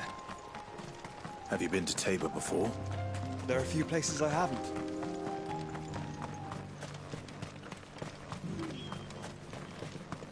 Where now, Joshua? There is a residence just inside the city gates. She awaits us within.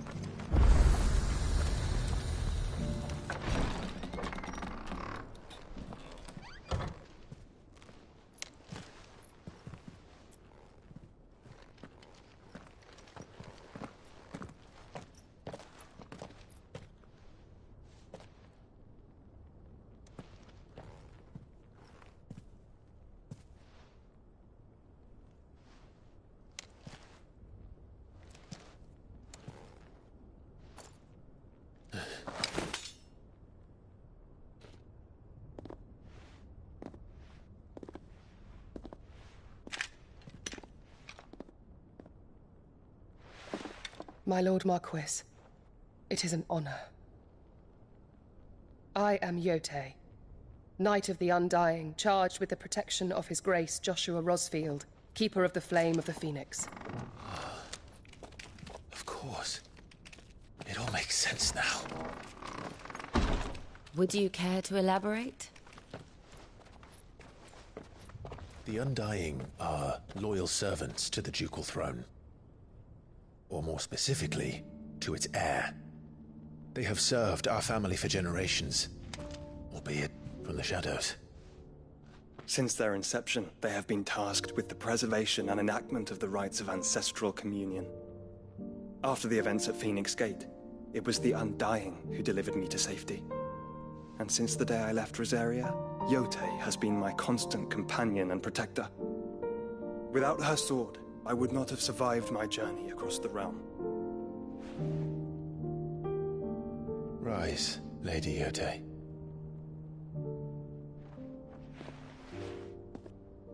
You saved my brother. I owe you a debt I can never repay. I but did my duty. Come now. Tell us what you've discovered. Your Grace.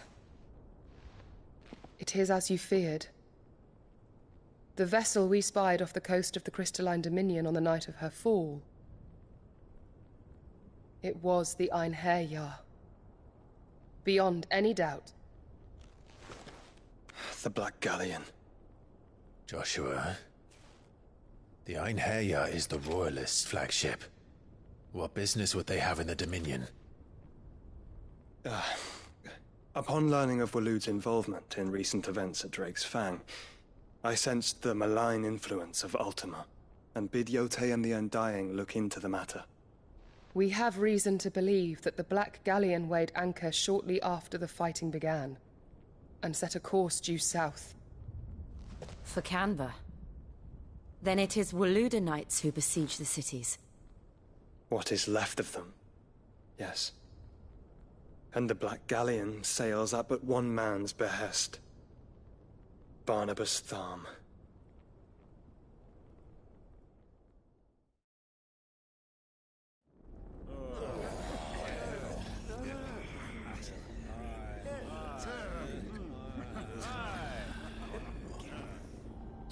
But are we truly safe here in the Agora? The city guard have been paid, if that's what you're implying. All the more reason for them to run.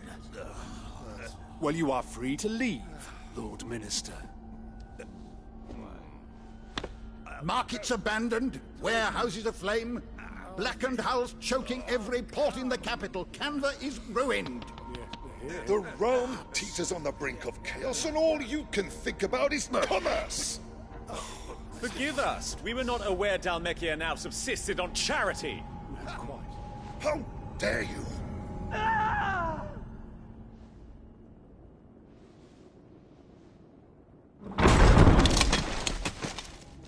Distinguished members of the Council, you must forgive His Majesty this intrusion. What is the meaning of this? A trifle crowded, but I fear it will have to serve, my liege. Very well. My colleagues, do you not see? The king!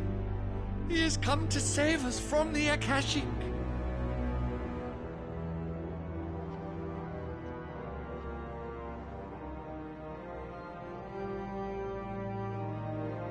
He is a gift from the heavens, divine intervention, our very salvation. And of course, if it is compensation he requires, we would be most willing to negotiate a fair price for services rendered. Fools. Your ignorance unbecomes you.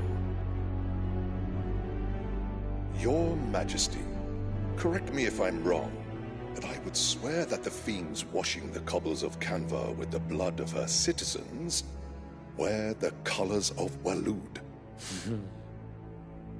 Ha! So you do not deny it. Guards, fetter them, and see our guests to the dungeons!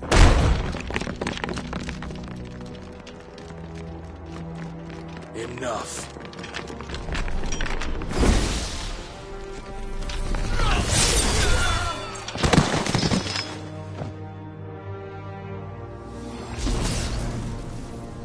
Pathetic creatures.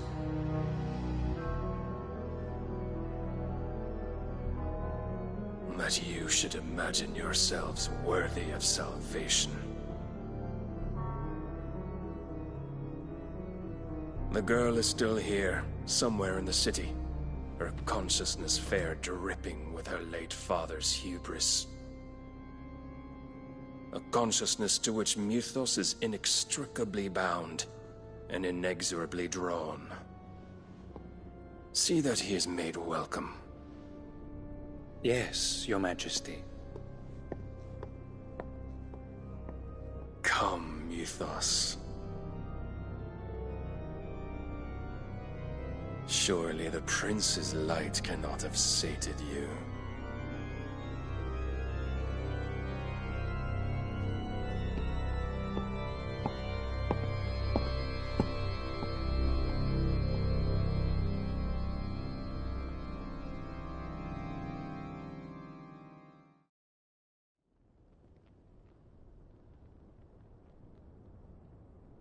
So then, how long has Waloed been under Ultima's control? How long indeed? Based on what we know of Barnabas's actions, I would guess some few years, mayhap more. But to what end? What does Ultima want? The tapestry. Show them.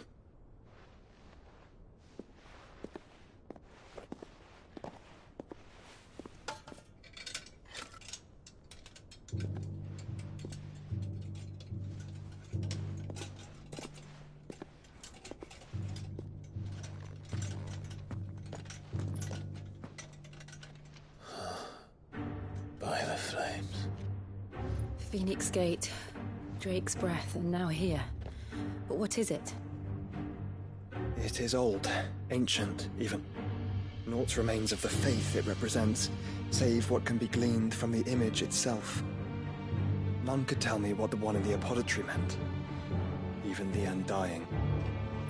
But I believe it may be the key to discerning Ultima's purpose.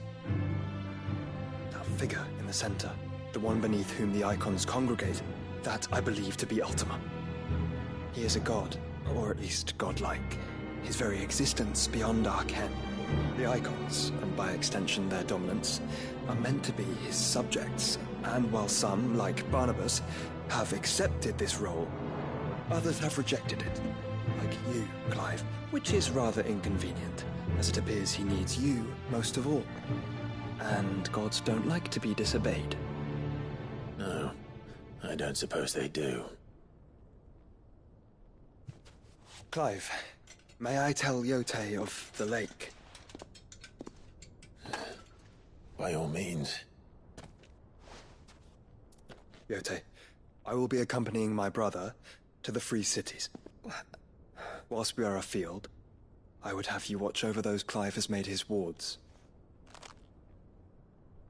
Umielos delan tuisag ilith. Though well concealed, the hideaway lacks trained fighters to defend its occupants should they be discovered. But it is my duty to... As it has ever been my brother's duty, remember. If that is your wish, Your Grace. But please be safe. If aught were to befall you, You have my word.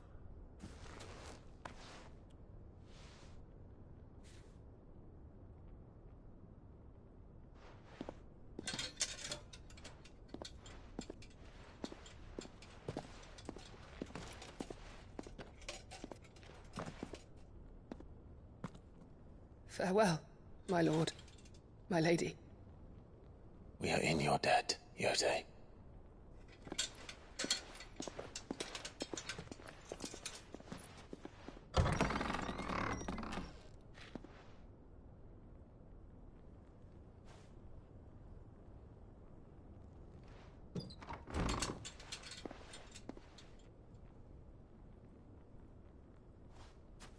Let's find our friends.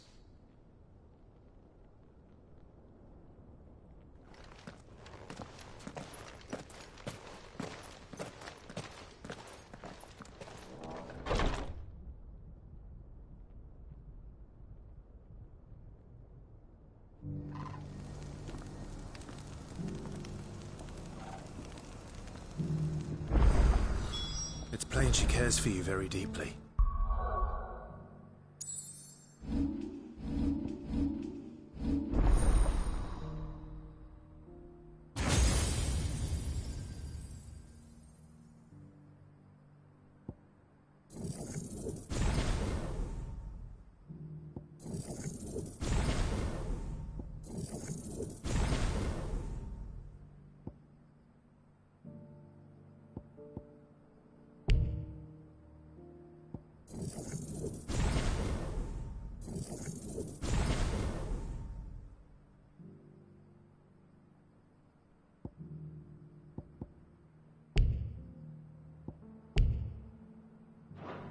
And I her, which is...